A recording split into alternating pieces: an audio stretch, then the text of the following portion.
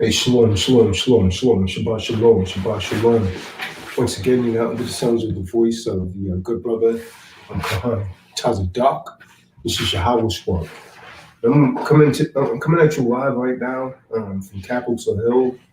I'm actually, I am over here in Washington, D.C. I'm going to give people the opportunity to get in the room. Then, I'll tell you what I know about what's going on in this particular area.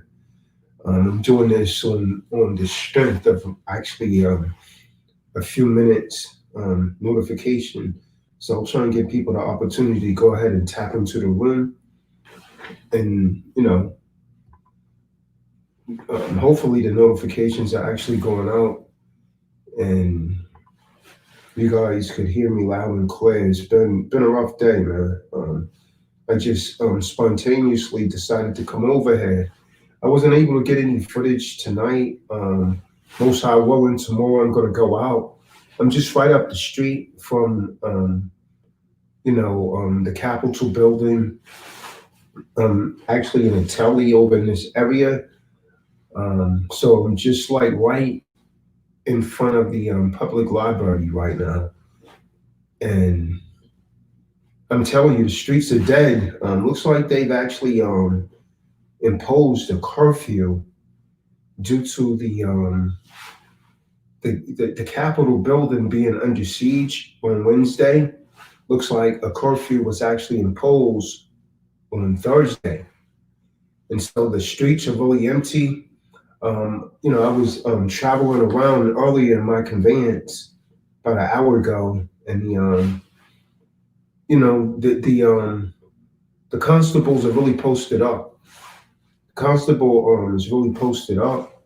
Um, the DC guard is actually wearing a display of black, and things are really real. I mean, it kind of looks like a ghost town right about now. Again, it's too dark for me to go out and like show you any footage, but I will try to get that to you tomorrow. But in the meantime, you can feel like an unpleasantness in the air.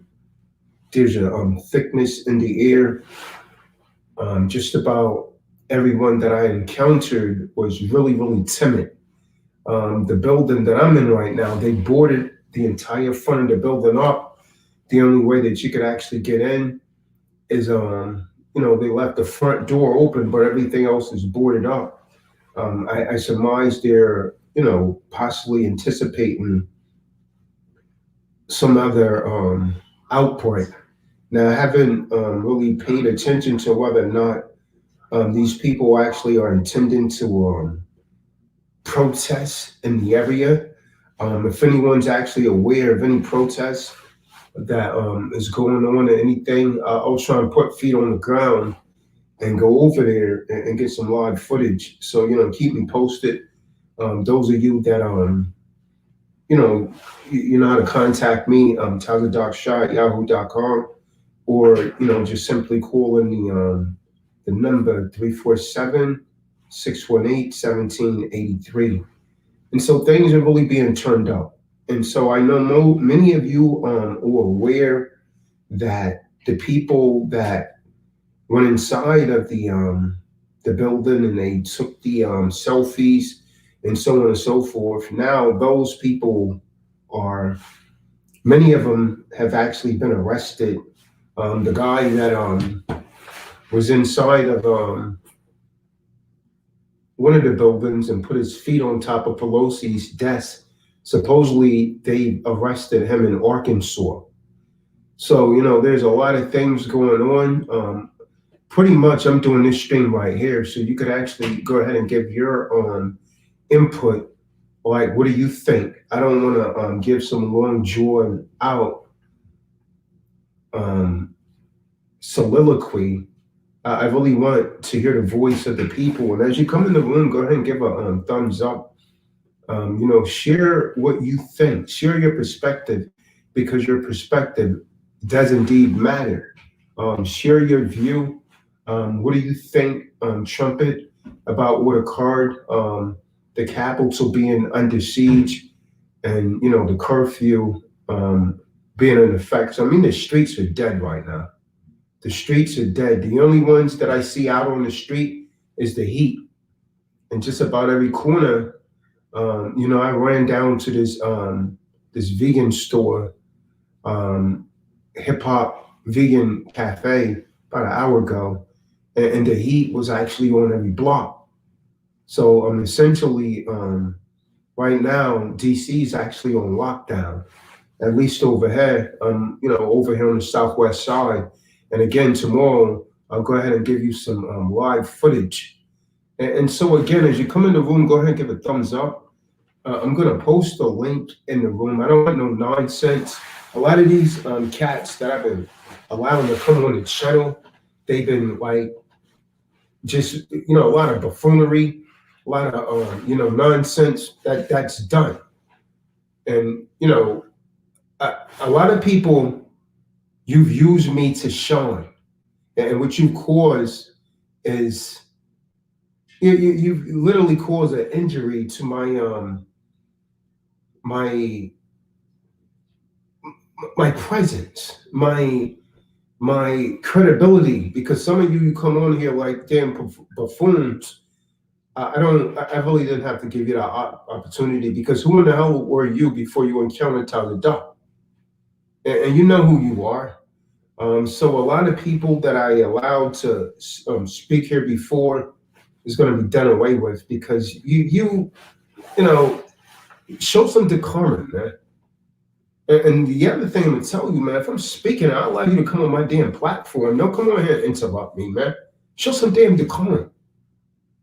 But getting back to the situation at hand, man, what I want to do, I want to open this up, and I want you folks, if there's anyone that's in the area of DC, I'd like for you to come on. If any of you are aware of any protests or any kind of movements that's actually going on right now, go ahead and put it in the room, and I'll try and go over there tomorrow. Because right now everything's locked down. Looks like they're still imposing a curfew. It's like a ghost town. It's really like a ghost town. And I'm right here in the Capitol Hill area, and they have it look like a ghost town. The only one, again, that's out is the heat. So to those of you that totally had your heads under a rock, the lady that was a Trump supporter that was shot, that lady, she did die. Tragic. There's been a few officers that has also some been in critical condition. One for certain, I know, that died.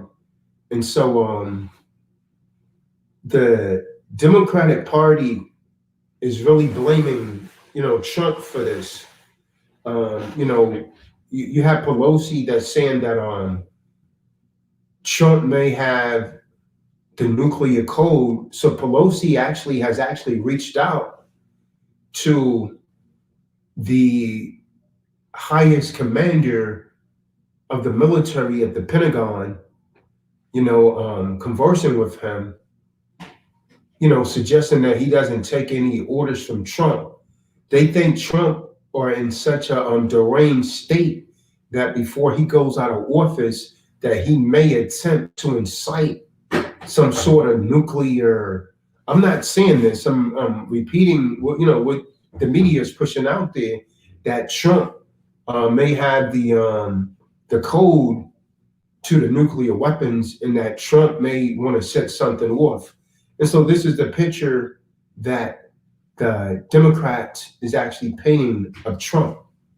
And many of you're subjected to this unfiltered information, and you're falling for it. So what I would like to do now, anyone that has any kind of information about anything going on in the area, could you post that in the room, or could you actually go ahead and come on in the room and speak? But if you do come in the room, just show some decorum, be very professional, and this is a serious situation. I want you to really muse over this. This is the first week of 2021, and that the country's already in shambles. I mean, you guys spoke how bad 2020 was. Look at 2021. I mean, the first week, and it's already being turned up. It's a hell of a way to start the so-called new year, according to their calendars, with death. You can smell death in the air. The building that I'm in right now is boarded up. The only section of this building that's open, and this is a 5-star hotel in Capitol Hill, and the only area that's open is literally the front door, and it looks like a damn um, ghost town. This is one of the few times that I've actually ever been in this section of DC, and it's been this scarce because they're actually imposing a lockdown and a curfew. What do you mean, don't matter? Everything's going according to plan. So I'm gonna post a link in the room now. Those of you that have the courage to come in and speak, come on in and show your face and speak. I'm putting my life on the line. I'm putting myself out there. I'm putting my face out there. If you come in, at least have the courage to show your face and speak up. Because you're no longer going to be allowed to hide behind the facade of your fear. It's grind season now, and you're seeing this. If nothing else, one thing that you gotta say about Trump supporters is that they're real.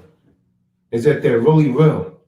No nonsense, really real.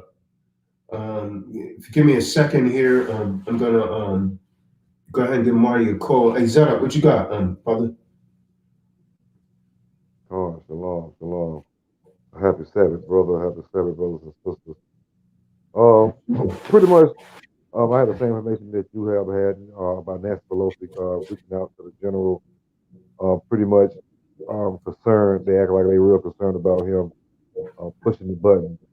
That button would be that nuclear button that every president has to hold to. And like Tazadaq said, this is way bigger than Donald Trump. Uh, Donald Trump We're can't live, put Marty. We're live. he can't put every white American or the majority of white Americans under a hypnosis spell. He's not that good. What Right. what Donald Trump does, he's a real person that tells his opinion, even though his way, his uh, his whole ideal of make America great again is different from ours. It's still I'd rather have. I'm like this. I'd rather have a honest person that don't like my guts than have a dishonest person to tell me that they love me, but really stabbing me in my back. So Donald Trump has just really put a mirror in front of America and to show how America really is. So there's no really need to blame him. It's America, Right. period. So and I wouldn't mind if the man had another 4 more years, to tell you the truth, because I think it really helped our people kind of wake up during this time. I feel they're gonna go back to sleep with Biden them up in office. Um, but as far wise as the rioters, we pretty much know, if that was us and we was just simply um, asking for social injustice and equal rights, all of us would have been dead. But to try to blame it on Trump, uh, I can't roll with that. But Um, yeah, it's just a scapegoat. That's a scapegoat. yeah, he It's has a a scapegoat. scapegoat for the Democrat. It's a scapegoat. It's deeper. That tells you that something's very wrong with this system. And because what do you have here? You have, and it's more than about a political party. You have a certain faction of people fighting against a different faction of people. And when things get that intense, Zara, I mean, this thing's in shambles. I mean, you're literally on the brink of a civil war when things get that bad. When you run up into the Capitol, man, with weapons. Con, I mean, that right there, man, that's the brink of a civil war. That's the con, brink of a civil war. People do not realize how serious this is. And for Pelosi to make a suggestion like that Donald Trump is such a wacko that he may just because, you know, try to like do a nuclear blast just because he's coming out of office. I mean, they're painting this picture that Trump is this deranged dummy, and Con, con, I don't buy into that, man. I don't. And con, Trump, they're trying to literally say Trump is responsible for what occurred. They've been saying things like this since Trump's actually been in office. Trump, because con, this is how the enemy works. He's so crafty and she's so crafty when they want to sit you up.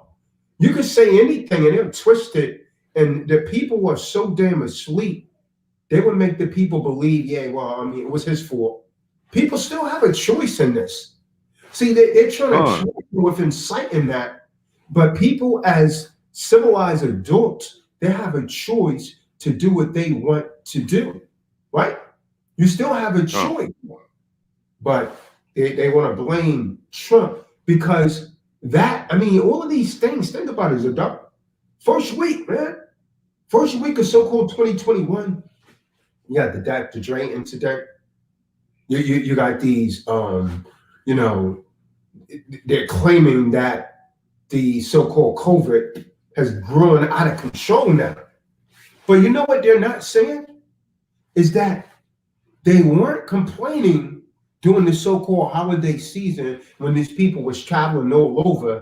And if they was actually in fear of that, why did they allow it to happen? Because they want to Money. come and go forth. Yeah, they want to Got come and money.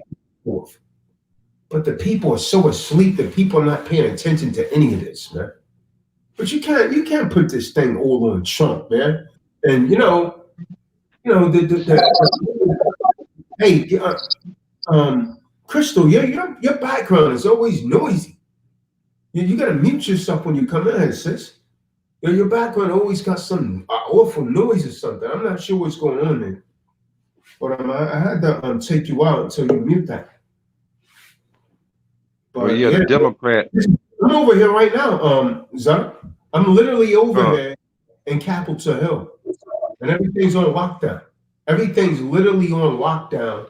I went to this vegan place, this hip hop vegan cafe about a hour ago, and you got the heat posted up on every damn block. The streets are completely empty. I've never seen DC this damn vacant. I mean, the streets are empty, empty. con, con. And what kills me is like people think like the Democrats are on our side. The Democrats are they just playing politics. Right.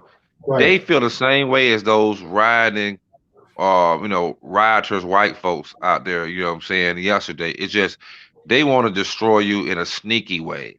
Those ones out there yesterday, they're willing to take it by any means necessary. I actually kind of, our people need to be like that when it comes down to our social justice. You know what I'm saying? We have the right to go and demand stuff, you know what I'm saying, and be down all the way till the wheels fall off. You know what I'm saying? Because with our people too wishy washy.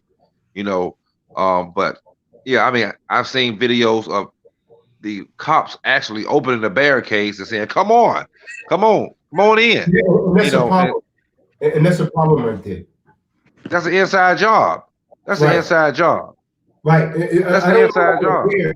I don't know if you're aware, but the head of the Capitol Police was asked to step down by Pelosi. I mean, I think they was going to ask him to step down, but he resigned because he Con, didn't have an answer as to why his policemen were literally opening up the gates and allowing these people to come in. See, this is how inside brotherhood works, man. That's how inside brotherhood works. con, and it was another officer of that Capitol Hill that was also asked to step down by Schumer because he's going to be the Senate Majority Leader. He said if he don't resign by the time he get there on the 21st, he will be fired. So they firing all those Capitol Hill, officers like the high official officers of Capitol Hill and get their behinds up out of there. But this goes all the way. Trump called in, and he did a boss call. Hey, check this out. Y'all let them protesters in. You know what I'm saying? And y'all better not mess with them. Y'all better not kill them. Even though they killed one lady, but she made it. She crawled through a window and all this right here, so they didn't know she had a gun or a bomb. But Trump made that call, and it went all the way down to Capitol Hill, and they let them people in. That was an inside job, no doubt about it. But hey, this is two different Americas. But it's all one Babylon the Great. It's all one mystery of Babylon the Great, but it's two different Americas. What's up, Marty Mart? What It's you got to good, say about brother. the situation?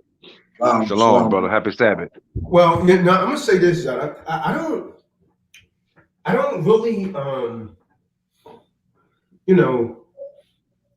you know, this is my opinion, and I'm entitled to my opinion. I don't really disagree with, everything that transpired. Some of this stuff I'm against. But if you read the Declaration of Independence, see, this is my analogy of it, right? My analogy is that certain people, these people that are referred to as patriots, they realize that the real law is not being enforced. They realize that these people in high places is violating everyone's rights, and they just became exhausted with the way that the system is running, and they know when Biden get in office, as so-called Black America is about to find out, and you so-called Hispanic Americans and so on and so forth, you're about to find out things are going to get much worse. If nothing Con, else, what they could give Trump is that he's a pretty um, renowned businessman. The man knows how to conduct business. The man at least knows that. Now, the man, I mean, I could pull a clip where Joey was calling you guys the N word. I oh, could pull con, where Joey was calling you that. But I mean, this is your savior. No one's coming to save you, man. And I think this is nobody. the conclusion that Trump supporters have came to. They came that damn well. If because I believe the whole house now is filled with what Democrats. So Yep, the Trump Senate. supporters is basically saying, "Damn, there goes the country. We're done," because they realize how things were about to turn for the worse. And meanwhile, they're playing the political tug of war, and then making him seem like this really infamous, wicked person. And that the Democrats coming in. I mean, I was listening to some of the talk today, man. I couldn't believe that we're living in so-called 2021 according to their calendar, when they was bragging about, well, we're gonna have the first person in this house that's openly gay and so on and so forth. And I'm listening to this, and they're applauding the things that they're stating, and I say, damn, man, I mean, under democracy, you could damn near do what you want to do, have what you want to have. Anything that comes up is feasible. See, Too liberal. they're actually appeasing to certain people that have really distinctive and dissident lifestyles. And those are the Con, people that they're luring in. Those are the con. people who are luring in, and they know that, and that's a psychology that's actually being used against the people. But the people do not realize that they're setting up their own demise. Con. Too liberal. Too liberal. Yeah, It's a freak show, man. Everything is a freak show with the Democrats. They want to push all the LGBTQ stuff. They want to do all the abortion stuff. They want to, in that LGBTQ stuff, that's going to bring in bestiality laws and going to start having laws where you can have sex with kids. I'm telling you, man, they are too liberal.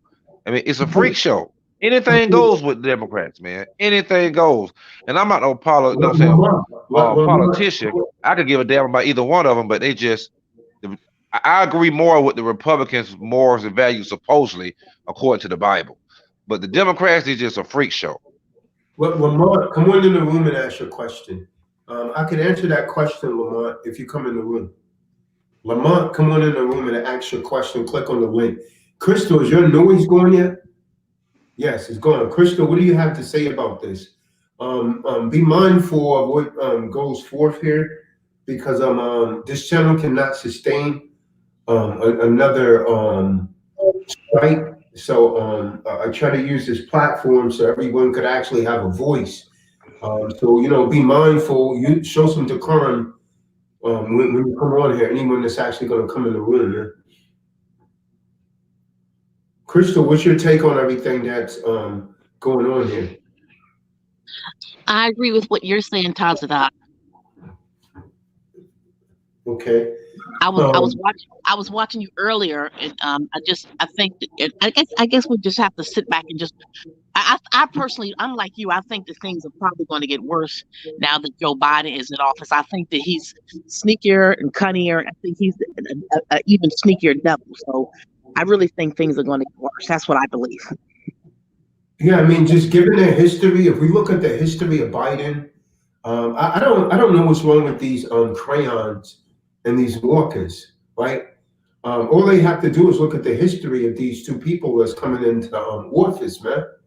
That they have a notorious history against these crayons, Negroes, blacks, coloreds, African Americans.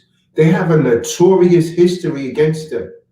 And in fact, here is actually, she set a record for getting so-called black men arrested in the state of California.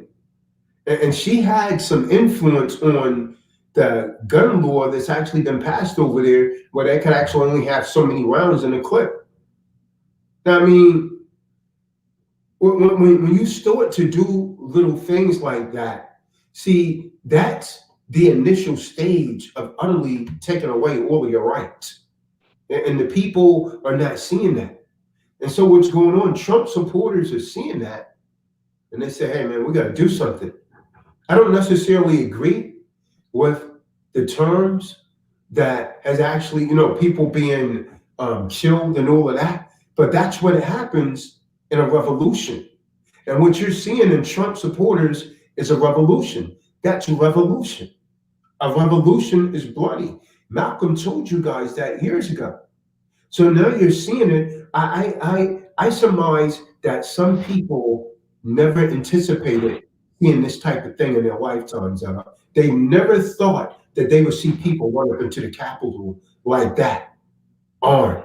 And you had people that was on a post. There was this one cop that ran up 3 flights of stairs, and the only thing he was facing was one guy. And he literally threw down his baton and he ran up 3 flights of stairs. I mean, was this, were they, so one has to ask the question, were these guys literally, working, in cahoots with someone, that this takeover was like, it was just far too docile. Lamont, come on in the room. Lamont, you had a question. Lamont asked a question. What do you think? See, this is what I hate, man. And this is why we've been suppressed for so long. You people are cowards. And if there's one thing that I detest, it's a damn coward. If you could ask the question in the room and you can't come on here, the question is not worthy to be answered. This is why the system is like it is now. You're talking about liberals, Zara. These damn NBCs, they're way too damn liberal and too damn docile. They're way too damn docile. They always want to be on the damn sideline in the background. And they're afraid to speak out. You know what I'm talking about, Marty? That thing incenses me, man. Why you stand in the Con, background in the damn room asking questions, and I'm giving you the platform to come in and speak, but you go damn silent like a deaf mute. And what you got? We're set. Yes, I honors and respect. Honors and respect. What's going on, brother? What you got? Yeah, What I going wanted to on, ask a question. Yes, sir. I wanted to ask a question more on a devil advocate side. Not saying I disagree with you. Um, do we see these people as lawbreakers? Do the people that gone inside the Capitol and do what they do?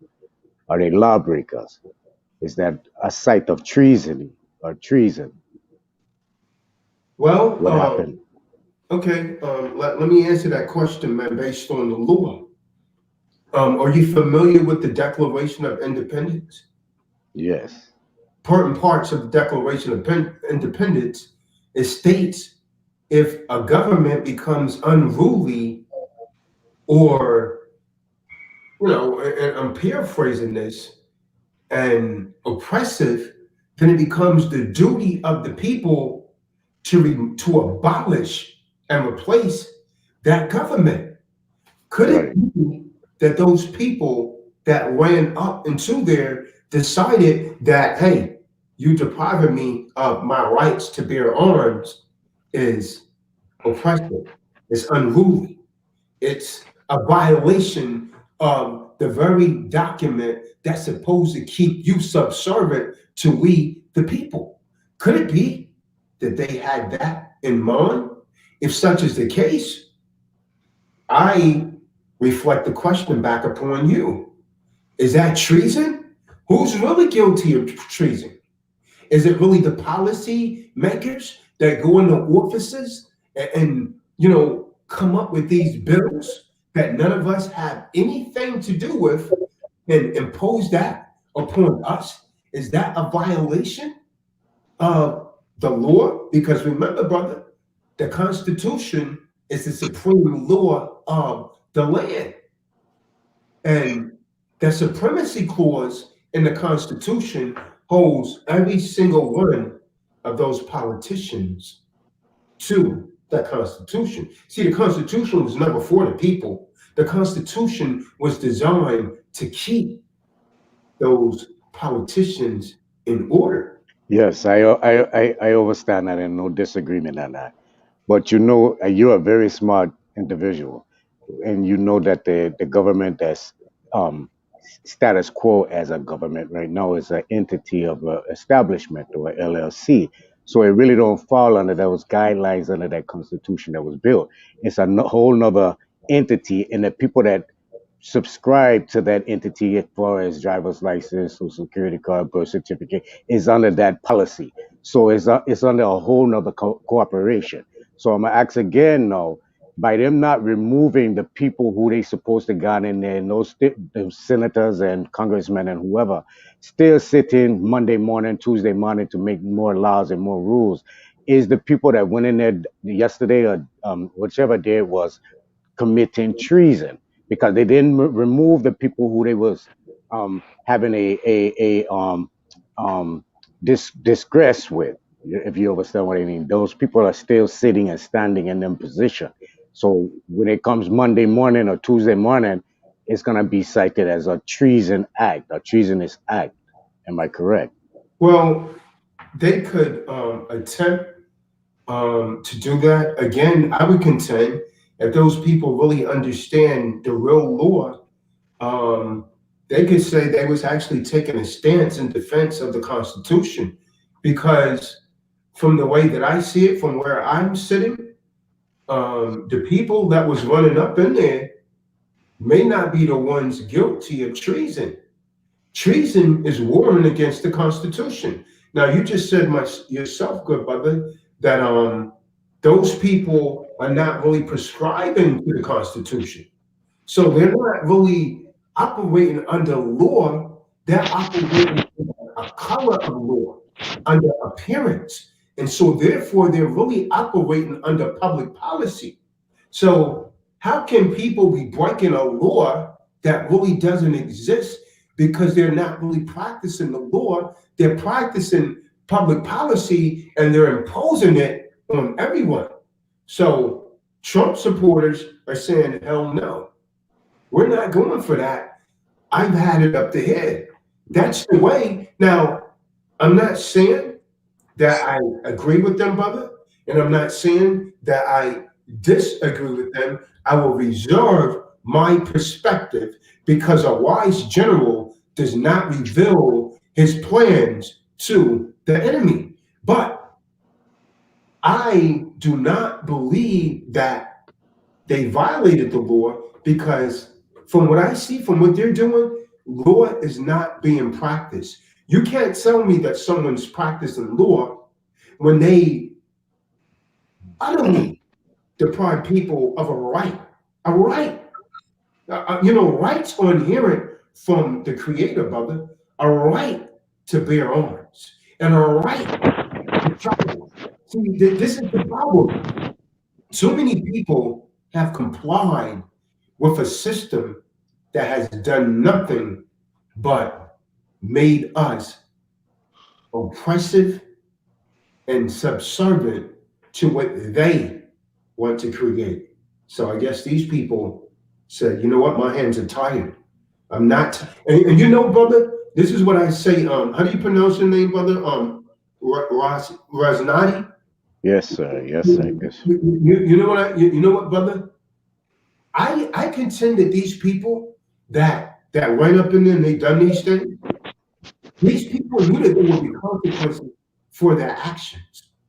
I think these people are at a point that they're saying, I don't give a damn what happened. This is what needs to be done. That's revolution, brother. I mean, that's the way I see it. What we're looking at is revolution taking place, and they want to give all of the credit, or they want to blame, should I say, Trump. But this is something that's in the people. And so when people get tired, this is how people respond. And when other people are tired, when these crayons are tired, then they would do more than just Okay. talk. Okay. So if it was, as you would quote unquote, crayons in the position that we seen those people that run up into the Capitol the other day, if it was the majority of the crayons doing that, don't you recognize that it would be a whole different scenario or outlook towards those crayon individuals running in the Capitol? It wouldn't be a revolutionary sight. It would be a disrupt, disorder against the law sight. So now we're allowing, even in our eyes, we're playing a role of prejudice in a sense also, because if we seen that, we'll be saying what them brothers they're doing in a derogatory way, niggas. In other words, what them No, niggas doing? Them niggas crazy. I wouldn't be saying that, brother, because it literally happened. The people that you seeing that did this, know who they got that from? They got that from when the Panthers ran up in there. That's where they got it from. This is not the first time that happened. Okay, when the Panthers running it, what happened? Melanated people that first did that. Okay. And they went in their arm. Mhm. So we weren't really watching history in the making. The people that you seen running up in there this time, they learned that from our ancestors. That was true revolutionaries. That was revolution. And because of that incident, brother, I'm not sure if you're aware, that's when all the gun laws came down. After that incident, after they went into the Capitol with weapons, that's when they created all these gun laws under J. Edgar Hoover. And that was their imminent effort to say, listen, man, we got to do away with these Black Panthers. See, a lot of people think the Black Panthers was racist. The Black Panthers wasn't racist. The Black Panthers was for freedom. They were saying all power to all people. But now people, the same people that's painting these horrific and infamous imagery in people's mind about Trump. Those are the same people that made you think that Black Panthers was race leaders. They just wanted freedom, man. They just wanted lights in their neighborhoods. They just wanted to be able to feed the youth. They just wanted the crime to go down. What did this same de facto do? They brought in Heron. They brought in smack and put a lot of people on drugs. And then they hit their hand and say, look at you people. See, I don't forget things like that, man. We're dealing with that same de facto. Same de facto. So if it was the people that you say are crowned, brother, running up in there, I would have thought that it was a second coming. Well, it wouldn't have transgressed like it did. In other words, you wouldn't have as limited officers on site. You wouldn't have limited weapons, limited people getting injured, limited people going to jail. It would be a whole different aspect throughout the world. How they were painted on the news, how they were painted in their community. It wouldn't look the same as it looking to we today as we sitting here discussing this thing. And that's the realness of it. We can wash it away all we want with discussion, but the truth of the fact is it wouldn't go down the same way if it was majority of our people standing up doing this thing here. And the Prove aftermath, that. Prove that. if we didn't remove the Prove that. Republicans as a Prove as that. a revelation, if we didn't remove the Republicans as in a revolution type sense, or the president or elect something or a different government being run from that point forward, we would be held in response of a terrorist, in-home terrorism, or a treasonous aspect under the law. So I'm saying, bro, um, those people that did this thing, if there was any type of part of their policy, part of the American policy, far as driver's license, far as going to work every day, far as getting an income, they are part of that policy of that democracy. They're not really republic in the sight of the law. They're gonna be held under the same rules, under the same aspect, and this kind of what the people kind of need to see at the same time. The truth of the sight. If you partaking in something and you claiming you want to kick it down, but you still part of it, you're gonna be held to the rules, just like a policeman. If a policeman, by you have being in your proper status or proper persona, and them law officials go and do something to violate your well-being, or and you go and go against their bond, put a lien against them, they're going to be subjected under the same type of scrutiny under the law as anyone else that's subscribed to that policy. So you're saying that theoretically, you're saying that if it was so-called Black people that went up in there, it would have been much violent, right? It would be more violence, I believe. Okay. So, but that's just theoretical, brother, because given history, as I stated, probably before you came to this country, that has already taken place. That literally took place, and it was not as violent as you and other, because this is a problem I have, man. When people want to play the color game.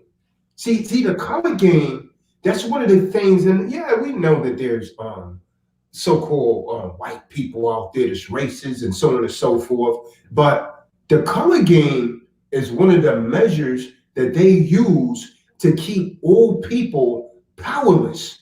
They continuously divide us on color. They will divide us on gender. They will divide us on age. And people got to wake up and say, hey, wait a minute, man. But these people over here, their skin look a little different, but they're dealing with the same type of problems that I'm dealing with. And so when people trying to say that, our minds are so damn blind, our minds, and you don't realize you're so deeply programmed, because the color game has you just deeply programmed that you can't really see his enemy is my enemy and your enemy. So we have the same enemy, and the enemy may look like him, but the enemy's his enemy also, because the enemy is keeping him under the same type of suppressive conditions that they're keeping me under, but they may be keeping him a degree slightly higher because they're using the color game to keep everyone divided. So they gotta make that man that look more like him believe that he's for him, so he could hate me and hate you because of our skin. But in reality, they're not for anyone. They're just for the rich. See, to me, there's two types of colors in this world, and that's debtor and that's creditor. And so those people that operate from a debtor capacity, these are the people that want to participate in the color game and divide all over all of these differences. And that's what keep us all suppressed. See, as long as we continue to participate and partake in this deceptive color game, so few will continue to rule so many for so long. And they tell me that's my enemy. See, I got a problem with that because I've had people that you refer to as white that was willing to ride with me when people that's this color, way darker than this, betray me, put daggers in my back. So how do you speak to that, brother? So that's kind of like me. See, every time we play that color game, man, this is what we're doing. Every time we play that color game, it's kind of like if a black man goes out and rape a young white woman, then that young white woman says all blacks are just rapists and murderers and so on and so forth. Is that not the same thing that you're doing? No, it's not, bro. Use the term war? I on reality because I see an instance where it was a protest when it was majority of we people doing some protests, and you might recall this during a Ferguson incident, and they came with tanks, they came with armor, guns, bulletproof, everything, and the people were just really kind of protesting. Yeah, some windows were broken. Yeah, some fires had break out in some trash can, right? But they came like a full thrust army on a neighborhood versus people going to a whole different country, which is DC, with a majority, a million people. It looked like it was a million people. I can't really say it was a million, but it looked like a million people. And it wasn't enough tactic tactical forces out there like it was in the smaller community that was majority Nubian people. So I'm just facing on a reality. No. Hold on, bro. I just facing a reality. I'm not playing You're being the race. man. You had whites out there, man, and all these was a Black Lives Matters protest, man. No. I'm saying no, bro. What I'm saying was evident to me on television is not weighing the same. It's not even balancing out. So when I see this on television happening, I see a white privilege that was taking place. Knowing that if me and my people went and did something like that, it wouldn't have turned out like that. Because I know for a fact that them people would like gun me down, trying to run up in them Capitol or White House. It wouldn't happen. They just shot a black woman a couple of months ago that made a U-turn. She made a wrong turn over by the White House. She 11-month-old baby in the back, and they shot her in the back of her head driving away. 36 shots, something like I that. know about that, Okay, brother. okay. I know So about so what I'm saying, bro, is not adding up on what's going on. that. It And does. then the picture I see today, the other day, them people storming the Capitol. It was the real reenactments of a Bart Simpson You cartoon. know why it's not adding up, brother? This is why it's Huh? not adding up. Because you are a victim of cognitive dissonance. Listen to what I'm saying. I'm not insulting you. This is the problem. What I'm saying right now, you're not even receptive of the information that I'm trying to feed you because you already have a preconceived notion, a disposition that white people, simply because of their skin, the vast majority of white people hate you and hate all blacks, and I didn't say that. the vast majority of whites are going to get justice where we won't. But the problem with that, here's the real problem with that. The problem with that is that the people that will want to help you will be blocked because you already gonna like screen them out. And you think that they're entitled to some privilege. See, these people that's acting out and behaving the way that you're saying, and you are right, there are people that behave that way. Those people too are victims. People that behave that way, those people usually have something that was really traumatic in their life. They was usually abused at a young age, and they was usually taught to hate. Hate is a learned behavior. That's something that people learn to do. So they had to learn that from somewhere. And the same way that people learn to hate, they could also learn to unhate. But people do not want to do that. So, like you have this perspective, like, yeah, man. And so then the people on that side, they have, yeah, well, let's kill these NIGGERs and so on and so forth. So you don't you're not getting anywhere like that. So the people that are awake, like myself, has to talk to those people like, hey man, this color game, man, is what the small percentage, the 1%, is using to manipulate all of us. But most people cannot perceive that because of cognitive dissonance. Their emotions start to go into play, and all rational thinking goes out the window. See, if we could coalesce, because there's some brilliant minds on both sides, and if we could coalesce and look beyond color and look beyond these little differences and nuances that they use to divide us, then we will have real power. But we'll never be able to do it because every time you try and lay a foundation, say, listen, man, we got to come together. We have a mortal enemy, and that enemy is to all sides. We can't do that because we're too busy dividing over what the system want us to divide over: color, age, gender, and so on and so forth.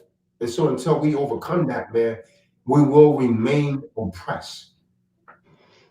Well, I did tell you I was coming in as the devil advocate. So none of those ideas or sites I agree with because I know who I am and I know what I walk in. My path is straight. I hear But you. at the same time, on the other side of the spectrum, bro, we can't say that outlook is putting a white and black in front of anything is where they're putting it in front of we is them who's doing that to we.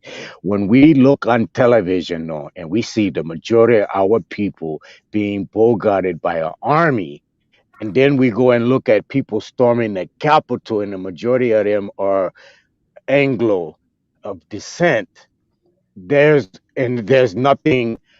Yes, one person, four people got shot. I believe it was a couple of police officers and one woman. Um, my condolence goes out to her family. At the same time, it wasn't as hard hit like we would expect something like that to go down, to be hard hit. Even in the security to prevent certain activities are happening, man putting in foot on Pelosi desk and all of that. Those type of things.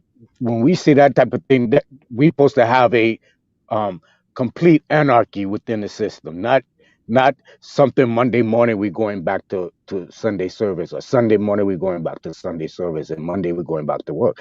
That it was a play. It looked like a play, like a television thing, and it was just so easy and so simple that it really don't hold any substance. Besides, it was to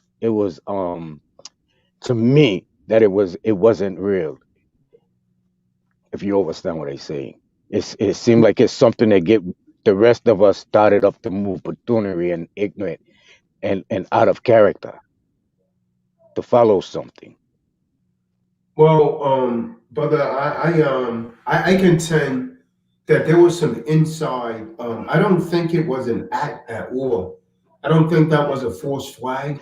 I think that there was some inside because if you pay attention to what was going on, many of those police was actually opening up the gates and allowing them to come in.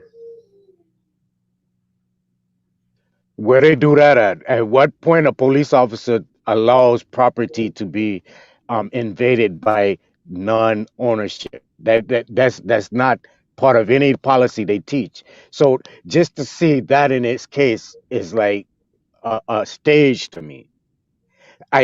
In reality, bro, for me walking these streets every day, I never see anything like that happen. And if it happens, it's an inside job, or Welcome to the security guard 2021. is an elderly man that don't know no better. You know what I'm saying? Well, welcome to 2021. You're about to see it all, brother. Welcome to 2021. I don't believe that was staged whatsoever, man. You had people, the guy that had his feet up on Pelosi's desk and that's got charge of theft of some paperwork or something. He came all the way from Arkansas, I believe. And you know, a lot of these people, I don't know if you've been actually doing some investigation. Um, some of them's actually been arrested.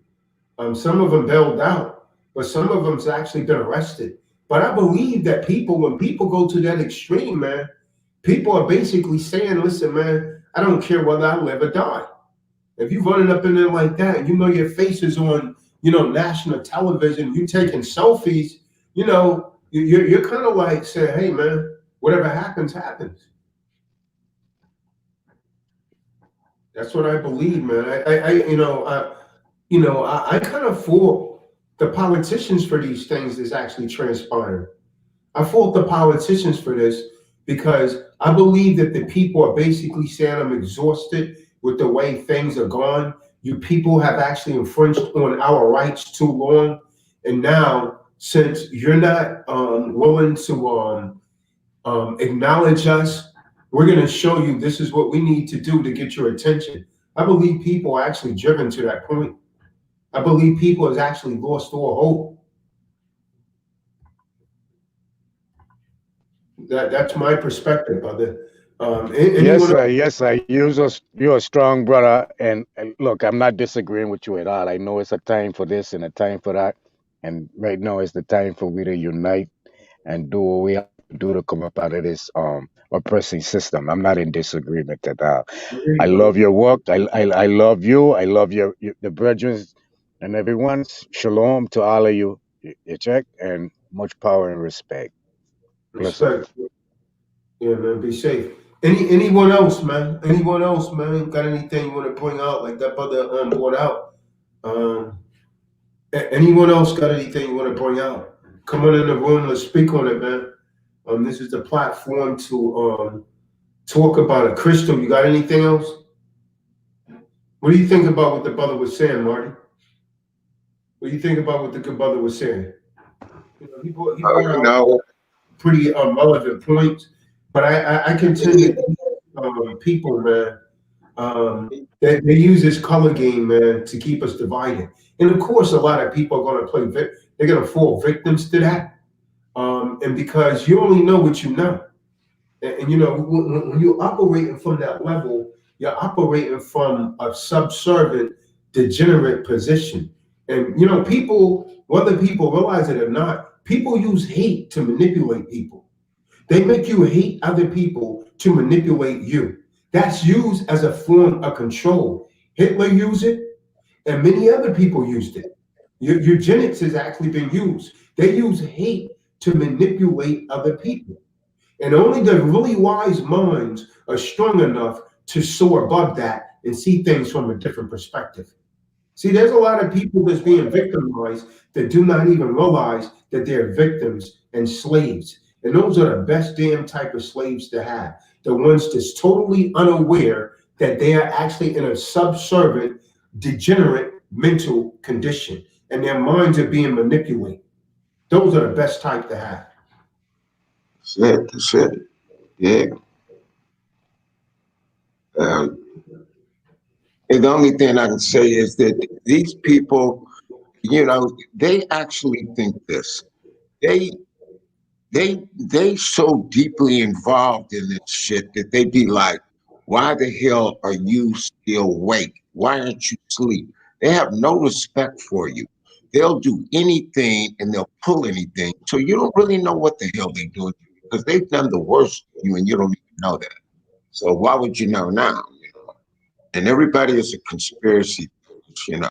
And I can tell you one thing, at least these people that stormed the Capitol or whatever. I'm not really sure what was going on there, but they are doing something. They might possibly be doing what our people should be doing, paying attention and presenting their position in their way. And because everybody's snoring in a coma, they don't see what's really going on. Hey, listen, man.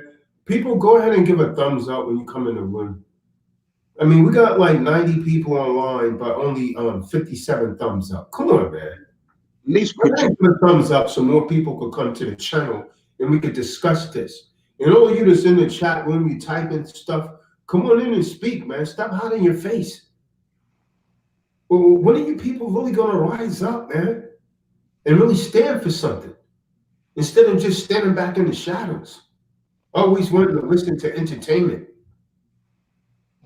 This is the ideological war, man. Go ahead, Marty. around it right now, and you see you're surrounded and you're still frozen. Why is that?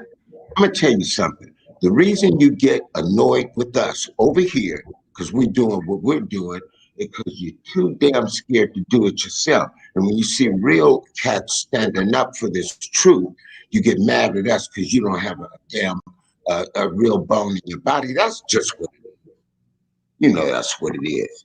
So why don't you try doing what we do and stand up for yourself? All of this shit caving in around you like you don't see it. See, you could be covered up with a ton of dirt and then pretend like you don't know you're covered up. Marty. Tim, click on the link under my name, Deprogram Enlightener. You could come in the room from a Chrome browser. Again, as people come on the room, on the platform, please go ahead and give a thumbs up to attract more people to the channel. Your boy Rue, come on in the room. All of you out there, Tim, come on in the room. Go ahead, Marty. See, what you don't want to do is you don't want to know what's really going on. Okay, stop. Chaka Hitchison, click on the link under the name Deprogram Enlightener or Economic Emancipator and come on in the room. You have to come in from a Chrome browser, or you could come in from Safari if you're on a MacBook. Click the link, come on in the room, stop hiding in the shadows and speak up. Stop being docile and speak up. Start this year off differently, man. You don't have to be a coward anymore unless you just want to. Go ahead, Marty. Quit shaking in your shoes every day. You don't have to do that. Stand up. Hey, Swansea, Amos, you could come in the room also, brother. It's not I'm not letting you in. You didn't click on the link to come in. If I see you in the back door, I'm going to go ahead and let you in. That's what this platform is for, man, to try and give people a voice. We're the voice of the people. So come on in, man. Stop hiding back in the shadows. Stop saying, let me in, Taz. You're making people think I don't want you to come in. You're not showing up in the back door. Anyone that wants to come in here and speak, as long as you show some decorum, I am going to let you speak. Not only will the kind let you speak, you want to speak. Billy Blaze, if you want to come in, if you're not coming in with any foolishness, I don't care if you're a purple boy. If you want to come in, but I'm going to tell you, Billy Blaze, if you want to come in here and play the color game, this is not the platform. If you want to come in here and act like you have a little common sense, then you can come on in. Go ahead, Philip. What you got, kid? Peace to everybody. I like to shed a little light on why everybody was able to actually go into the White House like that. You can look at Chief Shabu El that did the claim on the White House and actually won the lien, and he cast all the powers that be out to sea. You can go to his page on YouTube and actually go direct. You look the information up. While I'm up here, I'm gonna try to pull that link up and put it up for y'all. No, we don't want that here. We're not promoting other people's channels. This is not a platform. Let me make this clear. Don't come over here and try to promote someone else's channel. Let me get this dude out of here. Let me tell you, don't come over here and try and promote someone else's channel, right? Because I will block you. We're speaking on a specific subject. We don't need you to come over here. This is not a marketing channel. What part of that don't you understand? I'm over here with that same nonsense every time, man. Come on now. Get your mind right. So you look, come on in the room and talk. We're always trying to talk to you. Talk to us. How you feel about this? Come on in the room. What's up? Yeah. So anyone else that want to come in, don't come in here and try and promote someone's channel, man. That dude right there, I'm just blocking from the channel, man. Someone go, Israel, you in the background, block that dude, man. Well, here we trying to talk to people, man. We're trying to liberate folks thinking this guy come over here and try to promote someone else's channel. Wow. Okay, Chaka, you have to use a Chrome browser if you want to come in the room. And we're still waiting on you. The other person that said he wanted to come in, Tazadaq, let me in. Amos, come on in. I'm going to post the link again. Go ahead, Marty. And that's all. I want to see somebody come in the room and see what they're talking about. We got a lot of if people are sitting here in the room not saying anything, I'm going to go ahead and remove you from the room because there's no point of just sitting here. You can sit on YouTube. You know what I mean? You're not saying anything. I'm going to go ahead and remove you out of here. This dude's trying to come back in here, man. You banned him from the studio. We got a lot of people out there, Con, and don't nobody. We got 102 people in the room. Again, as you come on the channel, go ahead and give a thumbs up. We need to discuss this. We need to talk about it. There's a lot of people out here. Go ahead and give a thumbs up, man. This is the voice of the people. If you want to be heard, be heard. Come on in. Stop sitting in the shadows and harboring all of your thoughts. You got a brain? Use it. You have a voice? Speak up. Be heard. Be afraid of.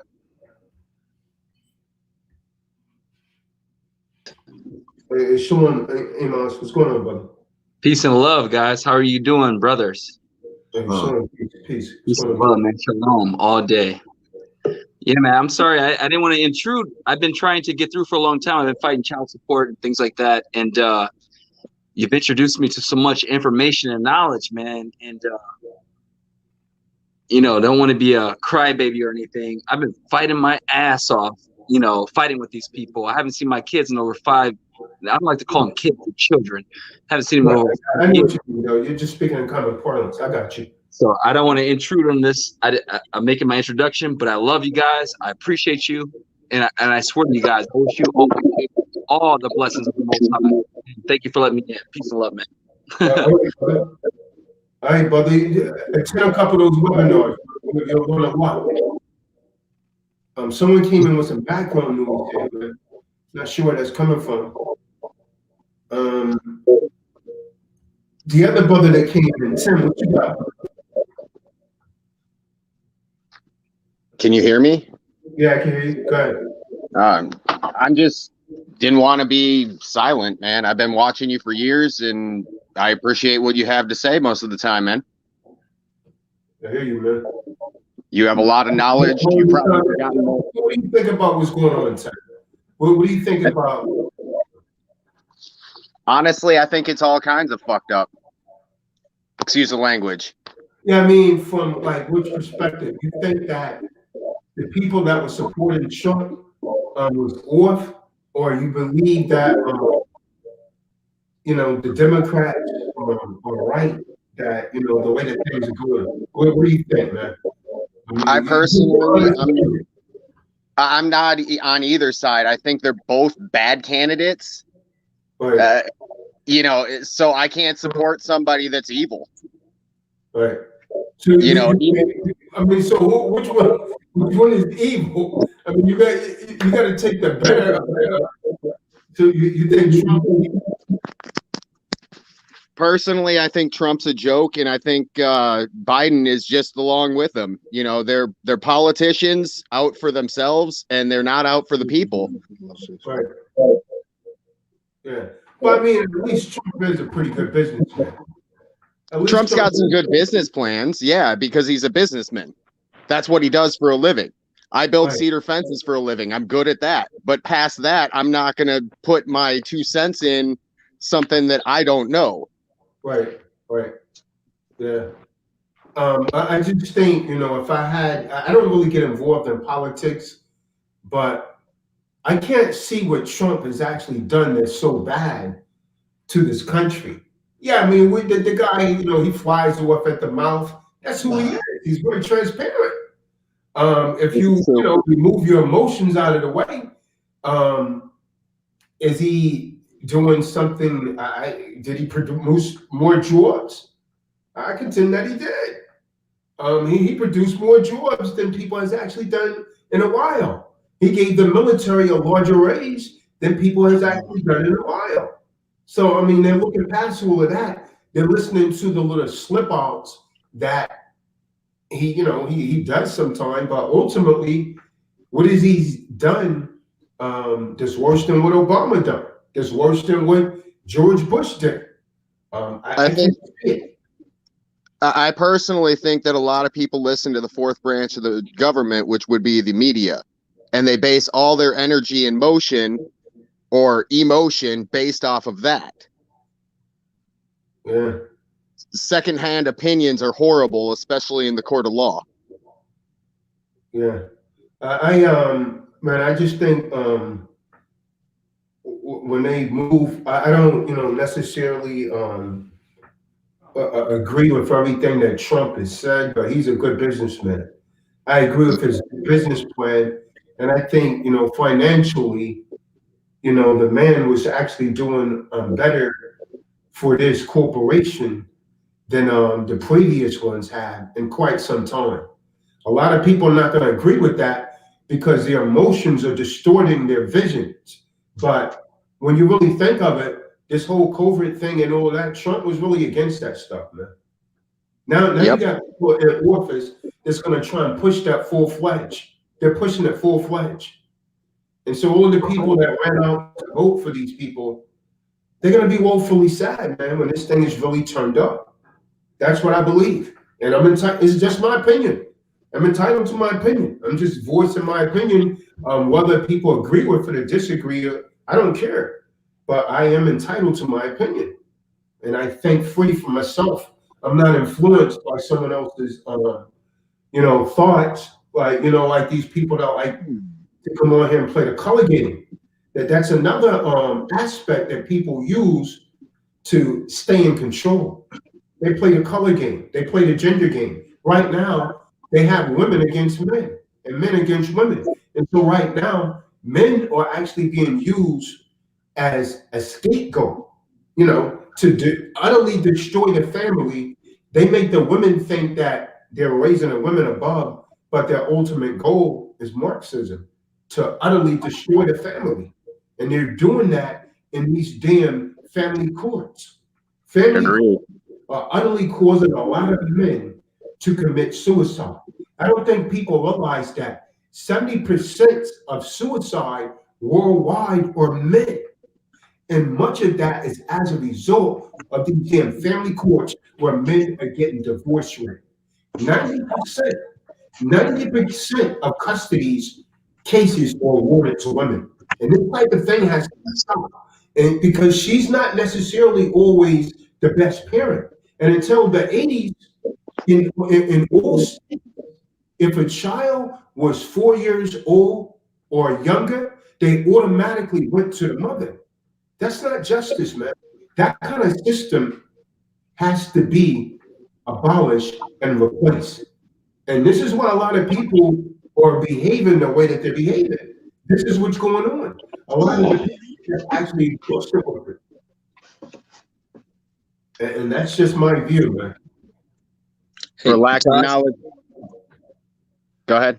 I was just wondering if I can just state something, man. Like everything you're speaking of, my brother, and I want to say big ups to you. The Most High is definitely in you. Ever since I went through the book and I looked through all the laws, you know how you have everything laid out. I think it was about chapter 10 where you lay out the laws and different things of the child support dealing with women and so forth, the red book.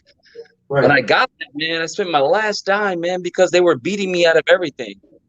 I went from $100,000 job a year, fuck jobs, business, going down to trying to maintain to like, how am I going to do this? Because they're taking everything from me, so I can't maintain. But that book right there showed me off. So I did do my secured party creditor ordeal, and I did do my, just the whole UCC1 filing. What's the yellow? You can't take my body. Todd, if you can help me out, brother. I'm sorry it's late. I'm thinking about a lot of stuff right now. What's the deal where they can't take your physical body? The flesh is different. You do like a contract with yourself within the UCC contract that you got. Damn, I'm with my brothers right now, man, to get away from that stuff right now. That's what I'm dealing with right now. But it's the ordeal to where, I'm not the physical. It's a contract within yourself. The thing you put in UCC filing. Right. No, what is it called again? Where the physical is not who you're not the name in all capital letters and so forth. Yeah, the straw man, the fiction, the corporate contract.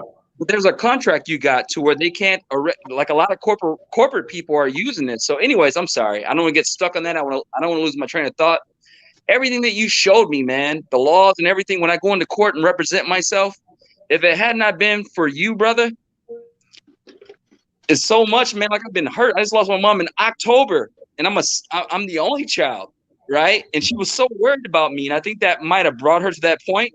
But bro, I'm gonna make this count. My mother's transition is not gonna be a transition for nothing. She was worried about me. But you know what? The Most High doesn't miss a beat. He led me to you, brother. Right now, how you have me on here right now, he led me to you. I'm not at all cool-minded because I just lost my mom recently. But the cool thing about it is the Most High soul. You are the Most High. Right. There's those who are equally yoked, and there's those who are not. Dude, I appreciate everything. But all right, let me say one last thing. The politics stuff. Donald Trump, for example, this guy was trying to keep the Constitution in play. Right. These other people, they're paid off by China. Our country is under attack, and everybody's being player, this girl, like that girl, and the girls are like, yeah, the government's gonna help me, whatever it is, whatever all that is. But we're missing understand the game that's being played right now. The Constitution is there to protect us. Now, the Most High is always going to be there to protect us, so they're there right now.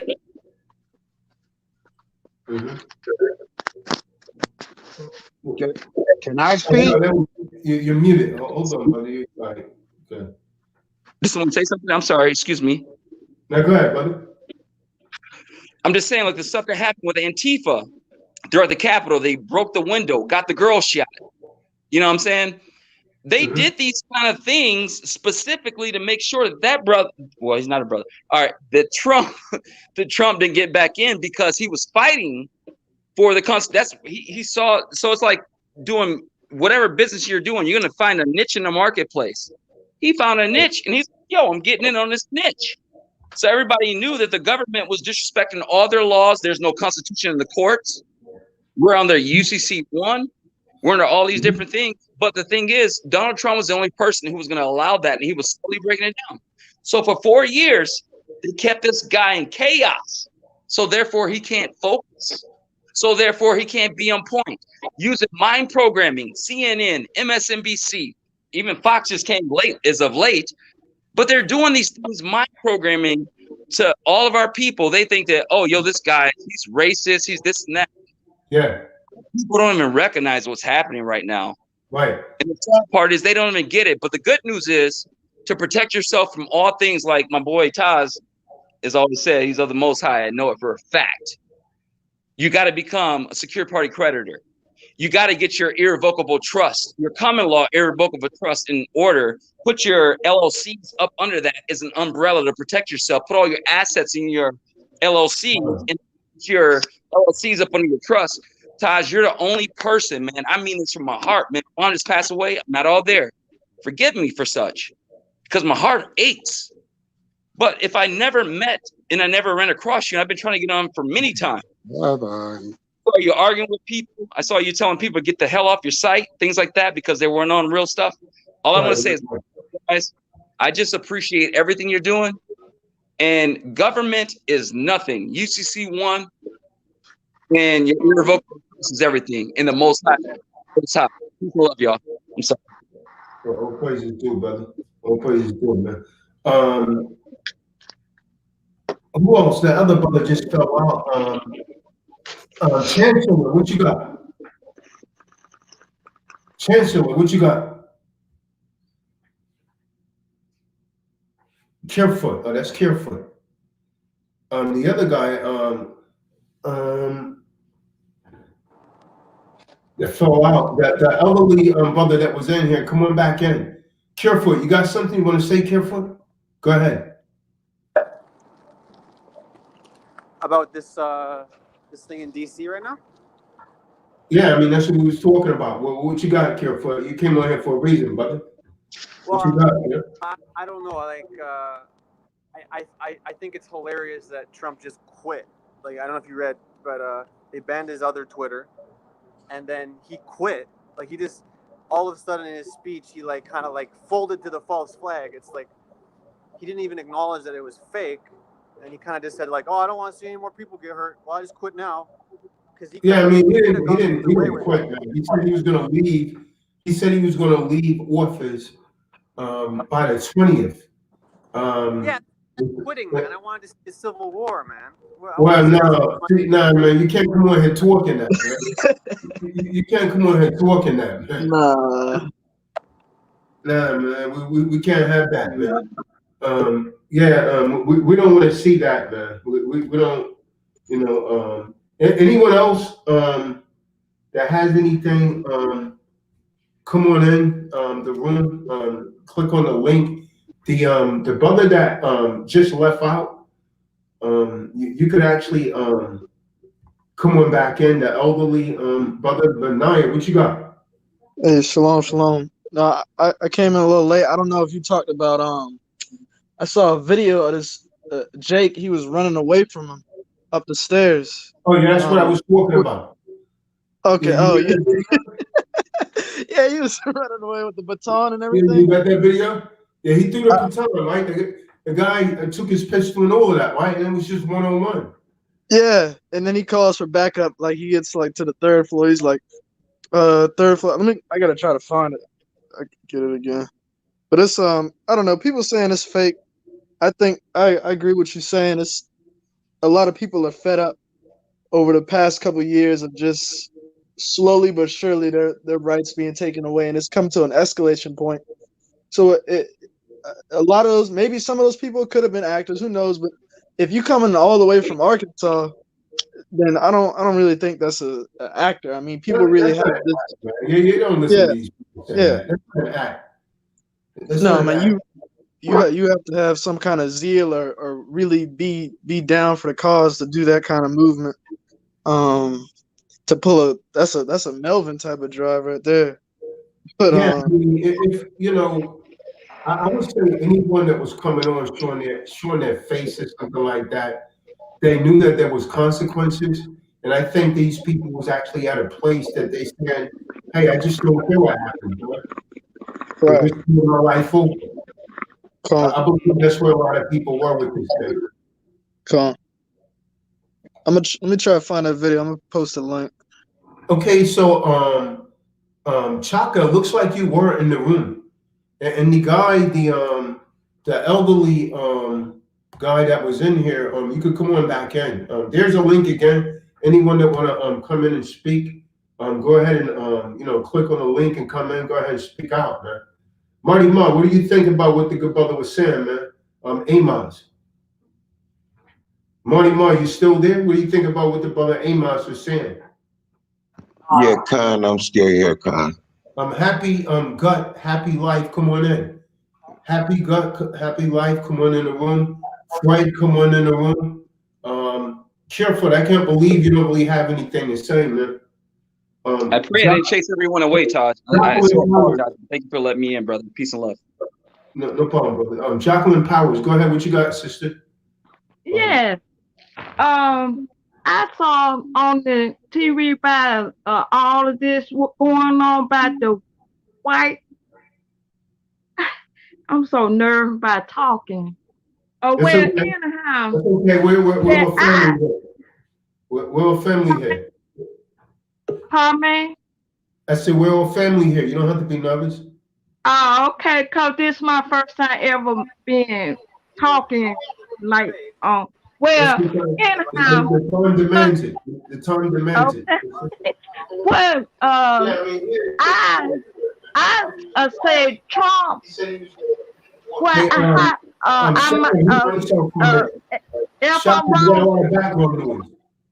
if I'm wrong, just tell me I'm wrong. Well, way I feel about Trump trying to let the people know what's going on by our races, our people. And it's when he came in, he telling, oh Lord gee. I'm trying to say it. Speak from your heart, sister. So you think Trump was trying to let those people know what's going on? Right, about the black and the white, and when the white went to the White House, they ain't put him none of them in jail. But if it would be a black person, they would lock them up.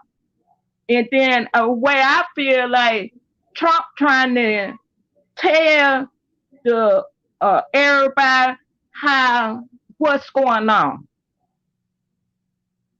So you believe that if it was so-called black people that did that, they were all been locked up? Yes. Some of those people got locked up. Do you realize that? Huh? Some of those people got locked up and they bailed out. Oh well, I ain't saw nobody. They're tracking some people. They're tracking some of them down now to arrest them. Oh, okay. See, this is the one thing that we gotta be careful of, sis. Like the system, the powers that be, they like to use race to keep people divided. Systematically, that's a way of controlling people. If they could get you to dislike all white people, then that could actually suppress any kind of unification of people coming together. See, this is what charlatans do, right? That's what people do that want to manipulate everyone. They will divide us based on color, based on sex. You see how right now, like, the system is making women feel as though that they're really for women. But I contend that the strategic plan is to destroy the family. So they make someone feel as though they're superior. Like most court cases now, whoever that is, can you mute that? Oh, Where's the background noise coming from? Oh, okay. It Chaka, mute your mic, Chaka. Chaka. I'm not sure if I'm coming through there, but Hey Chaka, you got a lot of background noise. You got to turn down your YouTube if you're gonna come on here. But that's what I believe is going on, Miss Powell. That's what I Yes, believe. sir. I mean, your perspective may be different, but I don't. It's going to be hard to convince me that every person from every race hate every person of a different race. See, Right. that's a system that's been actually used to manipulate people, and then the people that's instituting that kind of system, they're able to maintain control. This is how Yes. they're able to maintain control. Yes. Cause I was born and raised in Mississippi. Yeah, So you know it. You know right. what's going on. I do. I really do. But I you know what, you know what, sister? When someone hates you simply because of your skin, that's a sickness and that's a disease that's been taught to them. They yeah. too are victims. And usually people that do that type of thing, they suffer from some self negation internally, right? Usually they was abused as a child or something, or it was just Right. indoctrinated into their mind and they don't know any better. So if you don't raise people like that, people are not gonna have that in them. That's a learned behavior. People have to learn to hate. You understand what I'm Right. saying? That's something that's taught to people. That's a Yeah. system. And that system manipulates people. Right. Counsel and care for what you got, brother?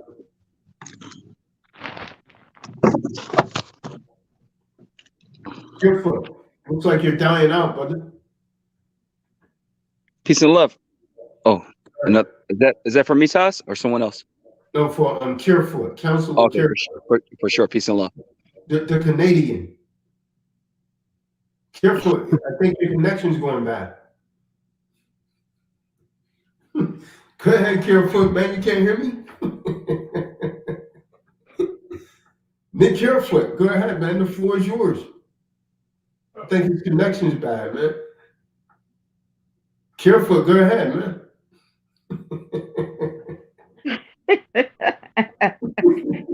Carefoot, what are you waiting for, man?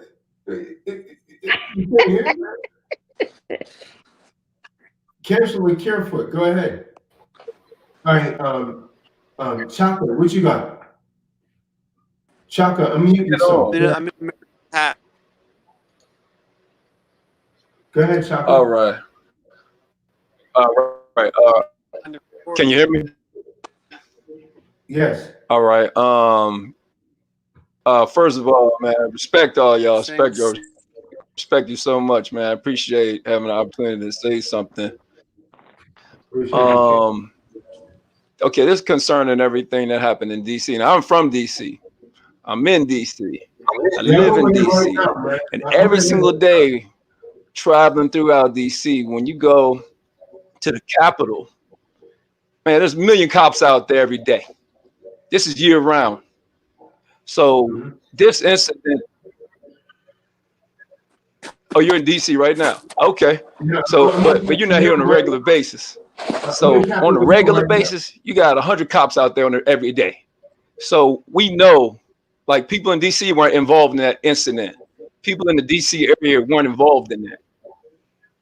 You said they Say it again. Oh, okay.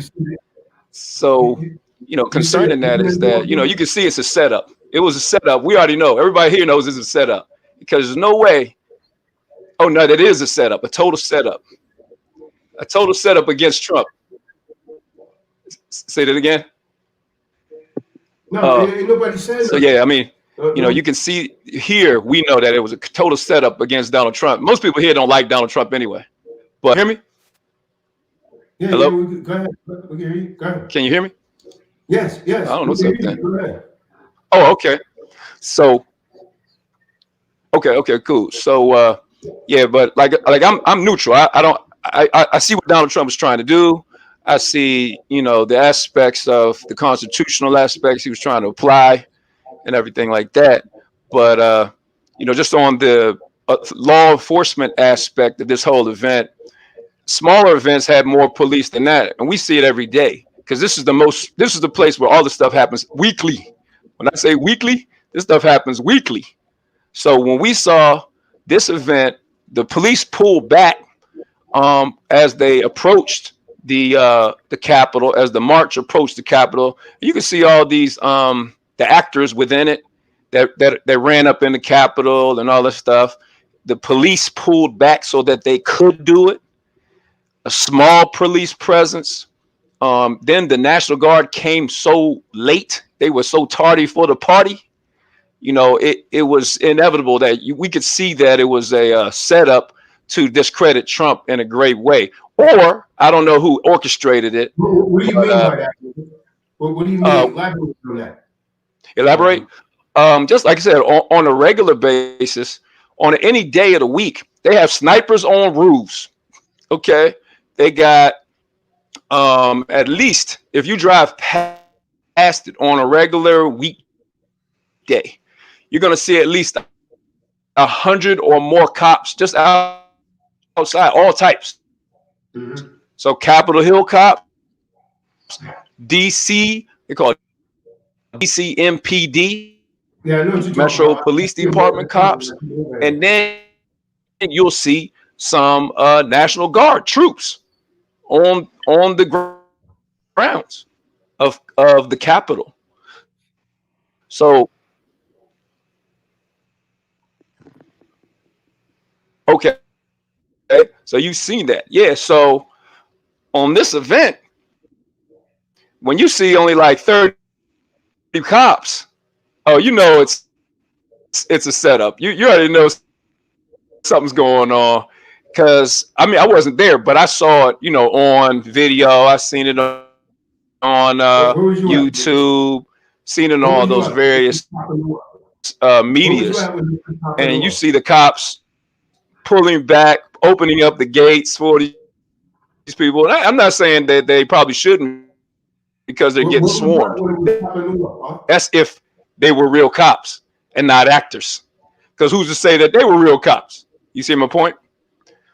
You know, so, you know, long story short.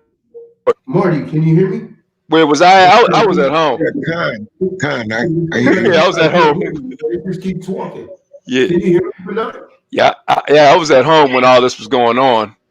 Yeah, but, he has some latency. you know, and observing it, like the rest of. Say that again. Yeah, I don't think you can hear us. I couldn't really hear you. You're really breaking up some. I don't know if yeah, we can hear you. The problem's are you talking to me? The problem's on your side. You can't hear us. Oh, Marty. Jesse Silver, come on in. No, I was talking to you, man. So, I mean, where was you when this was popping up, brother?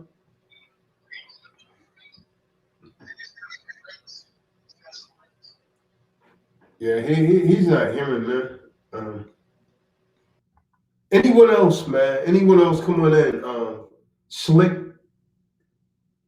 Dissident, come on in. See what you got. What you think about all this? See, was you out to see, or was you watching it? Marty, Ma, what do you think, man? What's going on, Marty? These people that's coming in here, man. What do you think, Marty? See, what you think about what's transpiring? See. Let's see what they got. Be careful. You ain't got nothing to say, man. I'm gonna go ahead and remove you from the room, man. Let some more people come in here, man.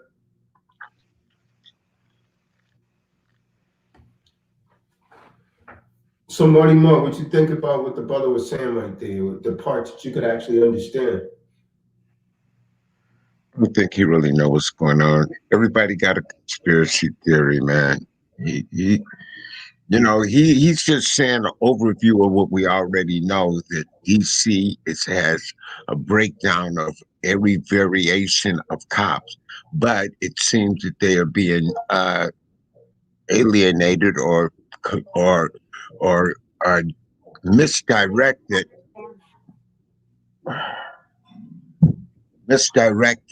from their normal posts. Yeah, something's going on, but what the hell is really going on? I don't think none of these people really know, because they still actually sleep. So how could they know? Yeah. Anyone else out there that has the courage to come on in?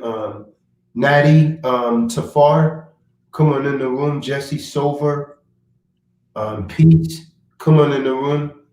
Speak up.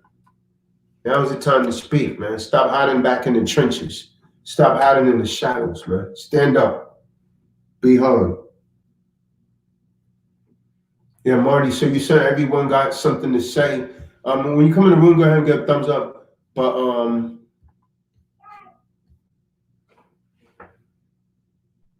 a lot of people not, there's a lot of people in the room, Marty. Why do you think they're not coming to speak out? What are they hiding for? Hardaway, Same, what you got? same Hardaway, problem. what you got? Major problem. Fear. Hardaway, you're unmuted. Kill your background noise. Justice Hardaway, you're unmuted, brother. Yeah, peace. What I want to speak, just what Marty Morris said, nobody really don't know. We're not politicians. We're not calling the shots. We're not in there. But what we can do is like use what we've been seeing to try to make a. Can you hear me? Yeah, we can hear you. Okay. Yeah, you can just use what we've been seeing in the timeline and the outline of what's been going on to try to figure out like what's to come. Trump, I believe he been like warning the people. There's some people that would take heed to his warning. There's other people that's going to take heed to see like these people are not receiving the warning. And like I really don't. I'm not a politician. I'm not one of the elite. So we really don't know what deal he got worked out with them. If it was all one big setup. If he a part of what's going to happen. But I looked at them videos and some of them people, they were serious. People lost their lives behind that. That's not a game, like, you know what I mean? It's people ready to die and ride behind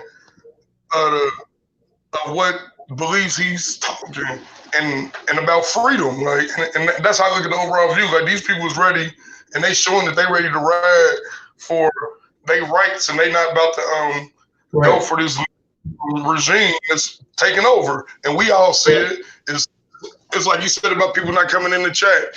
Everybody knows something wrong. Nobody's saying nothing. Nobody doing nothing. These are people who's actually trying to do something. If we consider it to be the right or the wrong way, at least they doing something. You know, that's look at it. And I don't think it's, in my opinion, I don't think it's wrong. Like you said about the Bill of Rights. You know, like it's a meme I've seen to say freedom. If you're not willing to die for it, take that word out your vocabulary. You know, and some people don't. You got to really understand that in this time. Like I got kids. I want my kids to have kids. You know, and grandkids. And that's why the information is so good. I want to be able to pass it down to them. Like, am I willing to die for that? In my opinion, I am. I don't know about anybody else. And we see that on national TV. Other people is too. So, you know what I mean? I don't think it's wrong. I don't think it's treason. I don't think no Antifa or anything like that. It's just real times, and people just need to wake up. That's my opinion over the overall situation. Hey, what do you think, Enoch? What do you think everything that's going on, Enoch? I'm real proud that everybody showed up in Washington. I wish I could have been a part of that. I think a lot of the problem we're seeing is about dividing the family. I think that's the most important thing we got. That's the most magical thing in the world. And I think that's what this is all geared towards. Yep. And it seems to be working, you know, whatever we can all do to get closer to what's real. And that's the work we need to do to not buy into more fiction in our lives, you know? Yeah. So, I mean, it seems like every time people are about to wake up, they use their propaganda machine to put folks back to sleep. See, you know, it's exceedingly difficult. I don't think people realize how deep some of the programming really goes on a lot of people. A lot of people are deeply, deeply, deeply programmed. And so at every instance, that they get. You know, I mean, because when you really think about it, Trump was pretty much contrary to most of the things that the others are throwing out there. He was pretty much contrary to almost everything. He was contrary to the COVID. You know, they bashed him for that. He was contrary to, you know, them like just stepping on the Constitution. He was bashed for that. So, and he's very vocal and he's transparent. So he speaks out. And people have a tendency that, you know, to dislike people that rebel against oppressive systems. And so this is what's going on. But so many people are programmed, they can't see it. They can't see it. What they're seeing is what they're being fed by the media. The media is creating imagery in their minds, and this is what they're perceiving as reality. Propaganda. Yep. That's You know, what's I being keep fed to the people. Yeah, I keep thinking about, you know, when the Nazis would parade through Germany, everybody would have to put their hand up and do the Sieg Heil. Right. And there were probably a lot of people in the crowd who didn't want to put their hand up and do that. And their friends and their family were probably poking them in the ribs and telling them, put your hand up, fool. And that's what I think, you know, this mask thing, I think it's got a lot to do with identifying your imagined enemy in the world. And so one thing I just always think about is that fashion is essential to war. So you don't have to talk about how you think. You can just wear your thoughts on your shoulder. You can wear it on your sleeve, and people can not even care about you because you've already had the discussion, you know? It curtails any conversation, and now you can get to shooting each other. Yeah. I think it's the whole trick about like you said, when we was growing up, when I was growing up, Donald Trump name meant something in the urban community, in the hip hop realm. You know what I mean? That name, it held validity. It held validity. And now, and it was known and it was respected. When he got president, the news told you that he was racist, so everybody believed it. So it's like, you know, it's so easy to trick the masses. It's so easy to trick the masses. It's like, I watched on the news during the election, the news said this is the first election that the news picked the media, and I mean, picked the president. And that just troubled me. Like, wait a minute, the news just said, admitted that the news and the public, you know, and how they control it and basically pick the president. They basically like admitting it was fraud, but people want to go with the status quo, what they say is right, instead of thinking freely. Like, you know, it's common sense that Donald Trump had a common name, and it was a good name to have, you know, in the hip hop community. Man, it's just silly. It's silly that you can actually see a whole group of people just be brain dead. Not just this one, a lot of different instances, like you were saying about the mask and the whole COVID. I don't know people that. Veronica, come on in the room. She said he's racist. Veronica, come on in the room. Click on that link. I would like to hear your perspective. She's saying Trump is racist and Joey's not. I could go and pull clips where Joey was literally calling you the N-word. Joey was calling you the N-word. See, I mean, this is what irks me. It was the very party that these clowns like to run out and vote for. That was the very party that instituted slavery. I'm not getting that. It's not like they don't know this. They know this. That's the very party, man. I mean, there's really no such thing as a democracy, man. It's something that's made up to manipulate people. That's so that true. has nothing to do with a de-jure government. The Republic. Has nothing to do with a de-jure type of government. It's a mob of people deciding what's going to be best for all of us, and we have no say-so within that whatsoever. They go into their Oval Offices, they vote and say, well, this is what's going to be, we voted on this, this is law. Hey, wait a minute, I didn't agree to that. So what's going on? Trump supporters are saying, hey, we don't agree with this. Then you had Antifa out there with MAGA hats on, posing as Trump supporters. They're always out there in the midst of everything. Theatrics. Yep. That's the truth, man. And people can embrace that, man. People can embrace that. In order for this small faction of people to remain in power, they have to keep people divided and programmed. And they have to keep people hating each other. It's a must. That's the only way they're actually capable of keeping the system going. And they gotta make it seems like when someone comes forward, like Trump is very transparent. He really doesn't care, man. He just speaks, what's apparent. And people don't like that. People don't like people like that. People hate people like that. Because it puts a mirror in their face and say, hey, this is what you look like. Now they're blaming Trump for everything that transpired. You can't blame him for that, man. People have minds of their own. Ultimately, at the end of the day, people are making their own decisions. Yep. I think a lot of these guys, I think of them as moving targets. It's not the real problem. It's just the thing you're going to look at and focus all your energy on. And man, there's a lot of energy got focused on him. He talked about coming back for 4 more still. Right. Tazadaq, if you don't mind, my brother, Mm-hmm. Tazadaq, can you speak on the fact that when everybody voted, how when they voted, they redid a contract, and when that contract, how, the efficacy of it and what it means to people so they can understand what's up with that? If you don't mind, my brother, I'm sorry. Well, you could go ahead and speak on that. I'm pretty sure that people voting in general, man, it makes you subservient because you got to register to do it, right?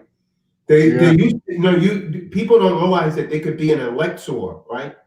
Instead of being a registrant. See, registrant is kind of like the old system of actually giving a pledge, right? When you register for anything under this system, it means to surrender true title, to surrender true ownership. People are under the deception that when they register something, that they're just writing something down in a book. That's not what that means. It means that you're giving up ownership. You're surrendering title. A good example would be when we register our conveyances to the DMV. What we're doing is we're setting up a trust. And so now we have equitable title to that car, but we just gave the state legal title. And the legal title, though it's a smaller title, it's the most important title because it's the title that says, hey, now you got to do this. You got to get plates on this. You got to go and get insurance. You got to do this. And so they have legal title, which is the most important title. It's the title that tells you, hey, you got to do this. You got to obey.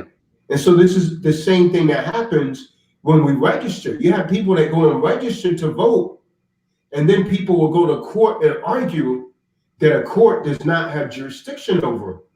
But when you registered to vote, you just gave the court jurisdiction over you. So the argument becomes moot. And people don't get that. And all of these little semantics and these polemics and this deception is used on people day in and day out. And people don't realize it. And so when someone brings it up, we're looked at as idiots. And we really are idiots. Because when you look at the legal definition of the word idiot, it's someone that exists outside the common society, and he exists within his own society. So when you look at the word from the legal sense of the word, I really am an idiot because I'm not part of this society, man. Nor do I. How are they signing? How are they signing their signatures, Tazadaq? I always reserve my rights on it, on everything, unless it's an affidavit. I always reserve my right. When I'll either write all rights reserved or I'll write UCC 1-308. I always reserve my rights on everything except for an affidavit. I got something on that word register. What's that? The Regis star is Oh yeah, I in heard something the about that before. it's in the constellation. It's in the constellation of Leo. It's the lion in the sky. Now I'll take it back to the Knights Templar. And in order to get into the Knights Templar, you had to kiss the cat's behind. Mm. And that's how you registered into the Knights Templar Brotherhood. And so today that tradition is become commonplace. And everything you register, you're putting yourself and your belongings into allegiance with a very old tradition. Mm. And it's just amazing that used to be underground, and now everybody's expected to do that. So Enoch, how are you reserving your rights when you're a part of the Knights of the Templar and what they're doing? How are you reserving such? Well, I don't. He never said that he was part of that, but hey, man. Just saying the word. That's the history of that word, register. It goes back to pledging your allegiance to what used to be underground, and now it's just expected from everybody. It was considered a dark practice, but now it's come to the surface, and it's just part of our language. Right. It's kind of like taxes. Taxes came to the United States by way of England. Taxes was actually first imposed in England in the 1800s, I think somewhere around 1867. And supposedly they convinced the people to volunteer to pay taxes because they said that was a way of controlling the rich. So taxes was initially designed for rich people. And so in 1913, they brought it over to the United States. And so they got people to volunteer for taxes, believing that these taxes was going to just be for the rich. And then they start imposing it on everyone. And now they're telling you that tax is something that started out voluntary. They're telling you now that it's mandatory. That's how they work. Yep. That's how the system works. And now you're taxed on every damn thing. People would actually be able to live a lot more comfortably if they wasn't taxed so hard on everything. You even got to pay inheritance tax now. You got to pay death tax. You know, I mean, taxes, that's their way of fixing everything. It's taxing. And guess who's paying most of the taxes? Because now the rich, the corporations, has actually come up with a way of avoiding most of those taxes by making investments or supplying you with jobs and not owning anything, just controlling it. So they don't pay the taxes. And Trump figured that out, and that's what they hate. Trump figured out, hey, I don't need to own any of this stuff. I just need to control it. That way I'm not obliged to pay these taxes. And that's perfectly legal. It's perfectly legal. Rothschilds told you that. Own nothing but control everything. Just keep making investments. So you can write those off. This is why these celebrities are always trying to give to charities so they can write those off in taxes. Because the government is trying to match that. Yeah. It's amazing. It's amazing how everything is flipped. You're doing a charitable cause, but it ends up being a selfish result. You know?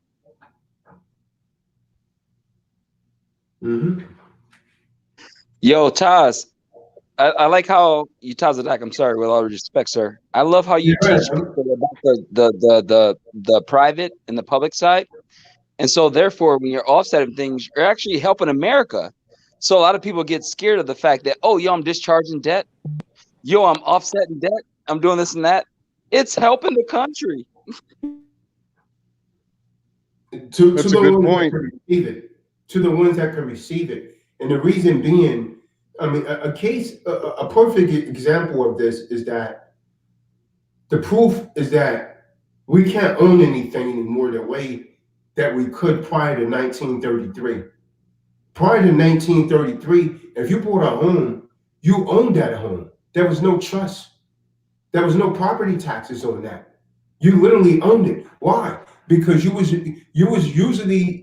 literally using real money to literally pay for it. The reason we can't own anything anymore is because we're using IOUs, called Federal Reserve notes, which is a promise to pay. It's a promissory note to pay debts once real money returned back to circulation, which looks like it's going to be never. So now when you go and think you're buying something with a Federal Reserve note, the reason you still got to pay property taxes on a home that you paid off, now you're 75, 80 years old, and you got to go and stand inside a Walmart to be a damn greeter standing on a cane when you're supposed to be off enjoying the luxuries of life. But you got to go and work in Walmart now because you don't want to get your home foreclosed on. That's a tremendously unjust system. And that's the system that people are tired of. That's the system that people are tired of. Talk that talk. That's what's going on. I mean, think about that. This is what most people can look forward to. You can look forward to going, if you're an average so-called blue-collar worker, if you're someone that's working for someone else on another job, your Social Security is not going to be enough. Ask the elderly man or woman that you see standing at Walmart when you're walking in. You think they want to be there? They're in danger of losing their home to a damn foreclosure. That's a wicked system, man. That is a wicked system. Because they can never own property. You cannot own anything in America anymore because they deceptively deprived us of the ability to be able to own anything. See, most people don't know that when the very moment that you go to a car dealership and you want to get a car, that the dealership is instructed to send that manufacturer's statement of origin over to the Department of State. That way you can never own that car because you don't have the manufacturer's statement of origin. What they're giving you is a certificate of title. And a certificate is not true ownership. This is why it's so imperative that people learn WARG and the true meaning of WARG to overcome aphasia. Most people don't really comprehend these things. And when you talk like this, they think you're crazy. But later on in life, when they figure it out, they say, oh, wow, this stuff really was true. When they start to develop themselves, and it's usually not until they get into some sort of trouble, that's when a light goes off and say, hey, wait a minute. And they'll go and try a briefcase, and the briefcase is working with the robe, and things turn out really bad for them. And the briefcase takes as much fiat as they possibly can from them. And they say, well, damn, something was wrong. I gave you all of this fiat. They call it money. I gave you all of this money, and I still lost. It's the way the system works. Corpus Juris Secundum, volume 7, section 4 says an attorney's first duty is to the court, to the public, and not to the client. And to the bar bank. Hey, bro, will you give me one thing, like just before I go? Like, as I told you guys earlier, and I didn't mean to intrude, in any kind of manner and any kind of overtaking of a conversation or anything like that, or transitioning a conversation to something that's not of what you were speaking about. Both you and Enoch got biblical names, man. I like those names, man. Amos. Go ahead. But Tazadaq, my mom, she passed away 2 months ago, right? And the reason why, I'm not all there, bro. And I know you guys. Let me tell you this, brother. Let me tell you this. Hey, Benaiah, what happened to Benaiah? You fell out of the room? Yeah, man, he fell out, man. There's something. Amos, do you have an apocrypha? Apocrypha? No, I don't have any of that. That's the book that was taken out of the Bible. No, but the King James, King James 1611 is still there. Get an apocrypha and read the Wisdom of Solomon, the 3rd chapter. Can I say this one thing, brother? And bro, I'm gonna keep tapping in on you, and I'm gonna keep tapping in on you because I don't care. Because dude, you always. Yo, man, my mom's gone now and I'm an only child. So therefore, any knowledge my mom always taught me, you pay a fucking attention. But with that being said, she passed away. She passed away. Can you read that precept to him real quick? He doesn't have an apocrypha. I want you to listen to something real quick. Brother. Okay, yes, sir. Go ahead, my brother. Yes, sir. It's talking about how many days to mourn, right? No. The apocrypha, Wisdom of Solomon, 3rd chapter. Hold on. I'm going to my notebook right now as we speak. Yes, sir. That's talking about the souls of the righteous. Oh, Con, don't be sad. Get my notebook right. No, it's telling you the souls of the righteous souls, man. Notebook. Yes, sir. Con. Where's your boy Yasha Beam and all of them tonight? See them talking about Marima? I got that precept. Go ahead, bring it up. The Wisdom of Solomon, chapter 3, verse 1. But the souls of the righteous are in the hand of Yah. You hear that? You hear that, brother? Yes, sir. Your mother, if she was a righteous soul, this is where her soul goes. Read. And there shall no torment touch them. So there's no reason to be sad and disturbed. Read. Verse 2. In the sight of the unwise, they seem to die. See, this is why when people die, other people that, you know, they're under Roman Catholicism, they have this belief that the person might be going to some very bad place. That's the sight of the unwise. Go ahead, read. And their departure is taken for misery. This is why people cry. They take it for misery because they really don't believe. They only claim to believe, but they really don't. Because if they really believe that they was going into the bosom of Abraham or in the hands of the Most High, then they will be at peace. Go ahead. And they're going from us to be utter destruction, but they are in peace. But they're in peace. So your mom, if she was a righteous woman, Amos, she's in peace. Go ahead, brother. For though they be punished in the sight of men, yet is their hope full of immortality. So her hope is full of immortality. And they will shine like the firmament in the end on the second coming, the resurrection. Because this light that we have right here, brother, is carnal. The real you can't see. The real you is the soul. The real you is the spirit, the ruach, right? Or the nefesh, the soul. That's the real you that you can't see. That this body is just a temporary thing, man. We're literally immortal creatures, man. We just change our form. So the prayer is that our souls go to a better place instead of a worse one. I don't think anything could be worse than this, man. Hey, brother, there's nothing worse than this, man. Tazadaq, can I make a statement real quick here? And I mean this from the bottom of my heart. And it's ironic that we connected tonight. How do I? I'm a secure party creditor. I have my irrevocable trust.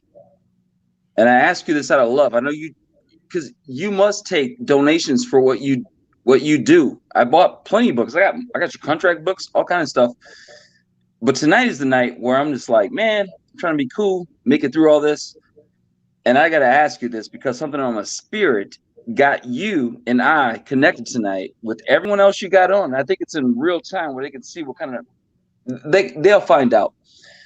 Bro, I've got everything I just told you. And my mom, her car was left. I think she owes like about 14,000 left on the car. It's a Mercedes-Benz. Left that to me. And I got the trust. I got the UCC. I'm trying to figure out how to make sure that I don't lose that because I've been out of my mind for like 2 months. My mom just passed a month and a half ago, really. It's really a month and a half, but I'm like 2 months, it feels like, or maybe forever. I will put that in my trust. How do I protect her assets? I will put that in the trust. I will put that car in the trust. Me personally. So I got my LLCs, I got 3 LLCs, and then I got my trust. So you're saying do the trust ordeal? Yeah, I probably, but I mean, if you put it in the trust, you won't own it. Your trustees will actually control that. But I would set that alleged debt off on that. I would set off the debt. But how do I get it from her name, right? She owed like 14 on that, I believe. She paid like 3. She said she left it to you. So who's the next of kin? Are you her next of kin? Excuse me, sir? Are you her next of kin? I'm her only child. Right. So you would be her next of kin unless she was married.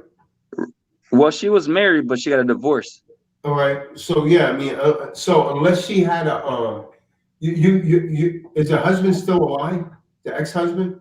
Yeah, the motherfucker So don't give a shit. unless she had the way that the so-called law works, if she was married, then her husband will receive her inheritance unless she had a will or something in place. She was divorced. All right.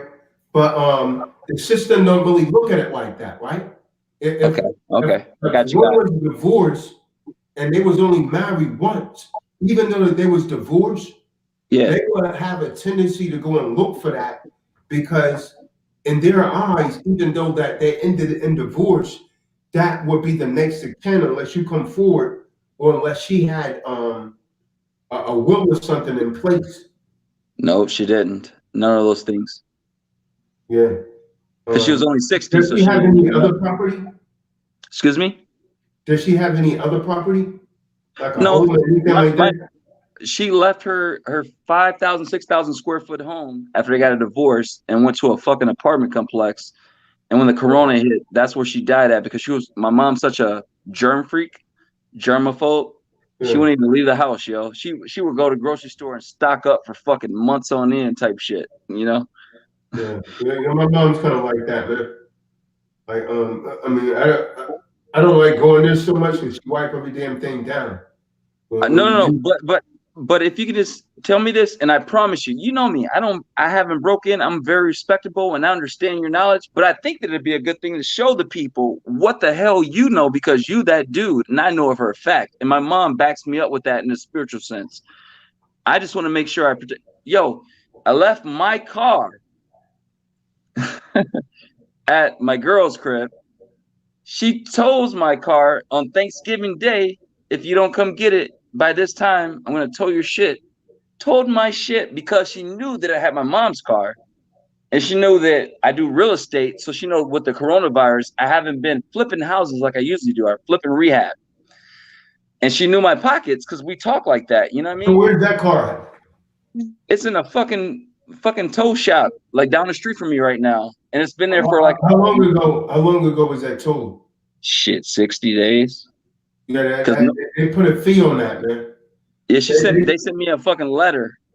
Well, they try to do certified, but no one received the mail of such certified. No one signed on such. But what are they sending the letter saying? To my office space out in Egan. Why did they tow the car? Why did she have the car towed? So this is the deal. I'm gonna be totally honest.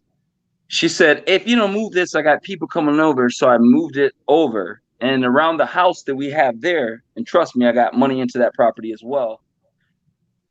She had family coming over, and so because we're not on that same page, she's like, I want to move it so they don't see it, pretty much. She didn't want them to know that we were still dealing like that, keep it as that. So I moved it up the street to the park. The park has parking lots in there, right up the street from my crib. And I left, it was cool, came back 2 days later, shit was told to call. Me personally, I just Googled some shit, found out the tow company was right down the street from my place, and they said, "Oh, we towed it because the police said they thought it was a bandit." And the truth of the matter is, you talked to me about this before, man. What's that, brother? It sounds like you talked to me about this before. No, I've never had a chance to talk to you, bro. Well, I talked to someone about the same kind of incident, man. The same exact incident, man. Yeah, that's crazy, man. But hold on, Taz, with all due respect, without interrupting, but let me say this though, because I got your attention now. I'm on this motherfucker with you right now. With all due respect, sorry, my cussing guys, because it's so serious right now. I'm sorry. My mom, she left me her car, but she owes a couple, several payments maybe on that. And now that my car is towed and they're sending me shit, sending me stuff, I got to make sure I keep it because I got to make sure I can go do my real estate. I got to make sure I can move around and travel and do what I do. How do I make sure that I keep her car? I got her title. I got everything. How do I keep that in my trust? Or do I got to do a UCC1 filing? You could actually, brother, take that over. I'm not sure I'm not really sure exactly. Chantel, see you following me there. I'm not exactly sure how long your mom passed into the spiritual realm, but you could go and actually get all of that put in your name. I've actually seen someone done that before, but you know they're probably going to want you to go into what is known as probate court. And can I one last question? And I'm sorry, I don't want to. I know that you're kind of like, yo, I pay, motherfucker. People got to pay me for this information, and I get that with love, right? Mm-hmm. And I'm just asking because I just went through this, and I ain't all there, bro. With love, and I know that you're a good person. Let me tell you this, man. Yo, hold on. Let me just ask you this. Should I? Let me just ask you this. Should I go and should I go now to the DMV and let them know that I'm the only child, so therefore I'm the power of attorney? I would. And then the title transferred over to my name, and then from there do a write-off or a discharge?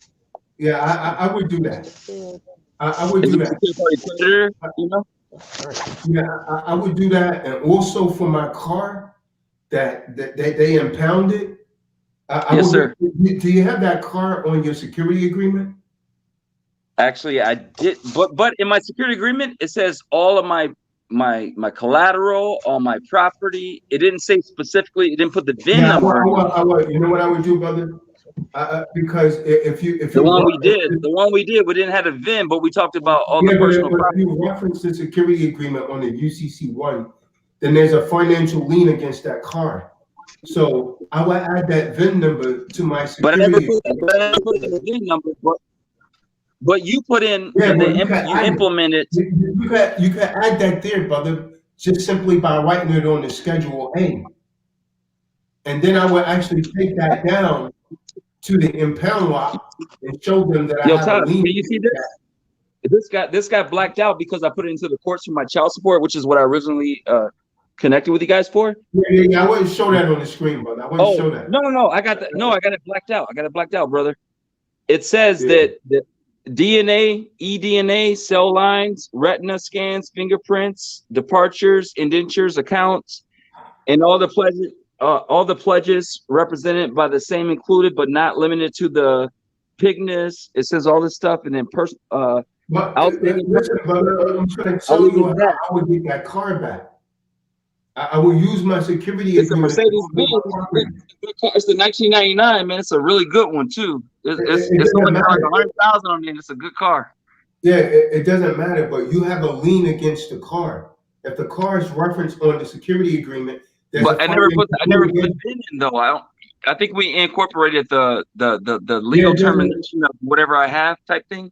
You know. Yeah, but what I'm saying to you, man, any new property that one would get, one would actually annotate that on the Schedule A and the security agreement, and there will already be a lien against it by way of the UCC1. So if you have a $10 million lien against that, it doesn't matter where they're holding it. If I took my security agreement there and showed them, hey, I have a lien against this property. This is my property. No, Taz, we did 100 million. There it is, 100 million. We did. Yeah. But I don't think you're being receptive to what I'm saying, brother. Okay, let me shut up. I'll listen one more time, and I'll let you get back to your guest. I'm so sorry. It just happened to me, and you my people. And I'm like, at that point, I'm like, damn, this shit's hard, man. With all due respect, if you can tell me one more time, I promise you I'm going to back out. I'm going to still listen. I'm just going to take the security agreement down there, brother, and show that I have a lien against the property, that this is my property, and they need to release my property. Okay. And then they said one more thing. They said that the sheriff said, I guess the person who towed my car, they said that, he's got to come down and show this and that. I don't have a license. I'm a third-party credit. I don't got no damn license. But hold on, brother. That's if you don't own the property. That only applies to debtors. But what I'm trying to say to you is you have a lien against the property. Yes, sir. The maximum law states first in line, first in time. Yes, sir. You have more of a right to your property than you. It's paid in full. Yes, sir. Yeah, so the property has a lien against it. Okay. So minus the VIN number. What was that? Minus the VIN number. Yeah, but I mean, the car is listed on there as property. What I'm saying to you, one could actually enter the VIN number to be more specific. But anything that you could actually possibly think of was referenced on that security agreement. Okay. Yes, sir. Got you. Thank Hey, you. Hey, guys. Chantel Davis, what you got? What you got, Chantel? She fell out. Yeah, she fell out. Raymond, what you got, brother? Elder Raymond, I seen you coming. What you got? Chantel Davis, she was in the room, but you fell out. Raymond, go ahead. Chantel Davis, I see you back in here. Raymond, he just fell out. What's going on with these people, man? You come in the room, Raymond, you was right here and you just fell out. Chantel, go ahead. Hey, how y'all doing? Can y'all hear me? Shalom. Can you hear me? Yeah, shalom. Just electronic You got to speak up a devices. little bit, Chantel. You're very low. I'm very low. Yeah, why you whispering? You on Capitol Hill? No. No. I don't know. I'm trying to work this device, trying to get it to go up. So let me see. Yeah. Okay, that was what it is. Yeah. How about that?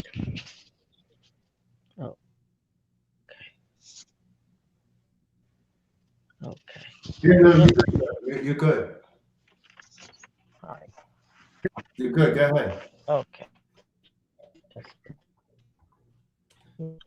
I'm just listening in. Money, you still with us, man? Stuff because I keep...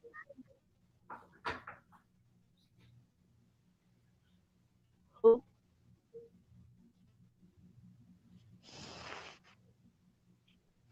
Go ahead, Chantel. I'm just listening in. I don't have much to say. I'm just learning. Raymond, what you got, brother? Elder Raymond. Yes. Shalom. Shalom. I finally was able to work this thing out to get on my phone. Of course, I'm in a different time zone, so I was traveling, and I happened to check and see that you all were on. So I just got on there. I've been on here for over 2 hours now, Raymond, man. Yeah, I saw that. So I guess I'm just coming in at tail end. I was listening to that brother and things that he was going through, but another thing and I know it seemed like he was somewhat excited, but again, you find that a lot of times people will try to overtalk you instead of just stop in their tracks and listen to what is being said. The brother's going through a lot. His mom's just passed into the spiritual realm. My condolence goes out to him, man. So he's dealing with a lot right now. Me as well. And mine as well. My condolences go out to him. But at the same token, yeah, I do understand that.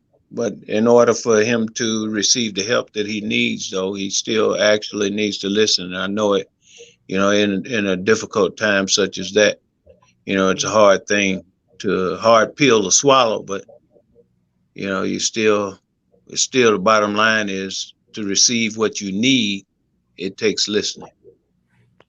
Yeah, I mean, sometimes, man, a mom, people be in such an emotional state.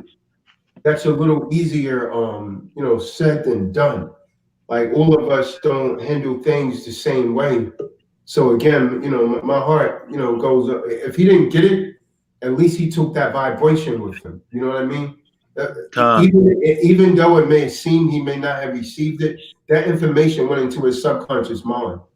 And so, my prayers goes out to the brother, man. Same here.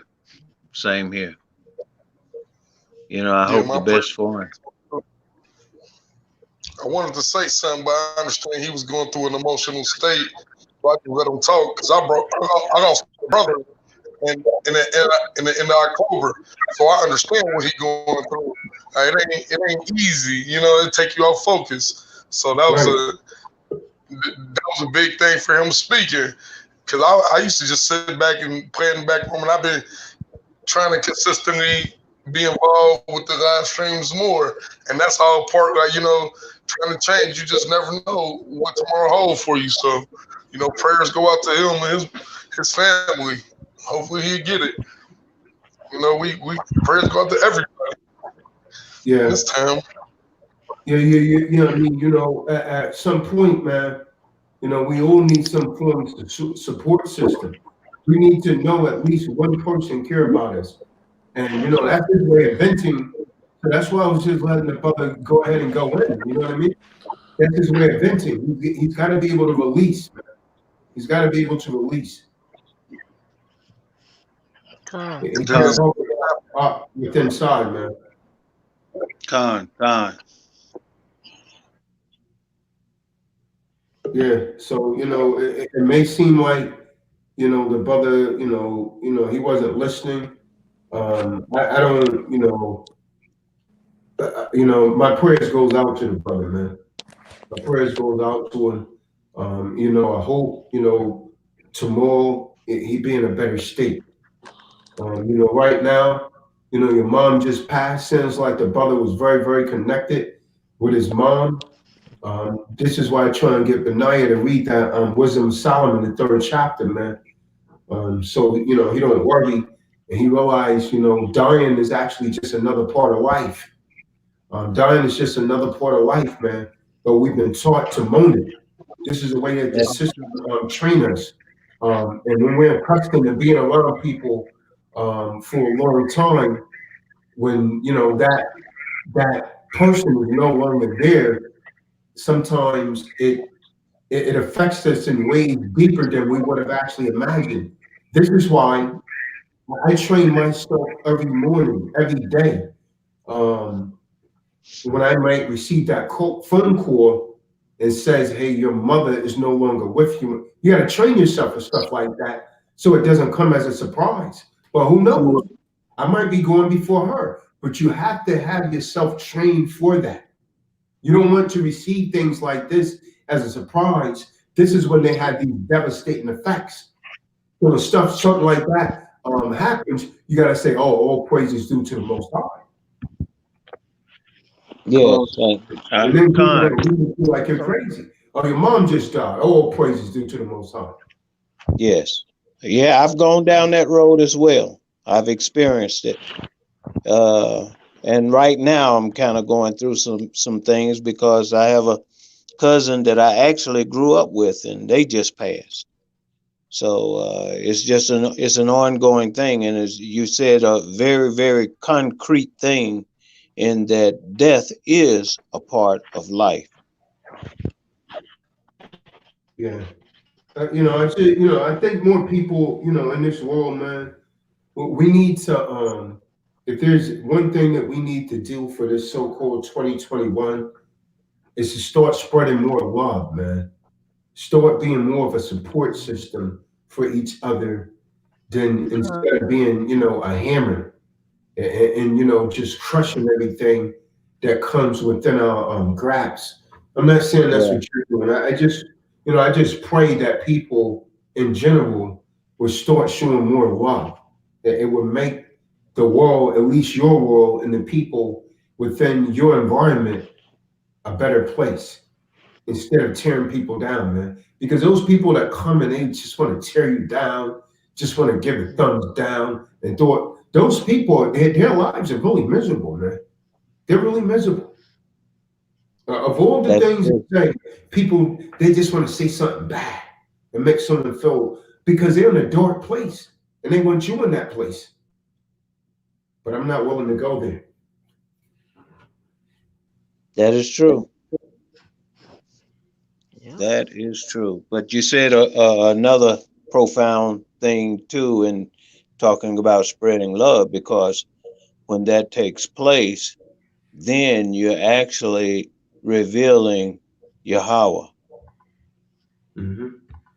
Now, if we are proclaiming to be who we are with regards to the children of Yahweh, then what better way to reveal that other than revealing Him through ourselves? That's the proof positive that you are who you say that you are when you reveal His nature, and His nature is love.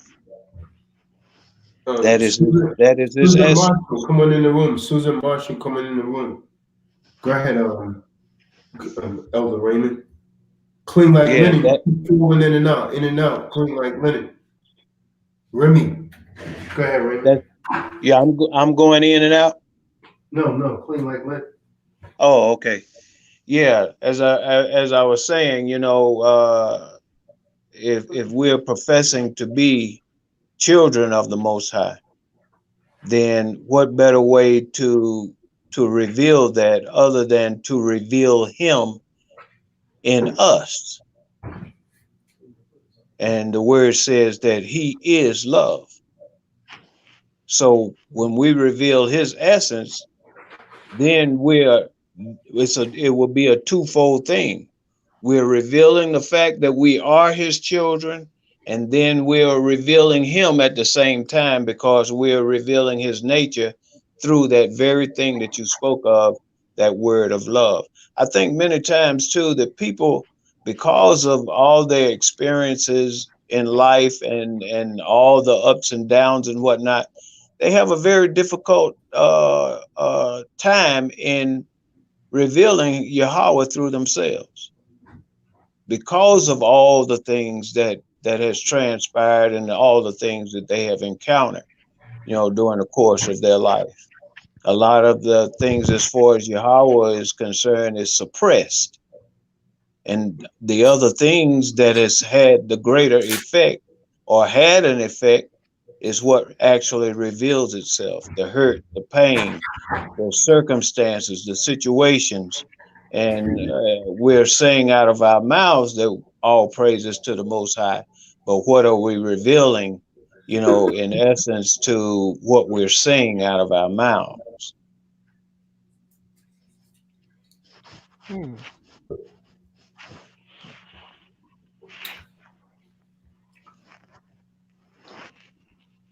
Crystal, you keep coming in, but you're not saying anything. Man. Clean like linen. What happened to you? I hear you talking to Elder Raymond. Marty Ma, you still with us, man? You in Cali time. You should still be up. Marty Ma, it's early over there. That's right. 30 over there, Marty. Yeah. As I said, I'm just getting in. Marty Moore's not even talking, man. It's early over there, Marty Moore. Maybe he dozed off. Not at 9:30. Who else is trying to come in here, man? Someone's trying to come in the room, man. People just sitting in the background, man, not saying anything, man. Let me get some of these people out of here. Shalom, Shabbat Shalom. Marty might be walking his dog. As far as the White House incident, when that other brother came on, playing devil's advocate, I love how you brought out the Declaration of Independence. When our government is acting unruly, it's our duty as the people to step up and go in and change that. Now, I don't know, much deeper than the surface level of what's been going on. I don't have that, military background and salve to really say, oh, this is an inside job, this and that. But I will have to commend those men and women for taking their actions and doing what they did in passion for their rights and so forth. But I gotta really ask what was the intention of all that, and what are the intentions after all that? I like to think of our previous revolutionaries, Black Panthers. They were well organized. They brought social reform. They created programs that manifested things, brought awareness to our brothers and sisters. It's a lot here. Hold on, Dwayne. Tim, you might want to go out and come back in because your connection's not coming through. Tim, go out and come back in. Wide awake. As soon as Dwayne is done, you can take the floor, Tim. Yes, sir. Go ahead, Dwayne. So, I like to think about the Black Panthers and the organization they brought to, the revolutionary acts that they did. They brought awareness to not just our brothers and sisters, but everyone that, we could unite and create programs to help ourselves with very little government assistance, if you will. And obviously, we saw how that played out. We saw Martin Luther King do all he did with the organization, the large amounts of people he was able to rally of all walks of life. Getting a voting act passed. Yeah, hold on a second, Dwayne. Hey, Tim, you gotta come in from a Chrome browser. Make sure you're using a Chrome browser, Tim. Go ahead, Dwayne. Yeah, so MLK was able to get an act passed because of his actions. He was able to bring awareness to people, like, hey, there's more than just hate on the surface.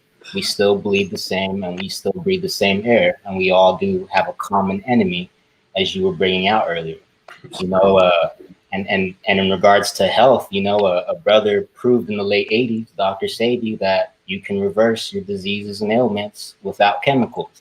And if people want to get up on that, they can go do their own research. So, identifying a problem, coming up with a solution, and seeing what happens after that solution, critical thinking. And, I'd really like to really urge that. And, with the secured party status correction, a lot of people still sleeping on that.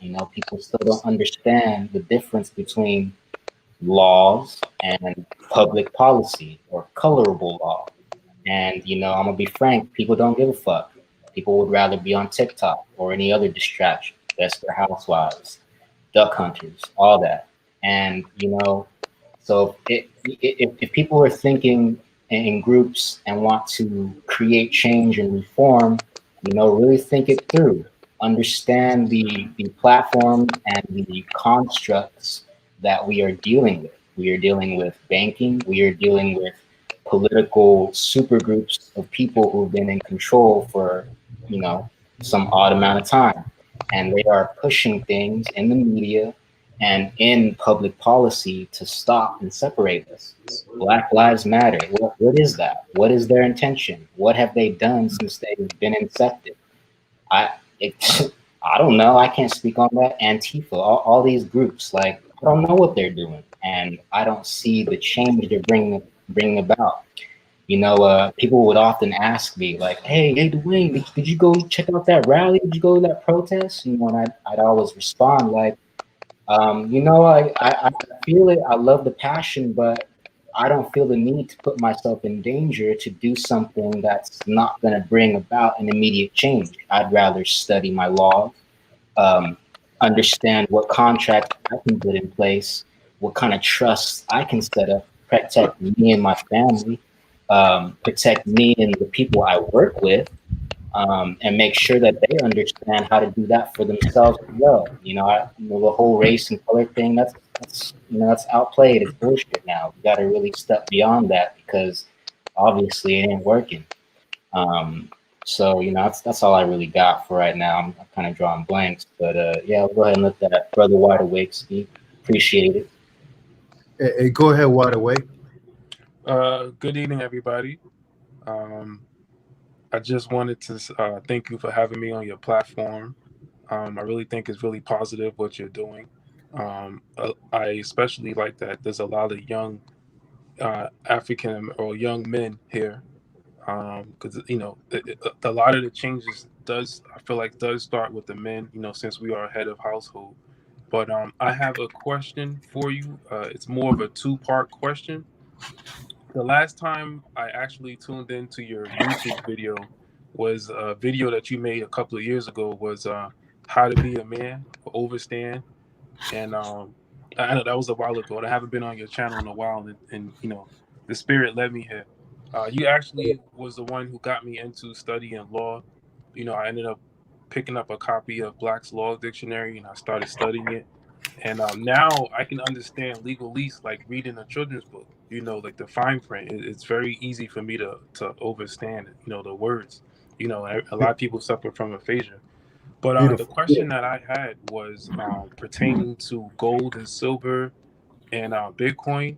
But my real question was, because I understand money is actually coinage, is metals. So how would one go about purchasing land using actual money, gold? I understand that if I use fiat currency to purchase land, it's not really mine, being that I'm using an IOU note. So if you can shed some light on that, and I have another question after that. Well, in the House Joint Resolution or the Public Law 7310, Right. they damn near made it not damn near, they made it illegal to purchase anything using those things, gold or silver. In fact, if you go and read that, it's stating that if we try to use that to purchase those type of items, that we actually could have been arrested if we didn't surrender that. So they pretty much trying to suggest that for us to use gold and silver to pay for anything would actually be illegal, according to their resolution. So pretty much, when they created this resolution, they almost deprived the people of the right to really own anything. That was one of the primary reasons of taking real money out of circulation, so that we could actually no longer have ownership. Mm. So now, now I understand what you're understand what you're saying. Now, why is it that we're also still allowed to purchase the gold and silver, and a lot of the so-called rich people are hoarding it? Yeah, you can, but most of the gold is actually, the people that you think are rich, they're not rich. The gold is essentially controlled by the banksters. Those are the real rich people. The people that these celebrities and these people, those people are not rich.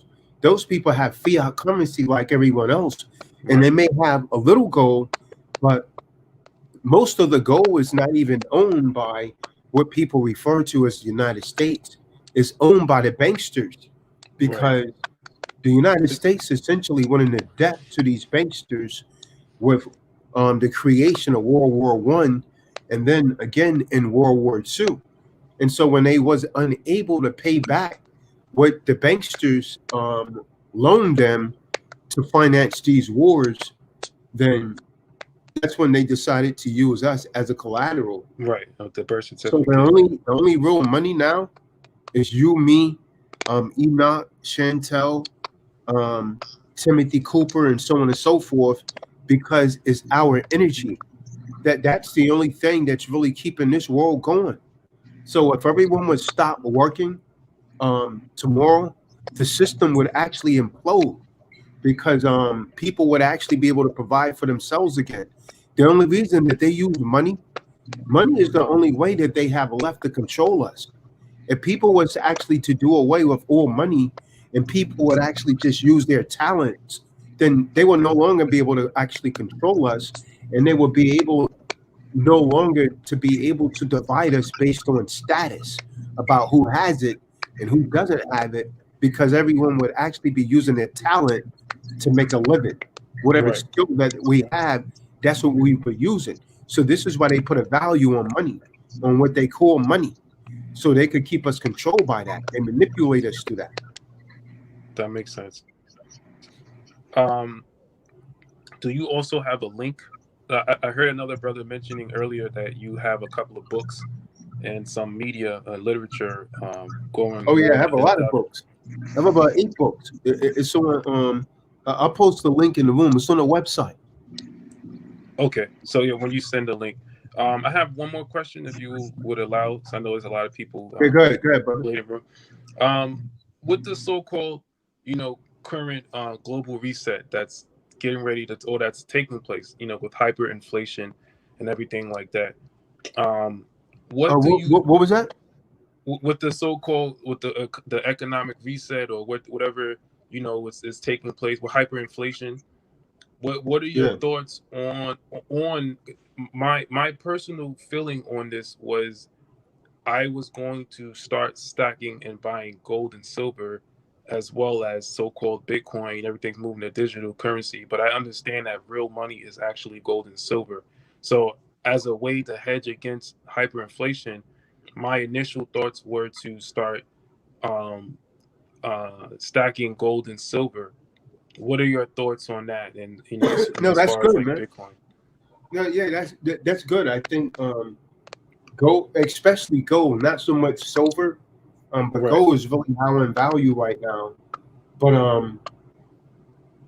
I mean, that's what a lot of people are doing. If you listen to a lot of the so-called wise people and Yeah, people that, that's what I do a lot.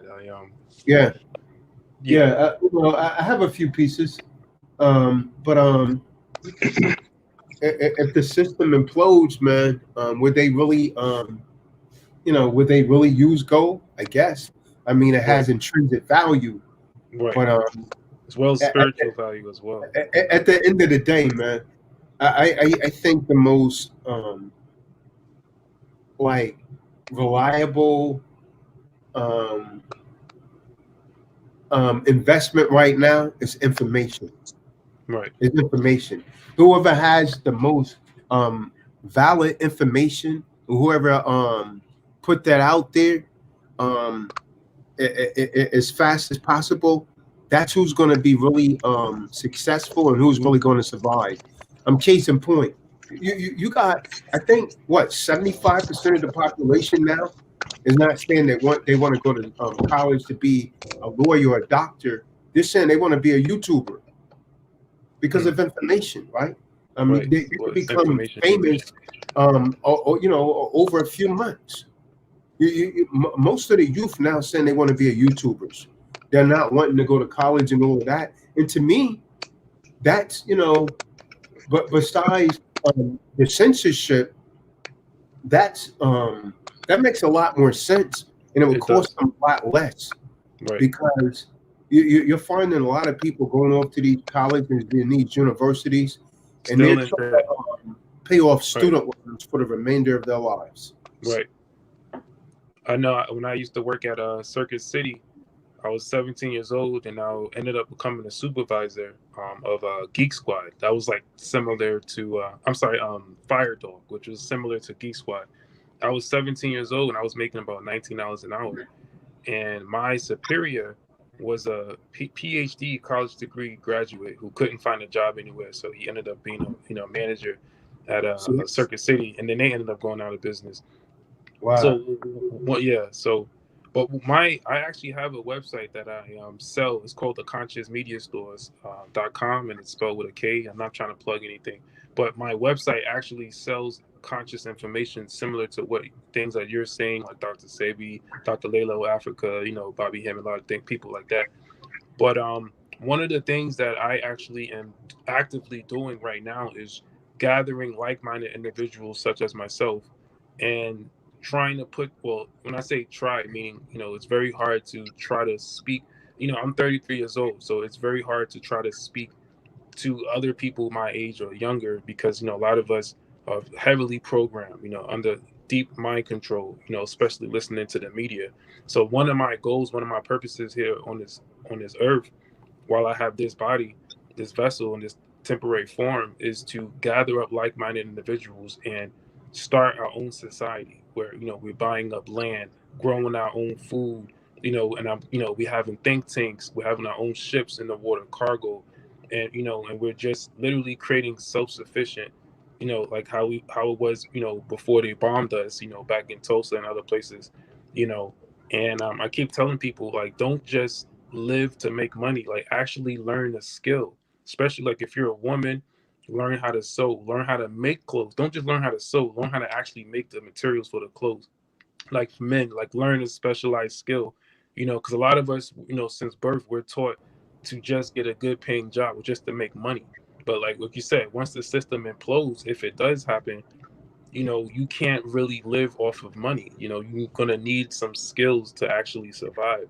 And so one of the things that I've been doing with YouTube is and other platforms, I actually use it, and I've been, before they started censoring YouTube, I probably have over 5,000 videos that I've saved on my hard drive, and some of the videos is just teaching me different skills like how to can food, how to make electricity from crystals or magnets, how to grow hemp and how to make clothes out of that. So that's one of my purposes. And the reason why I had asked about gold and silver was because I had wanted to know if that was, a good route to go, as far as saving money to pass on to the next generation. And I also, want to build, once I actually get my land, I want to build like a castle or a mansion. And the reason why is so that I can eliminate rent, eliminate mortgage for my bloodline and next generation, and so on and so forth, infinitum. And not only that, I can pass that on in my family, in the will. I have a book on trust. I've been studying so far, like, living trust, irrevocable trust. I've been studying under you. There's another guy, I forget his name, something Bay. Some more. And he talks about the law, color of law. He talks about the 9-8 series. I don't know if I ever heard you mention that, but the 9-8 series, EIN number being a foreign entity. So that's what a lot of these corporations do. They set up foreign entities so that way they pretty much have diplomatic immunity and they're untaxable. So yeah, so that's one of the things that I want to do. And I learn from everybody. I'm trying not to be biased. And a lot of people, I feel like y'all the young people, we're very emotional, and we, I don't listen to this person. Like, for example, Brother Polite, he was known for scamming a lot of people, but at the same time he did have a little bit of knowledge. So my thing is, I just learn from everybody regardless of the human flaws, that they may acquire, in their life. But if you have any advice or any suggestions that you want to impart on me. Nah, man, I don't have anything. Looks like you're on the right path, man. But we're gonna go ahead over to good brother Timothy Cooper, man. And Thank see you. what he Appreciate got, man. But I Appreciate appreciate that. you, brother. Thank you. Appreciate you, man. Thank you. Appreciate your knowledge, man. Go ahead, Shalom, Timothy. shalom, Tazadaq. I want to Shalom. thank you for your consistency and bringing this right knowledge here. I spent some time with you in Philadelphia at one of your workshops, bought some of your books and materials, and I've just been doing a lot of studying myself, preparing to put my first treasury package in so I can complete my process. And one of the questions you and I have had in the past, or at least I have had, was the fact that I'm on disability right now, and I know we're not supposed to take a benefit when we're going through this process. But in 2008, I broke my neck, and it put me in a pretty bad situation. And so, I've had to do that for a while until I've been able to gain the knowledge to properly prepare myself to go to the next level, which is to be, secure party, a creditor, and then move that way, which should not then it shouldn't matter about the disability, because I'll be able to go ahead and set off discharge, A4V and all that. So, I'm confident now that I'm moving in the right direction with all the information that I need. But I also wanted to share, especially to the younger brothers here, in the word, it speaks about being in the world but not of the world. And so that's speaking to both private and public. And I know there are times when we want to do business, possibly with some FRNs, and we have to have a corporate entity, like a C corp, or and then even a business trust. So in the private, but I was able to get my 45 number, domestic number, and my 98 foreign number. One of the times when I called the line that I was supposed to call to the IRS, they asked me several questions, and I did not fully understand the question. They asked me if I had an EIN number before, and I'm calling about the 98. So my response to them initially was no, because I've never had a 98 number, but I did have other EIN numbers in the past. And so because of that, they wanted me to do an SS4. But I was able to quickly, call back and, kind of like clarify, what was going on. So I just want to make sure everybody knows that when you're trying to get your numbers, you don't want to do a SS4 number, because then they're going to think that you're that's kind of situation that you can get hemmed up, right? So just be conscious of that, um, and that's really all I wanted to share. Aside from the fact that what just happened on Capitol Hill, I understand why the Republic made that stance. I'm just surprised that the frequency, in a sense, was allowed, and I didn't particularly care for the picturesque of it, so far as uh, a man of color being an officer and then being run down by someone who's not of color. So that kind of disturbed me a little bit, because I know if the roles were reversed, it wouldn't panned out that way. You'd have been shot, you'd have been killed right away. So that's kind of like just what I wanted to share, and just let you know that I'm still studying, because we've had some great conversations in the past, and just want to let you know I'm still studying. Hey, but Timothy, what do you think about the the police that was actually opening up the gates and letting the people in? What do you think about that? You see that? I saw that. I heard about that. I have a family member who's also a police officer, and they say also a police officer got shot. So I just don't know, how much of this is real. Yeah, or how one much. of them dead, man. One of them died. Yeah, one of them died, and There so was I a don't know. Trump reporter. She got shot. She's dead also. Right. I actually didn't see it, and I know sometimes in the past they've had actors to do certain things to give off a certain uh, uh, narrative to the public, right? But so far as the officer opened up the gate, it just didn't seem right, because it just felt weird. It just felt weird. I know Trump himself said that he was going to walk with everybody down there, but that never happened.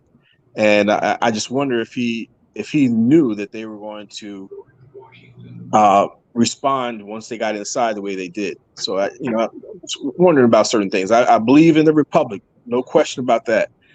I just question, how the narrative was really played out, and if it was us, walking up there like that, would that have happened? So I wanted to know if you can address that.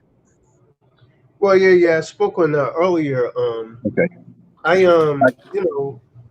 there's certain people, that actually their minds has actually been so manipulated. I believe that if it was some of us and some of those people that really under the programming, it would have turned out differently. But then those people are actually victims, and some of those people are never going to come out of that. But for the people that actually awaken, that's the only chance of the only chance of us really overthrowing oppression is literally uniting and realizing that we all have a mortal enemy, and this enemy has been able to use race, they've been able to use gender, they've been able to use age to sustain their power, because they divide us on all these differences. And when people really wake up and realize this, then they're going to start to see things from a different perspective. Because if I want to remain in power, then I'm going to have to convince a certain faction, people that refer to themselves as white, to believe that, hey, I'm better than these other guys over here, these dorkies over here. I got to convince you that I'm better. And then if I buy into that, and I don't realize that I'm being used as like a scapegoat, as a slave, then I'm a victim, but I'm just really an oppressive. I'm actually an oppressor, but yet at the same time, I'm a victim without realizing it. And I contend this is what's going on. And the plan has been working out. It's worked brilliantly. It's the same plan. This system, it claims to be against Hitler, but they use a lot of his tactics.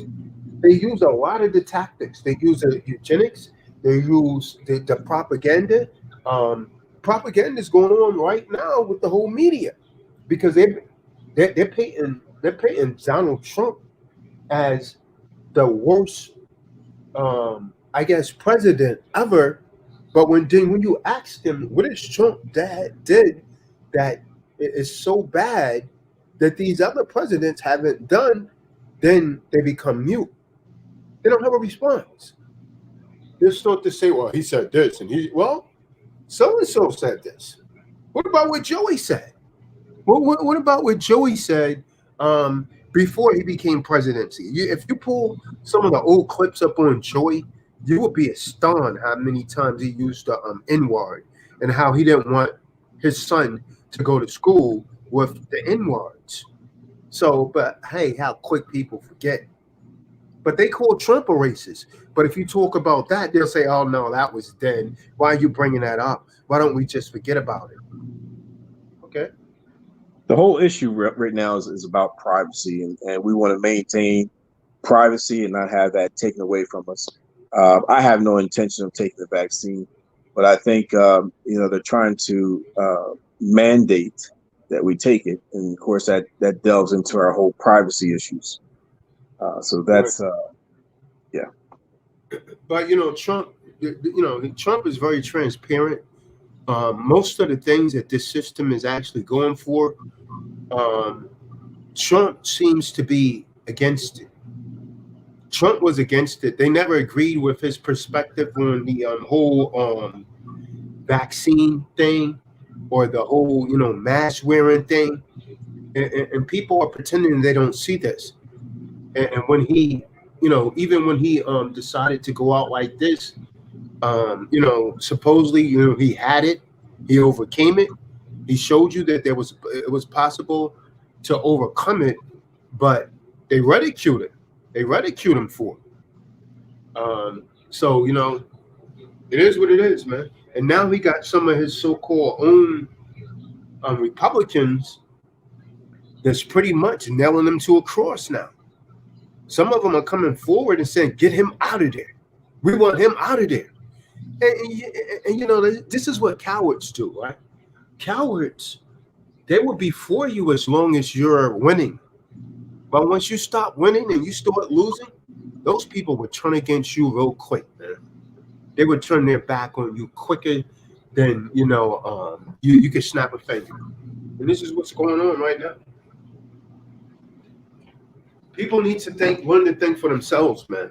People just, because when the smoke clear, things are not going to come off as they appear to be. People just need to learn to think for themselves. They got to really weigh the difference. Don't be influenced by me. Don't be influenced by you, but examine it. See what both sides are saying, and then you render your own decision. One last quick thing. Are you familiar with anyone who's getting a Lodial title while being in the city? I can see if you're out in the country, you can be more self-sustaining, but in the city, you need the water, you need the electricity. So is it possible to get a Lodial title in the city? I'm not familiar with anyone that's actually done that. It's really difficult to get a Lodial title in general. They don't want us to have that. They don't want us to own anything. They want to give us certificates. Right. Very good. Thank you. Yeah. You're welcome, brother. Anyone else? Clean like linen. What you got, Remy? Justin, you had something else? Remy, what you got, man? Justin Hardaway. They got to learn the harder way. So tell them now, man. Justin, let them learn the harder way, man. Yeah, I want to go back to something that Dwayne was saying. When Dwayne, when he was talking about just like the different time periods, the different movements, and what was happening with the people.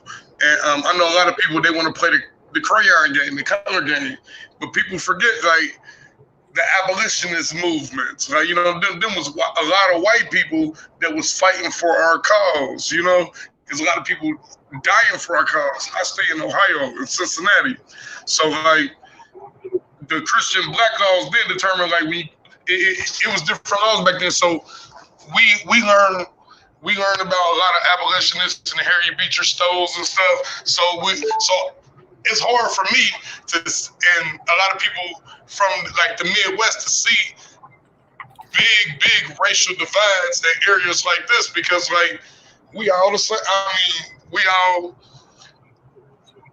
all experience and grew up in underneath the same conservative. It didn't matter if you black or white.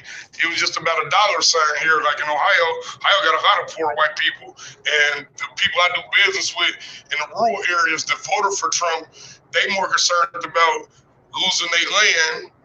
You know, they concerned about losing their land. We all getting attacked. It's just different issues and different problems from, like different perspectives of life. But everybody under attack right now. And I just want to touch on that, on what Dwayne was saying before. It's kind of a little minute ago. I kind of been forgot. It's kind of sleepy. But yeah, I want to just touch back on that and just say, like, people want to say racist. Why do you think they keep playing a race card, Hardaway?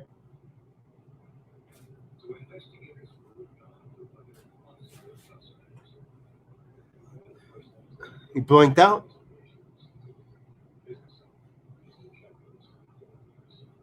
What happened? He blinked out, Dwayne? I think so, or he dropped. I was No, having he's still there. It's just that his volume, it seemed like it went way down. I could still hear him talking faintly in the background. Nah, I can't hear him.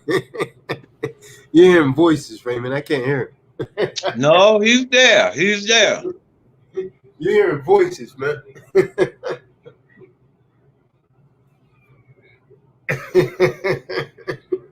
Don't listen to him, Raymond. What you think about what the brother was starting to say, though, Raymond? Now Raymond went mute. Can you still hear me? No, Dwayne? I'm still here. I'm still here. It's just that I had muted myself, but I didn't catch all of what he said because I had stepped away for a second. Everyone's dispatched, man. Everyone seemed to be disconnected tonight, man. They're in and out. Marty, clean like Lennon, he's in. Not saying anything. I don't know, man. I don't know. Anyone else out there got anything, man? Let me go ahead and put the link in the room one more time, man. Because we still got a lot of people on here, man. We still got 89 people. Go ahead and thumbs up when you come in. Come on in, express your viewpoint. Stop hiding in the shadows and go ahead and speak. This is the time to speak, Raymond. I'm sure you got something else to say, Raymond. Marty Ma, what's going on with you, man? Yeah, I do have some things to say. Marty Ma, you've been quiet all night. Go ahead, Raymond. Look, he just ran. Someone else just fell out of the room. Timothy just fell out. Go ahead, Raymond. Well, this whole scenario on the political scene and the things that are going on and so forth and so on, that of course, this is something that we briefly discussed on previous sessions, where it is that many people, and this is my personal point of view, and that doesn't mean that I'm totally right or totally wrong, but it is my point of view. And that is that many people, or a majority of the people, have been bamboozled because of this mind control agenda that's being perpetrated against them. And no matter how much evidence you can put before them, because of the mind control situation, namely with the mainstream media and whatnot, is just like we were talking about before. Here it is, you're offering someone freedom, but they're actually trying to kill you to stay a slave.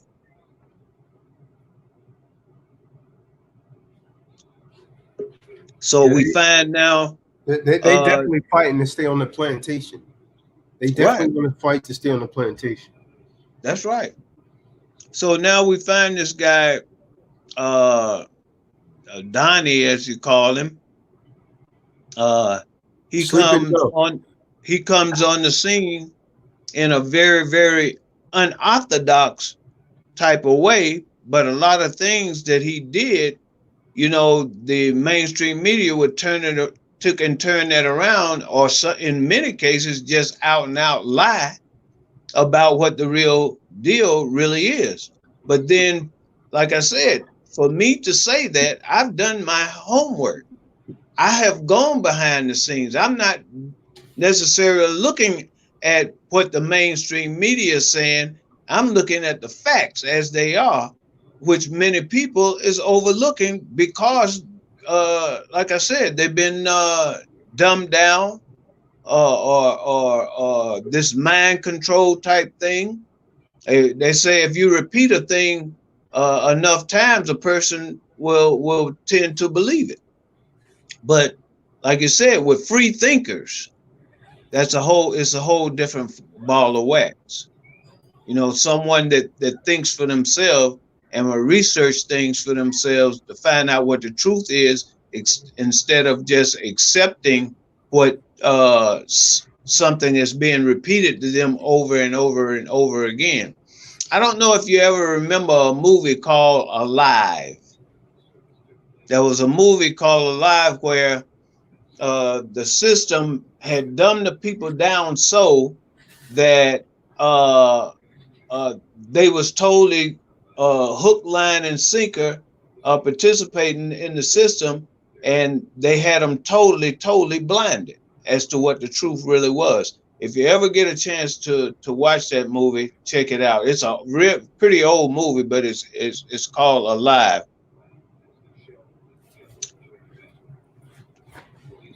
You said it was called what? They live.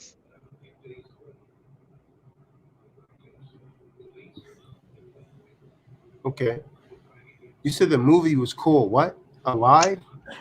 No, I was made a mistake. It's called They Live. Oh, all right. Is that the one with the dude on the cover with like sunglasses, Raymo? Exactly. Yeah, I know. Okay, Khan, I know what you're speaking on. If you ever get a chance, watch that movie, and it'll show you exactly what's being perpetrated against the people today.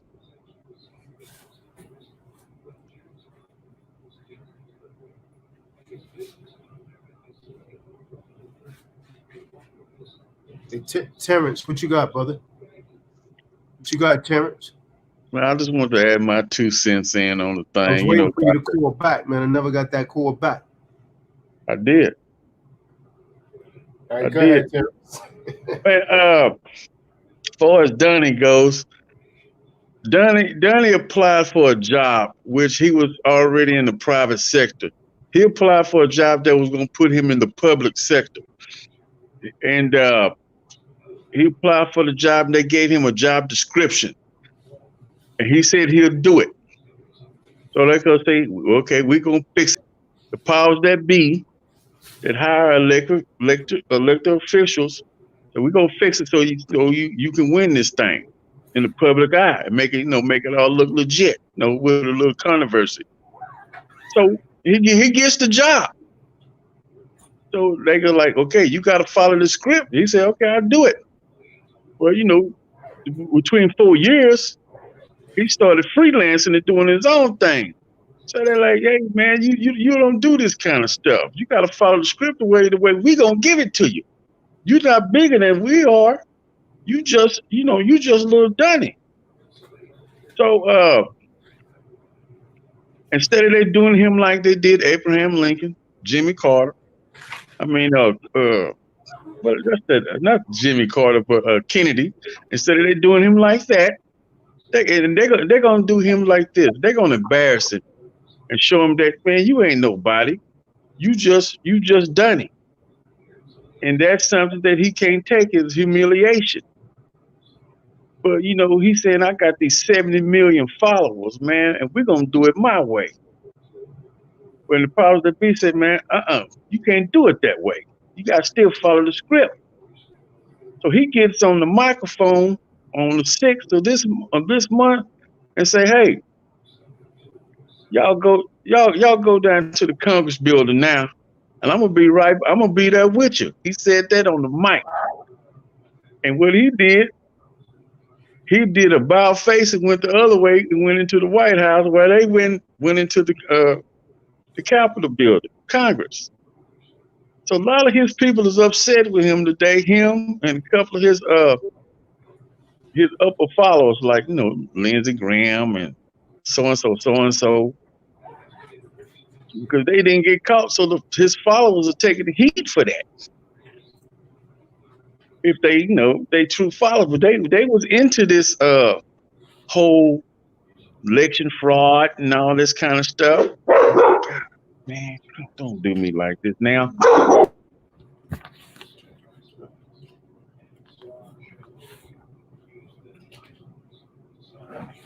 Watch out for those wild boars out there, man. Go ahead, Terrence. Finish it up. Go ahead and finish it out, Terrence. What happened to him, Raymond? He stepped away to deal with his dog. And while he was away, I just want to touch. Oh, here you go. Here you go. It's locked you.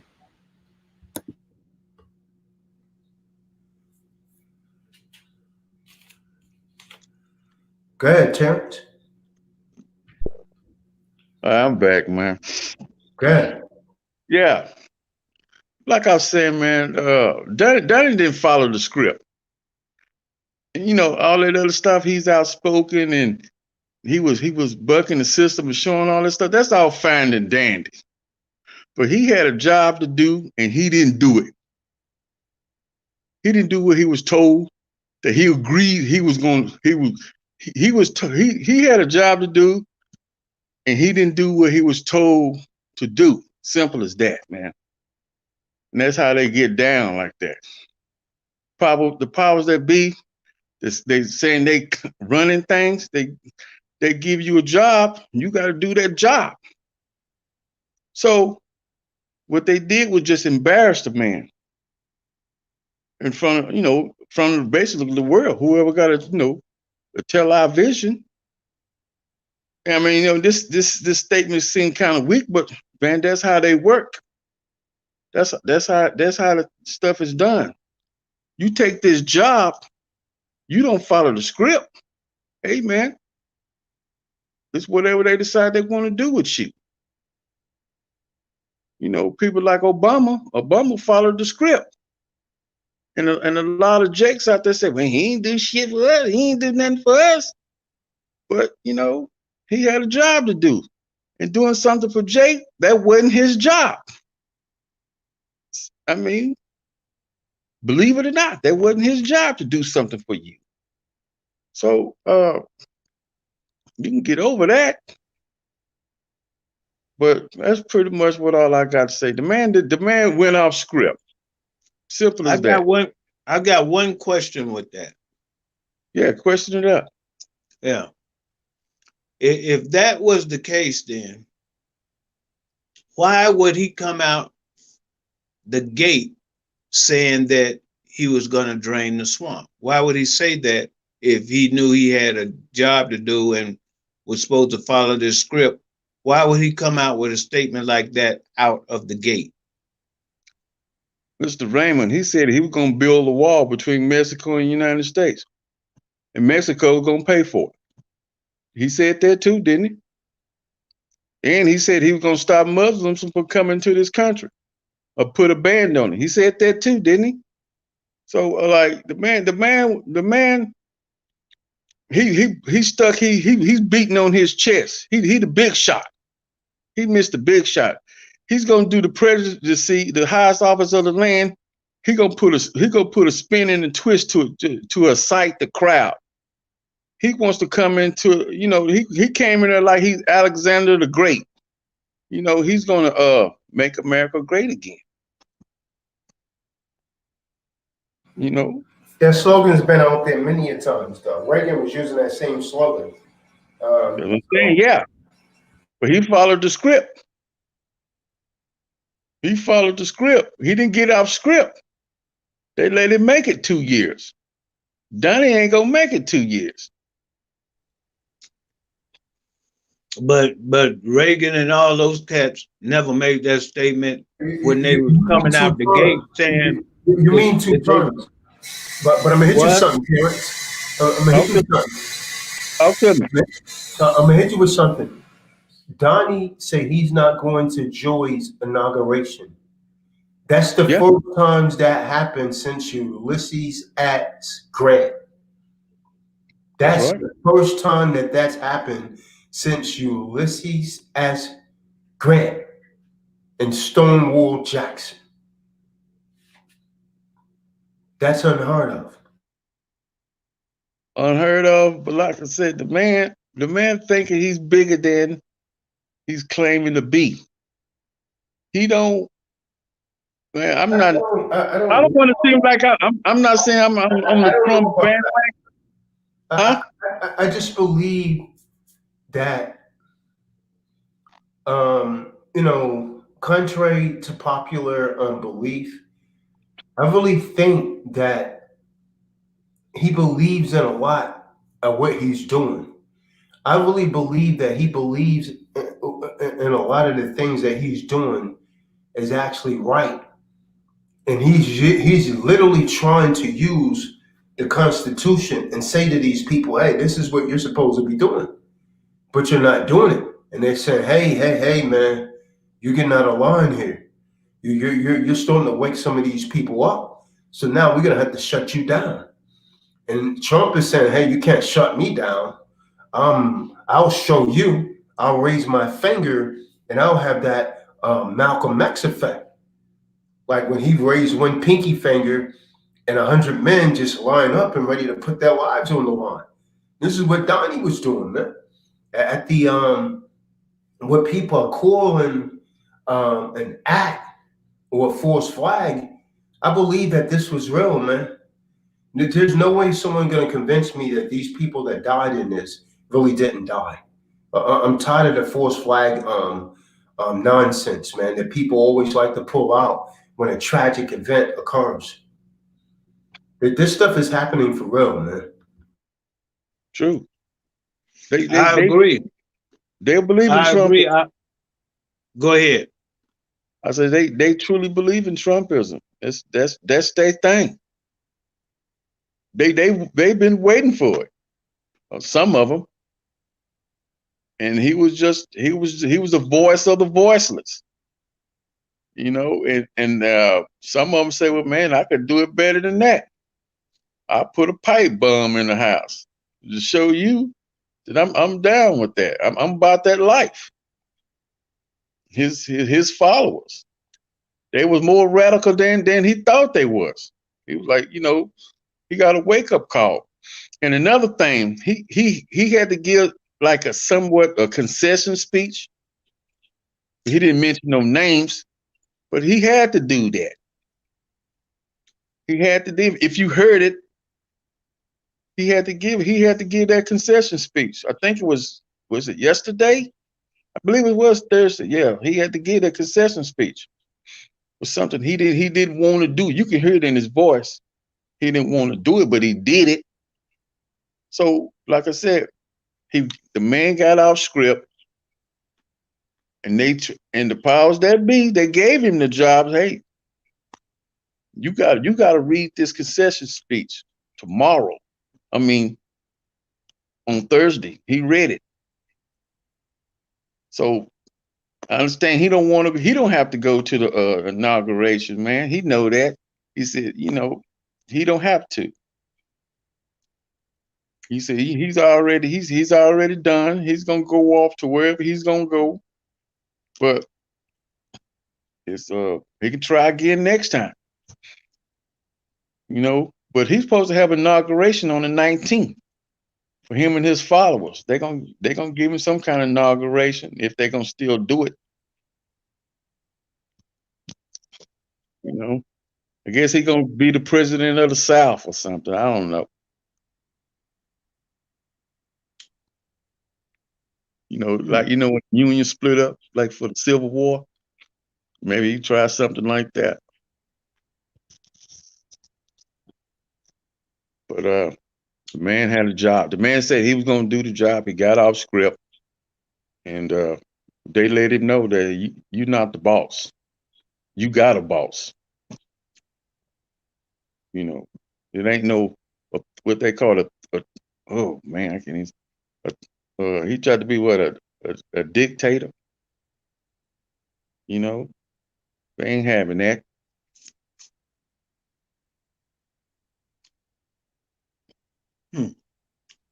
Interesting. Very, very interesting. Terrence, Like I if said, that's real, then why is Pelosi concerned about Trump using the nuclear code? Why is she contacting the top military in the Pentagon saying if Trump suggests anything about using the nuclear code, don't comply? I can answer that. Because if he wanted to pull a rabbit out the hat and still remain in power of being the president of the United States, he can launch a missile with those codes, and they hit somebody. They're gonna say, "Well, we gonna fire back." That's gonna cause a chain reaction. So that's gonna put America in some kind of little skirmish war, especially with a nuclear weapon. It could kill up a lot of people. So whoever he gonna hit probably would be Iran. And I could explain about Iran. And Iran is gonna fire back. And whoever's gonna help Iran, like another country, they're gonna fire back. So doing that, he remains in office. Nancy Pelosi know that. I know that. And other people know that. He remains in office. He remains in power if he launched that nuclear weapon. That's why she had to go to the highest general at the Pentagon to stop him, to tell him, don't give him the codes. If he did it, don't launch it. Don't certify it to be launched. Basically, don't do what the hell he say, because the 25th Amendment is not going to be invoked. A lot of people are quitting, so they won't have to invoke it. So, but they already doing what they call a shadow government. Mike Pence is answering the questions now. Trump is just in the house. But Mike Pence is answering the questions now, I believe. And they trying to just let him sit the remainder of his time out until the 20th, when Joey comes in. And they're gonna pack the U-Haul trucks up there at the gate, tell him to pack up his shit. Time for you to go. Don't let the door hit you in the ass on the way out. That's what it's gonna be. And one thing about Iran, the reason why every president have a problem with Iran is Iran doesn't have a Rothschild's banking system in it. I don't know if I should be saying this on the stream. That's why. That's why they keep going after them. And what's that Korean country? North Korea. They don't have a Rothschild banking system. Those are the countries that's still holding out. And powers that be, they keep messing with them every time new president come in. That's part of their job. Who's gonna be the one that get them to make them join, fall in line? They still holding out. And I mean, he tried, he killing up folks and et cetera for him, but they didn't too much retaliate against that. Why? Why? Man, it's like man. Far as why, it's America. America's like an octopus, man. They got their tentacles in everything. You know, they got their tentacles in everything. So it would be hard for them with their inferior weaponry to really go up missile for missile with the United States at this time. That's why you hear in the news that they trying to stop them from making a nuclear weapon themselves. You hear them trying to stop them, and you know they put sanctions on them and all this kind of stuff. You know, et cetera, et cetera. That's what's going on. But they just not with the Rothschild's banking system at this time. Neither was what was that boy that they killed over there, Gaddafi? His country wasn't. They killed him. Yeah. Saddam Hussein wasn't. They killed him. Yeah. So it's really only a matter of time. And if you look at the map of that region, they have the US have infiltrated all the countries that is surrounding Iran. Iran sits right in the middle of all the countries that has been invaded and taken over by the International Monetary Bankster Fund. Yeah, they bring the bank in, they take over the country. So they got to do what they told to do. That's the way it works right now. So Donnie went off script. I mean, I keep saying it. The man went off script. He didn't do what he said he was going to do.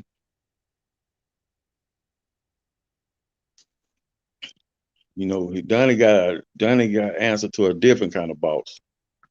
You know, but So you literally believe that Donnie was actually a part of their system, and he wanted to go his own way.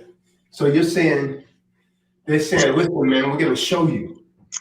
But that means he was all script from the beginning, and Terrence, because from the inception, that was my point. His inauguration,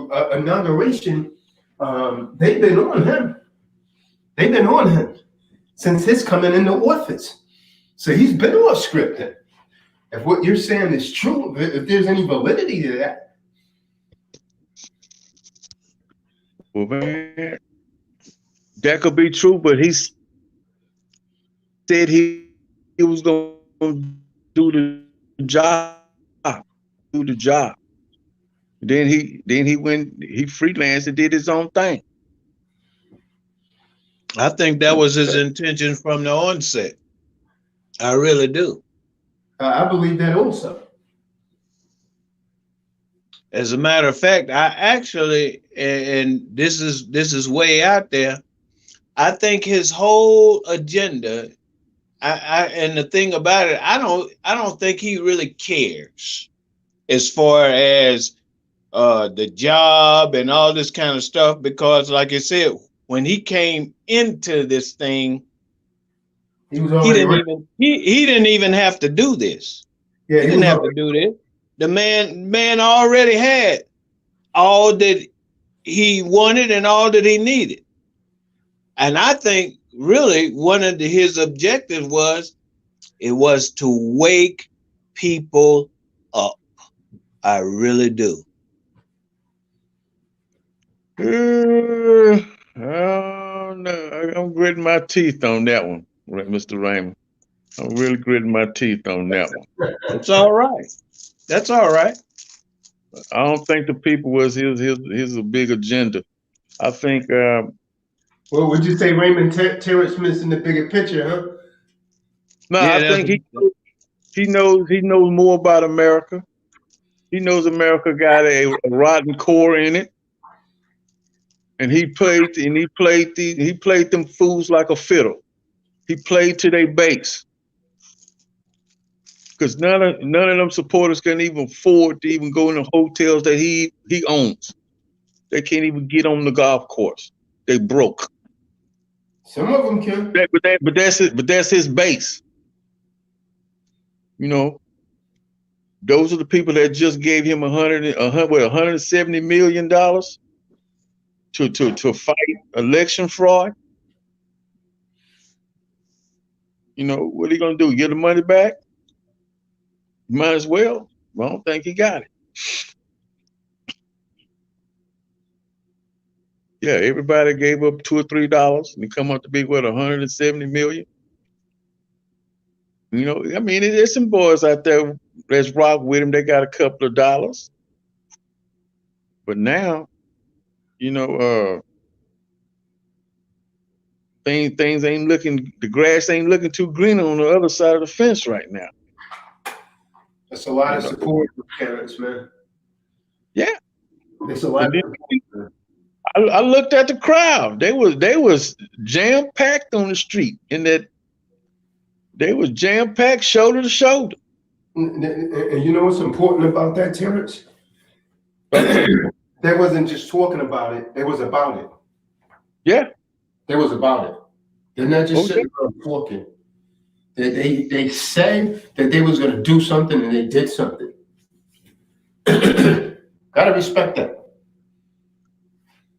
Yeah, I mean, now, I'm glad you brought that up because I don't know how many of you saw a video of one of the first people to actually get into the room where they was holding the meetings and whatnot was a guy that had a thing on his head with horns on it.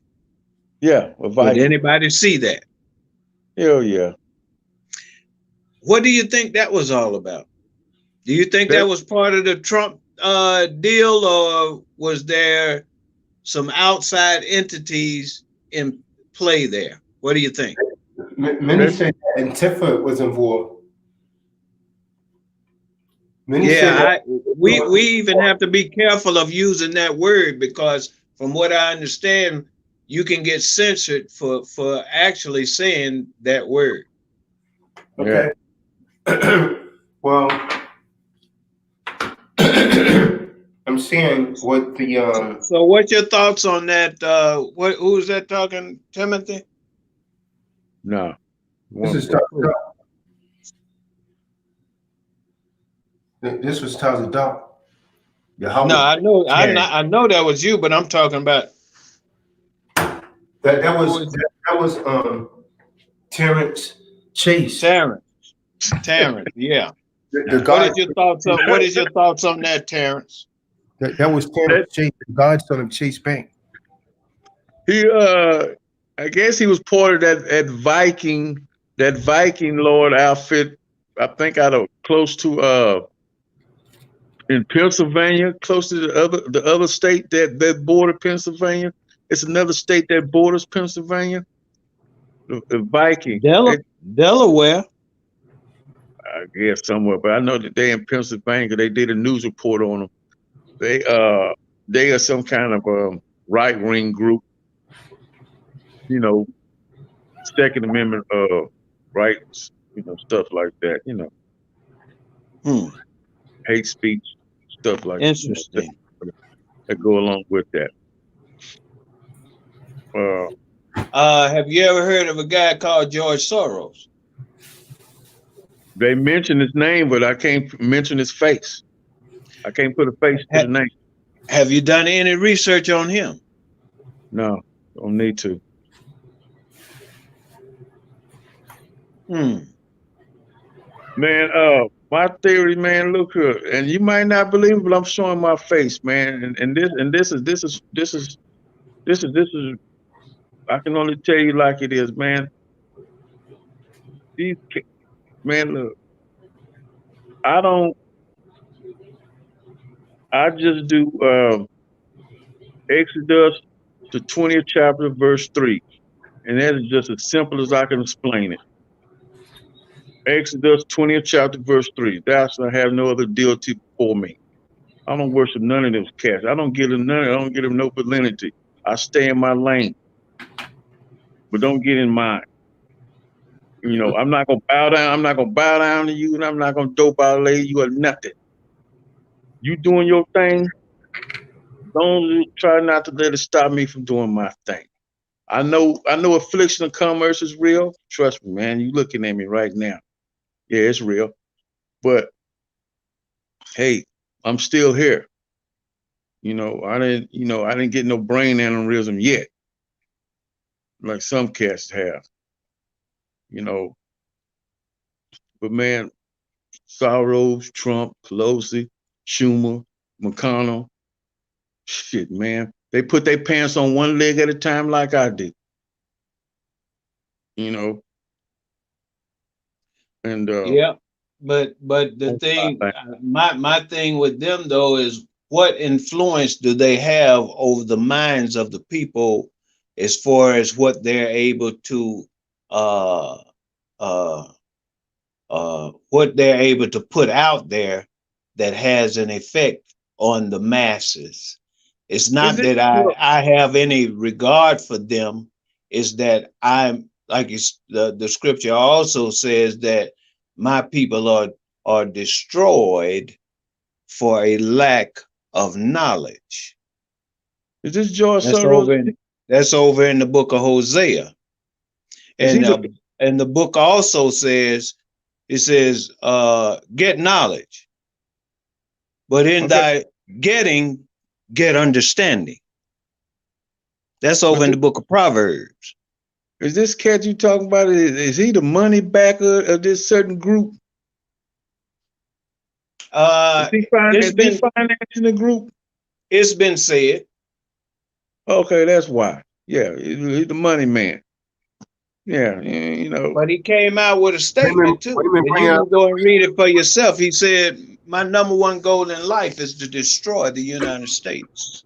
Raymond bringing up because if I can destroy the United States, then there's no base. I can destroy the base of everything concerning all the other countries. Just like you said, the United States have influence over everything.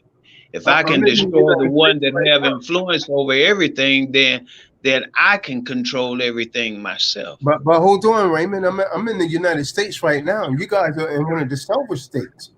I'm in the United States right now. Yeah. I'm right over here on Capitol Hill right now. Okay. That's the only United States that currently exists. You're one of the silver states. Right. But when I say that, yeah, exactly. 3002 subsection 15A. Absolutely. 90 degrees longitude.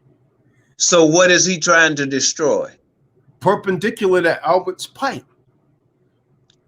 Yeah, what did he mean then when he said destroy the United States? What was he looking to destroy? Who? Soros. Oh, you mean Soros? Yeah, he made a statement. He made a statement. He said that his number one goal was to destroy the United States. So what did he mean by that? What do you think the Igroites think of Soros? Oh, I don't think they think about him. Yeah, the Igroites love Soros. When Soros came in the office, the Igroites was bling blinging, saying we got a black president.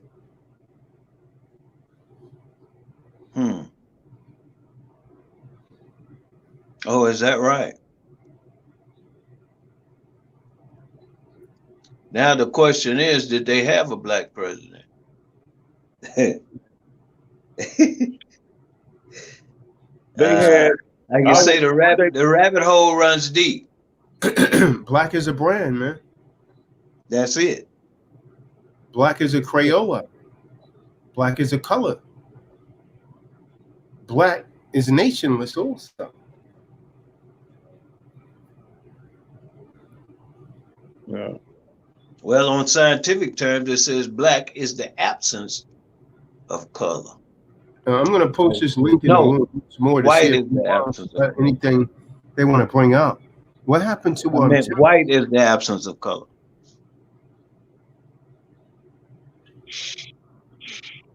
the color game? The color game. Pick one. Yeah. Like they said, they got a million and one ways to overthrow them in their minds. Salakia, Tazadaq, I think you put the True Disciples of Christ website in the room instead of the StreamYard link. Precisely. That brother was asking for earlier, but a lot of these people pay attention to what's going on. They always want to come on and advertise their whatever. It's just not a marketing site. But there's the link. What's going on with your boy Yashabin, Terrence? An important call not to be on, right? Well, where's all these other so-called T-Doc members, man? Told you, man, the True Colors show, man. True Colors come out, man. And I call it how I see it, man. I call it how I see it, man. I don't bar. I don't bar. People's time's consumed doing the wrong thing, man.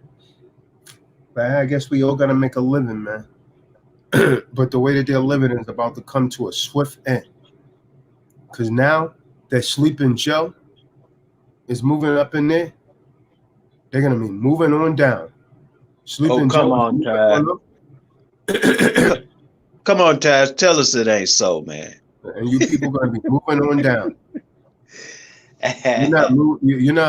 You're not going up to the Upper East Side. You're going down back to the South Side. And the South Side of any city is always the worst part. There's your highest crime rate and everything. South Side. I've never been to a city where the South Side was good. That's where you Negroes are going. From the South Side. And from the South Side, you're getting the hell out of the city. You're going back to the burbs. It's taking place now. It's already happened in Harlem. It's already happened in Brooklyn.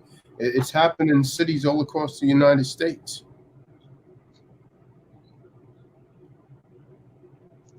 Going to the South Side. All you don't want had this get out and vote joint. Nope. You're gonna pay for this dearly. Dearly. Susan Marshall, come on in. You've been in the back room all day. Susan Marshall, if you continue to play the sideline, that's where you're going to be when things pop off. On the sideline with a cheerleader uniform on. You better get in the trenches. We're in the trenches now. See, these Trump supporters should be used as an example of what a true rebel looks like. I'm not telling you to do that, but you got to do something. You got to take some sort of action, because standing on the sideline, you Negroes, you've always been on the sideline, man. That's where you were when Malcolm got assassinated, on the sideline. That's why you were when King got assassinated, on the sideline.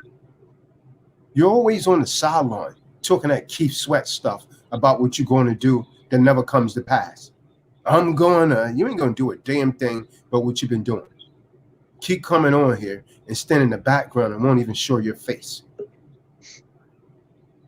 That's the only damn thing you're going to do.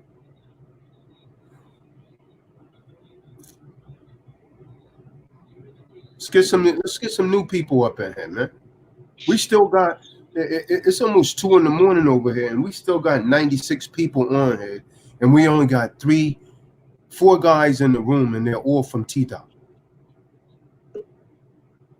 There it is, Mikael. Finally, someone comes on with an intellectual IQ that I can smile at. Mikael. Shalom. Yeah, Tawada for that, Khan. The emancipated beings that always come in and give relevant dialogue to those that can receive it. Khan, I'm just working off the spirit, off the calling. I don't really like speaking on the platform too much, because I know that I have my name, face, and all of that has intimate contact with those secret society people. I'm an quote unquote identifiable party to them, and and that just has to do with my aspiration. And I may as well put it out there because I've been blackballed by these people. Their people have effectively, like in a kind of unanimous wall. I launched my endeavors or the debut just to test to see what the water was like or what I would encounter before investing any actual energies, sweat equity, or fiat into my projects because I needed to know what the climate of the industry was. So what I'm referring to is a transportation industry. So I had a brand, and which I still intend, even though it's probably uphill. I still have some elite friends, and I do regard them as friends because they're actually out there producing things. One is always being contracted for projects and whatnot. I don't want to name his name because of what I'm about to say, which is unrelated. And another one that designs super yachts and they produce them, and they work with different uh, companies that do that stuff. But my name is out there because of that, so I get a lot of contact internationally, and we know that these groups they're globalists.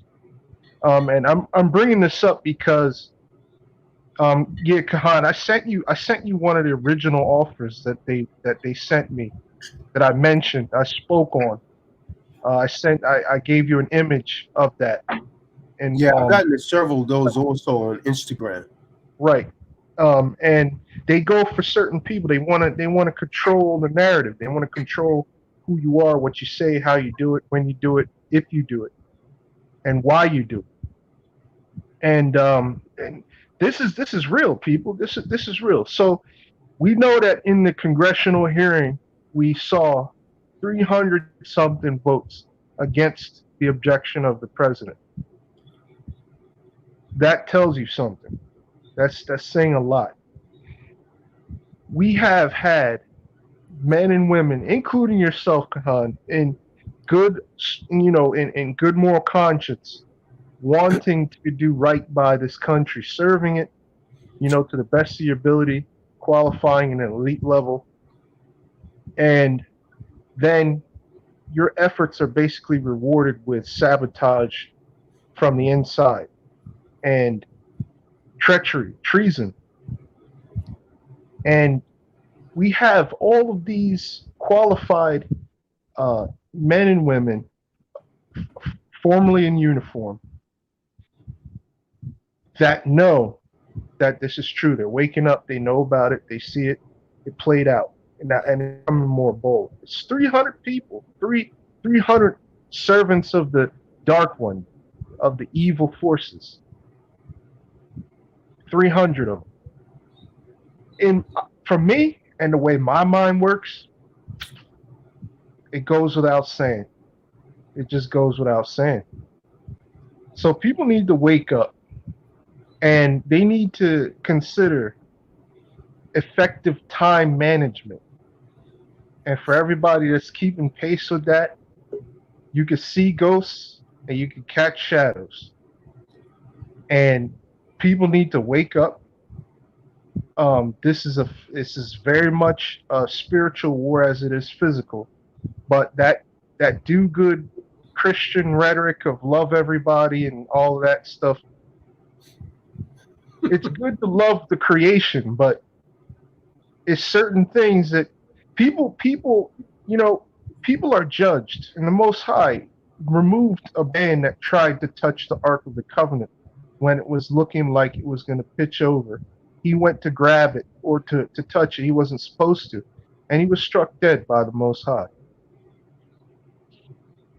All right, and and I'm living in an apartment right now, so the walls are not very thick, and I don't want to disturb all my neighbors because it is after 1 on the East Coast.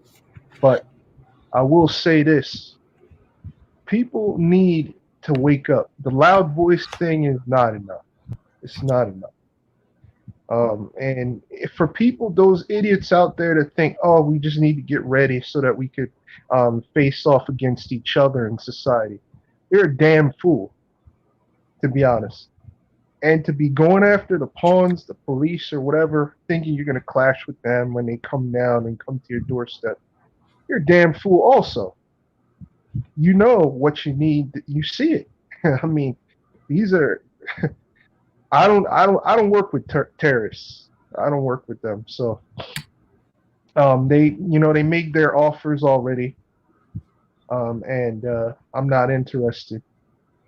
So, that means they must be the enemy then, right? So, I don't know how anybody out there gets along with their enemies, but I don't know. Because they're definitely interested in coming in on your property and seizing what you have and making sure it touches all of us. And people need to get better at reading between the lines and stop being so damn scared, because clearly the DOJ is not a place where justice is served. The Department of Justice is not a place where justice is served. That's demonstrated. So, for those who are afraid of, retaliation and prosecution and all of that stuff, those ways are the spirit of containment that kept Americans down long enough to cause this event to take place, and for even those infiltrators and enemies to dress like protesters, mixing in with patriots to identify the true patriots and people of the like, so that they could be prosecuted, because many of them, unlike Antifa, don't wear masks or did not wear masks to cover their faces, which I find absolutely stupid. And beyond that, what type of permissions did these people have to be amassing in such great numbers in a rigidly secured location such as that? Let's really reason together here. That location is one that has always had heightened levels of security. So that means inherently, if you park up there, you're light and you don't realize or comprehend what it is to be tactical. You go there and you park up. You're likely, the closer you get, the more likely you are to be accosted by either officers on foot or patrols trying to figure out what you are doing there. And that is prior to such unrest and such an organized protest down in Washington, D.C., Washington, D.C., on the 6th of January. So one must question, besides what President Trump was saying about January 6th come to D.C., what type of commands or what type of orders or what type of SOP were these people following that permitted such numbers to go into that zone and actually get so close to do what they had done and to come inside? That says something, and people need to pay attention to that. They need to wake up. Why would these powers, so-called powers that be, permit that? They've been doing that for decades.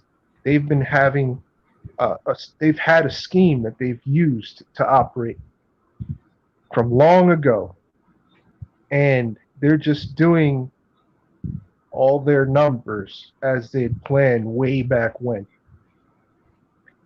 And a lot of times what they do is they have to have some sort of pushback, authorized pushback, so that it looks like there is a chance.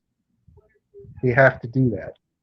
They also have to tell you what they're going to do through media, through means where people who are involved will speak and let things be known before they do them. I guess that's part of their secret society doctrine. But these are things that you have to see. They've been showing you these things for decades. You've been seeing it.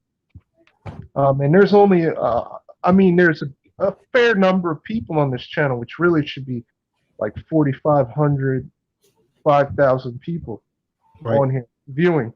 Right. But you people that are seeing this, consider yourselves blessed because you're even hearing it. If you were able to go out, it's not about targeting your fellow American. It's not about targeting the police. It's not about any of that. You see who's shafting you. If someone hits you or punches you in the face, you know who did it.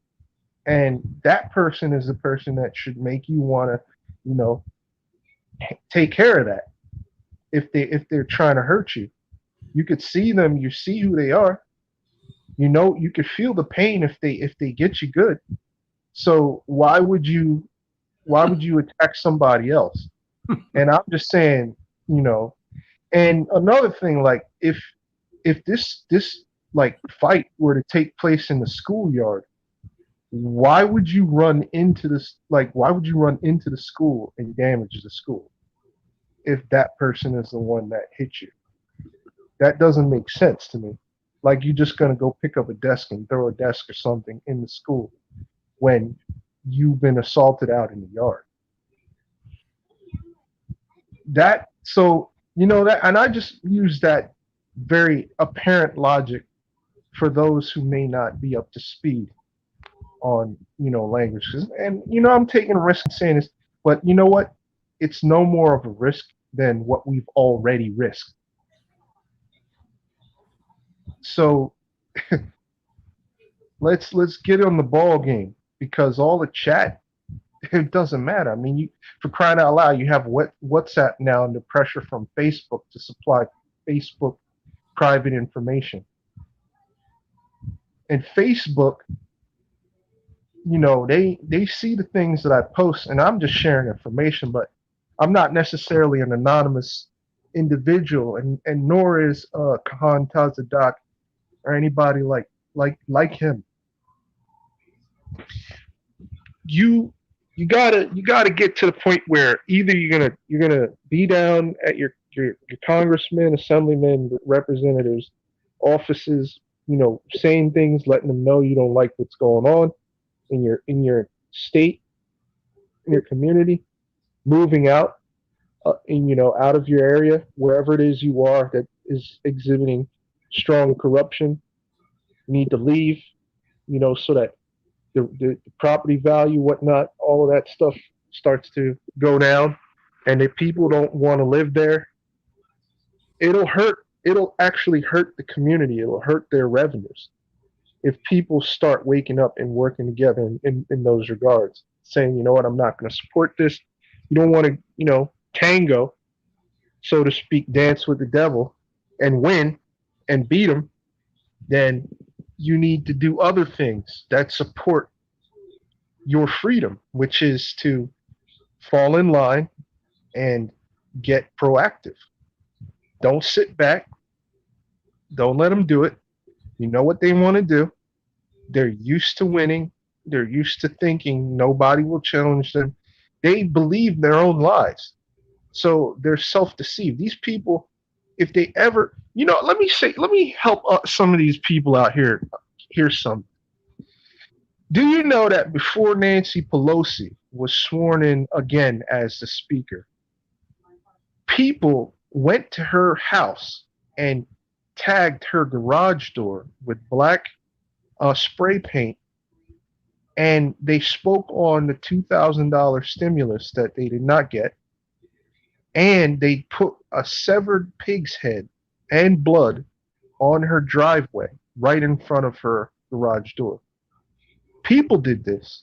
They did it, I would presume, under the cover of night. They did this. So, come on, people. Come on now. I mean, they got that. I mean, there's pictures of it. They got that off, and you know, you're out here making a living for yourself, and you'll complain if something doesn't go right for you in whatever it is you're trying to do, and you'll make your voice known and all that stuff. But then when something that really affects the next decade of your life is put in front of you, the next decades of your life, if you make it that far, you go silent, or you're just making a bunch of noise. Who cares about the noise? Who cares? They see it. They're like, oh, these patriots, they're wimps. We'll just pick on them. We know they're out there, but let's see what they're going to do. We know they won't do it. That's how they think.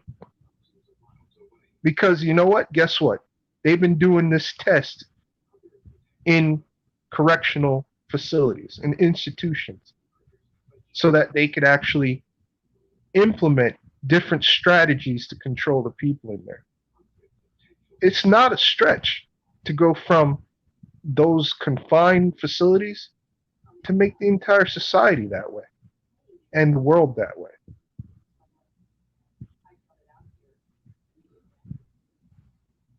I don't believe I should have to say any more than that. I mean, there's so much stuff that we could be saying on this platform, but you know, out of respect for Kahan and the platform and the trouble that he's gone through to get this this platform back in shape the way it should be. You know, as it speaks a testament to what's been taught on this platform, and much of it freely to the people out there. Don't be deceived by my voice or how I might seem mild mannered or whatever it is. I'm a man and I'm a lion on the inside, and people who know what I've been through, they know you have to be in order to make it.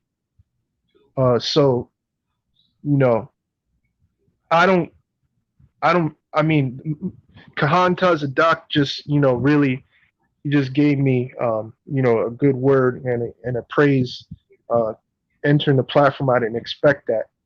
But, I'm just eyes open. The most he gave me, the intellect he gave me for his purpose. And, the gifts that I have, the things I've been able to do, people call me genius or whatever. I don't go by those things, but all I am is a man that wanted to create, added value and bring it to the world. But I ended up running into evildoers that are gatekeepers, and they've effectively been in the forefront of my endeavors now for months, as a result of what I've encountered, what I've learned about the way the real world ticks and the corruption in it. And it would be disheartening, it would be discouraging, but I haven't lost my fire. I'm just learning how to be smarter to protect my own personal interests as a man on the land, and then the separation of the powers of what this regime can do against my protected private irrevocable trusts and so on and so forth. I'm still a student learning. I mean, albeit I learn very quickly, and I don't necessarily require as much instruction, but I know it's serious, and people respect me. I mean, I have offers. I'll probably say less than 1% of the world's population gets as a result of my professional talents, capabilities, and whatnot. So I have people respecting me, but the flip side of that is I don't know who the hell these people really are. And I mean, they really have the ostentatious displays of wealth, that the world is accustomed to. They have, means and access. Some of them look like Kahan Tazadaq, myself. They're copper complected, melanated men, and but yet I don't know how they really amassed or attained what they have. This is an insidious evil that comes in, and they're not necessarily always going to just be the opposite of what you like. The devil likes to send you what you like, not what you don't like. That's what he uses to oppress you. But to impress you, he uses what you like to get you. So this kind of distrust, or even if you want to go so far as to say paranoia, is now warranted, because we really do have Satan's agents operating in positions of power, and now they're starting to flex it on you publicly. Exactly. This is not a game, and in many respects it's a game changer, but it's negative. So we need to adjust our minds and renew our minds and gain intestinal fortitude to stand up and gird our loins if we're men, and if we're women, fall in line under our men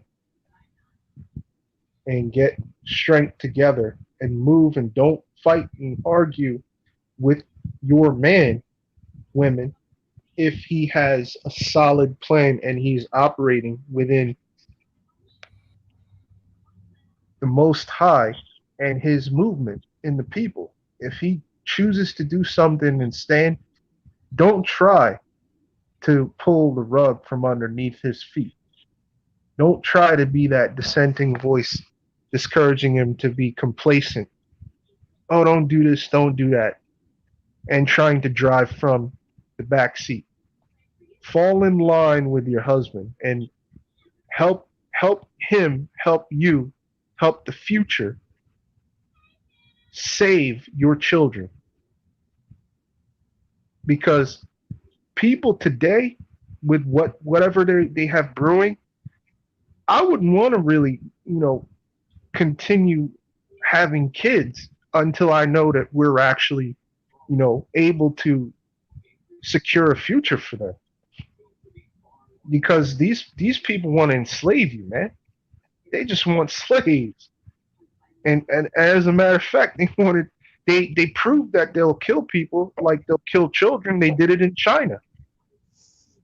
They did it in China. They said only one or two children per household. And they also put a restriction on how many female children that they could have in China. And the Western world just said, okay, it's bad, but okay. Didn't affect us. Now you have Wuhan, and the coronavirus affects everybody. Then you have the CCP messing with everything.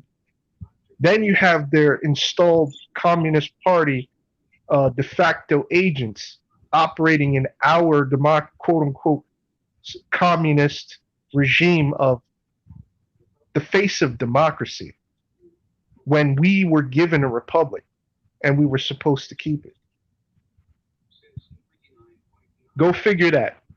And because it's late, before I start getting upset at the fact that I'm even saying this as a younger man to people who have been on this earth before me, I'm going to stop talking, because there's no need to continue talking. We could discuss things, but it should be constructive. You know what I'm saying? Everyone should be aware now They should be aware that things are wrong. And 300 people are the reason why. And they put their names out there. They do all that because why? They don't respect you. They're a breakaway civilization. They're doing their own thing. They got their benefits already. And they know most of you are the JJs, male and female. Everybody is to be controlled. And guess what? They worship the female on top of it.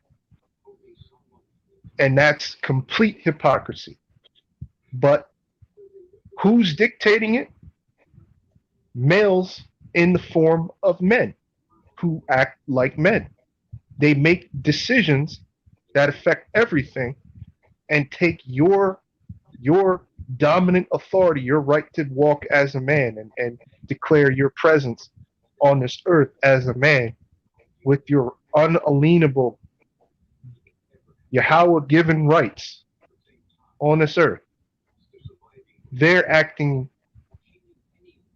in their own interests and they're pissing on your front lawn and telling you what to do. And there are far fewer of them than you. Far fewer.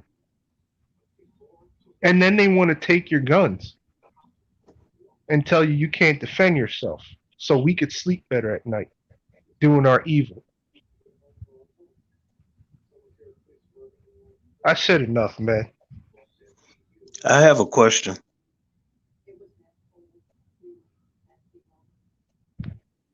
Is that question posed to me? Yes. Go ahead, fire away. I heard you mention earlier about the different obstacles that you did and are encountering concerning the journey that you are on. And my question to you is, did you expect these obstacles? Was it an expected thing as far as you're concerned? Did you expect these type of obstacles that you would have to confront concerning, where you're purposed to go? Oh. Well, the Most High has always been a part of my life, and so I had foreknowledge of some of the evils that I would have to go through, and the new devils I would have to face as I climb. And to be honest, I don't know how I have affluent people who are interested in continuing contact with me. I don't really understand that part. I always withhold how personal I get with people. I've been blessed to have one person that I know is he's a Euro Gentile. He's not Hebrew Israelite, nor could he be, but he is a genuine heart, and he has a position of power in a company. He's executive, he's a marketing executive, and he asked me recently to call him because he considers himself a friend. He would leave his job to work under me in my company, in my dream, in my vision. He would do that. He said it, and it's obviously a marketing executive. If you know anything about business, marketing, advertisement, promotion, campaigning, all of that is the business. Lead generation. You need customers in order to have a business. Especially one that's going to survive. You need to have a good influx of customers. And the Most High just made that happen. And I think I was actually supposed to have a call with him today, but I ended up, falling asleep because I was, dizzy from, that congressional thing. I stayed up and then I stayed up again. It just finally caught up to me. And so I was able to recover tonight, which thankfully by the Most High was clearly meant to share this and use my voice, and then Kahan confirmed it. So I'm not going to say that I'm pessimistic. I'm not pessimistic. I know that there's a struggle. The struggle's been going on long before I came to this earth, before you, before any of us. It's been going on. But so I'm not ignorant, and I'm not naive to that reality. So that should answer your main question. But as far as the individual circumstances and events, I can't say I was prepared or expectant of all of it. Now, mind you, with the discovery of the fact that there really is no money, um, it does level the playing field, but it doesn't take away status quo and the idea of the image of having status. That these people that I have had, the blessing or the pleasure or the benefit of knowing and being in correspondence with. Like, I mean, I'll tell you this. I have the father of design. I'm not going to say his name, but I have an immediate contact. Whenever, we'll share stuff. He'll ask me if I'm good. And other things like that. But I'm not out there shouting, to everybody, hey, guess who I know? Guess who knows me? Guess all the people that what does it benefit me to know the people or for them to know me if I'm not, advancing in my own economic efforts and activities? I'm still living from the fallout of a situation, but I do want to say this though to Kahan Tazadaq, if he hasn't stepped away. I am, I'm eternally, grateful for, the Most High, putting your information, putting a channel in my path, and for it being a real blessing, for you, Kahan, being a very big blessing, tremendous blessing. You've given like gifts to the masses freely.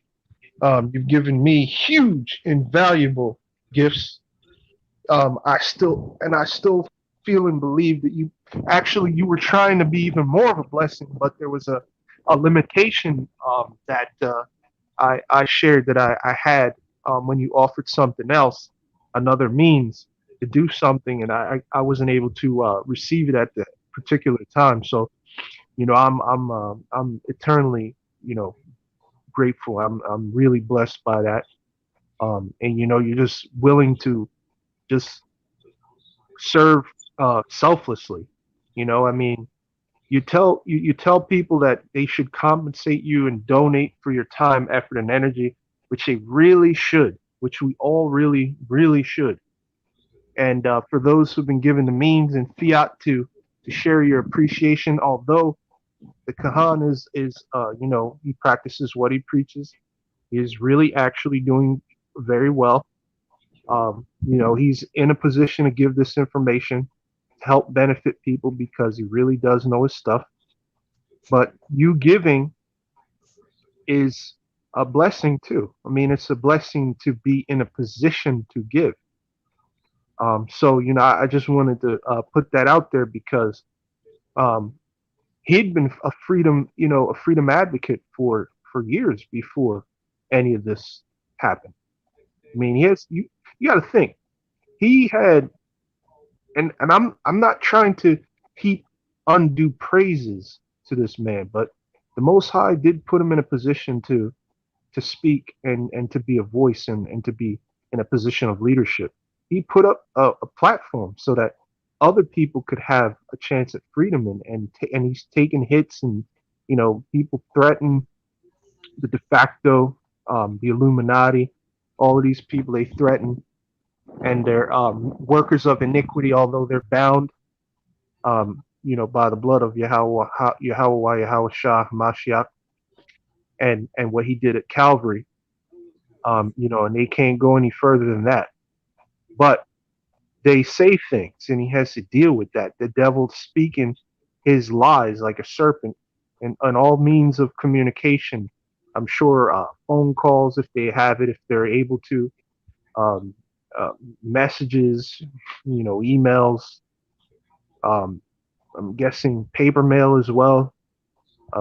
People just saying things, talking out of their mouth, and out of their derriere.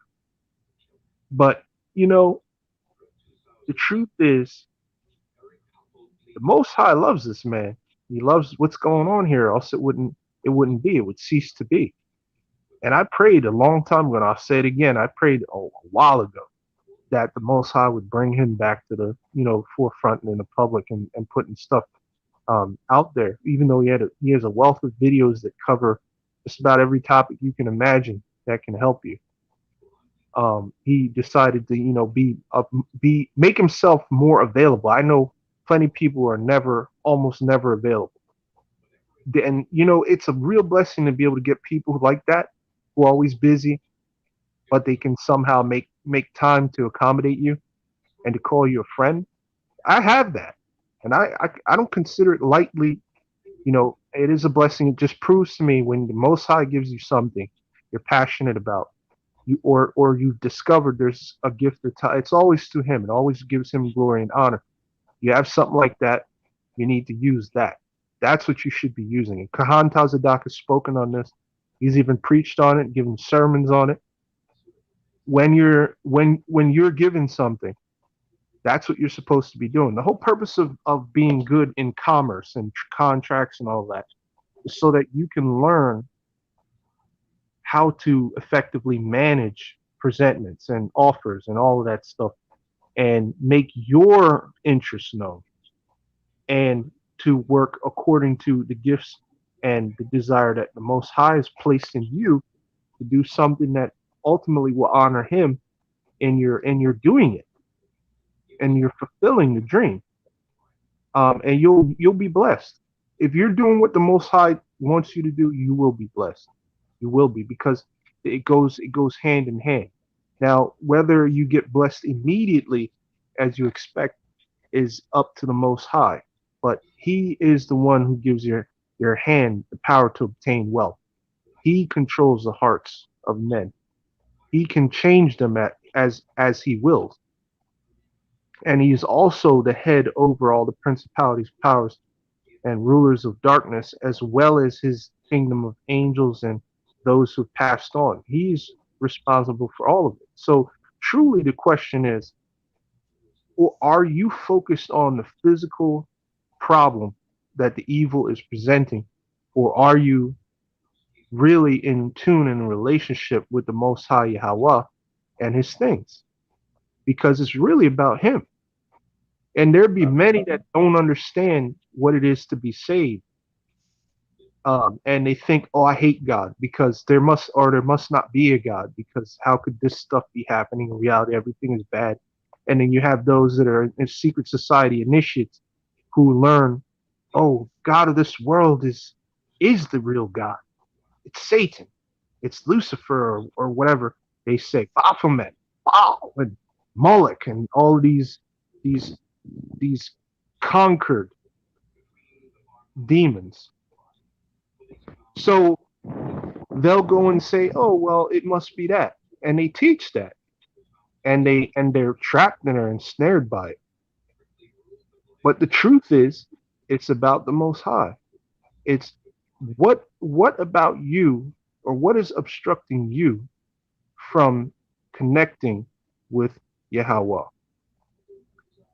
You would be wise to want to repent and come into acknowledgement that you haven't fulfilled your duty on this earth. You've been put here for a reason. You're experiencing this for a reason, and your purpose is to comprehend why you are here, which will lead you to Him when you go through all of whatever it is that's required in your life to come to that knowledge.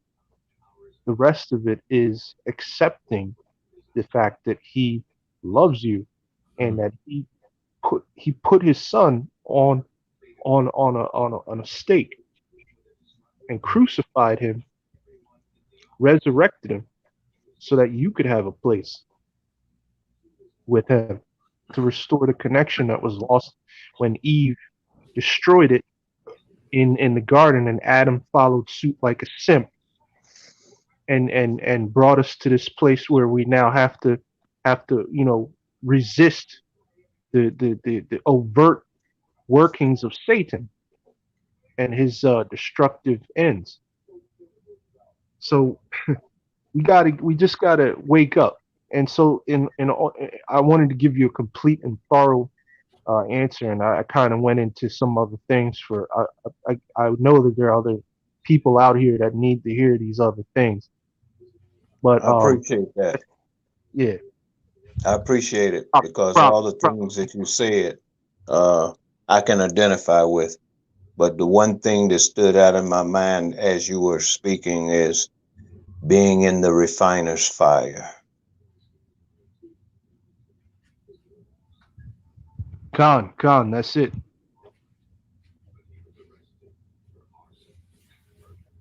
So I appreciate your words of wisdom, Mikael, and thank you for the answer, because the things that you say, as Kahan has a great respect for you, as well as myself, never have met you before, but truly, the words that you speak are words of wisdom, and most importantly, connect is a connection with Yahweh, which automatically brings you to a place of speaking the truth.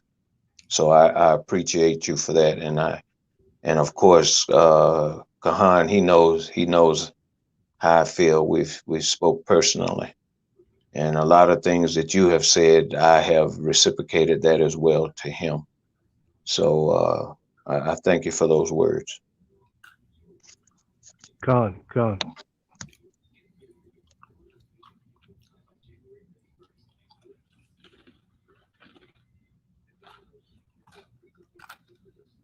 What else?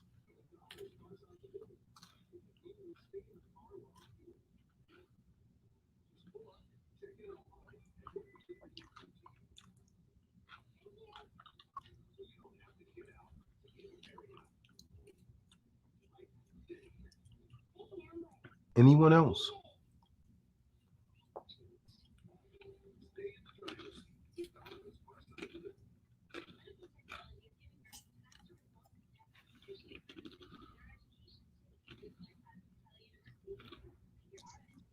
And they got real quiet. Yeah, they got really quiet with the quickness.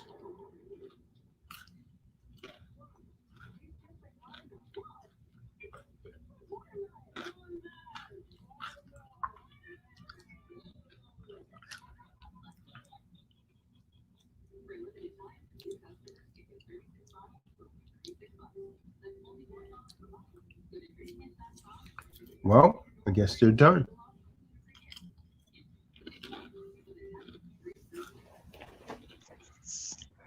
It's surprising that a lot of them didn't want to pull a semi all-nighter in such critical and important important time such as this. I mean, now these are the hours that these people made plans to overthrow the republic. No, they did it during these late night hours.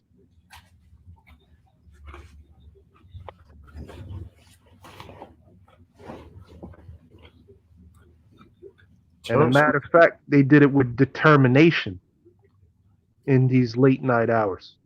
Mm-hmm.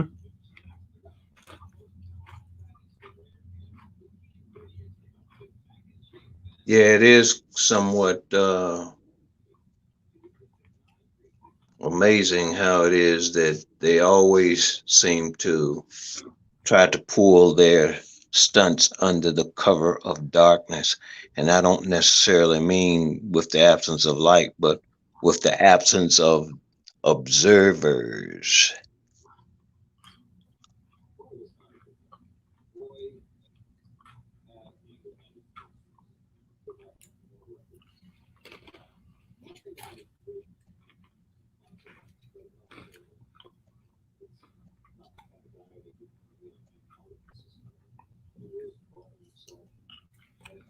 Terrence from Texas. Where's all the T-Dot members? Sleep.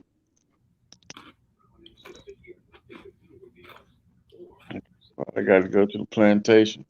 Sleep. They must have been asleep before we started, then. A few of them came on, didn't they? Tazadaq came on. Benaya came on. Benaya. You came on. Let's see who else. Other one, I can't think of his name. Came on. Man,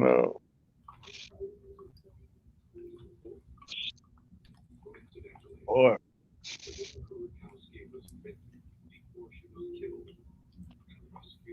That was it. Well, I think it's time to shut it down, Mikhail. They don't have to say anything else. God, Fear. Spiritual Sodom and Gomorrah and Egypt, with the pharaonic order of those that worship Baphomet and Baal. That's the kingdom that we're resisting, that we're being encouraged to resist.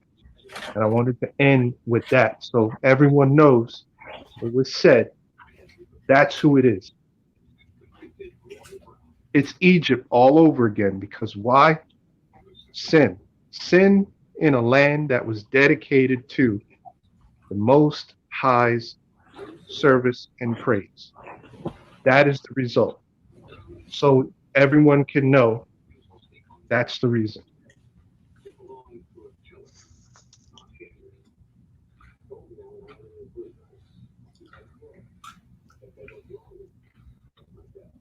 What time? 140, 240? All right. I guess we'll shut it down, man. All right, brother Taz. As always, man, may the peace of God, Yahweh, rest upon you and give you sweet rest, and you wake up refreshed, ready to do it again. And that's how we own it. Yeah, I'll see if I can take a walk up Capitol Hill in a few hours and see what's going on. Con.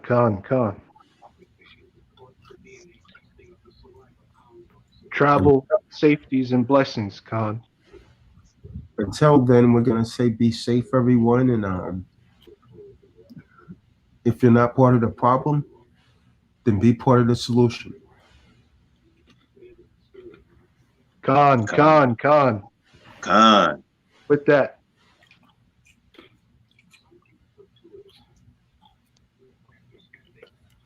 All right, we're gonna say shalom for now, man. Everyone be safe. Shalom. Shalom. Peace, everybody.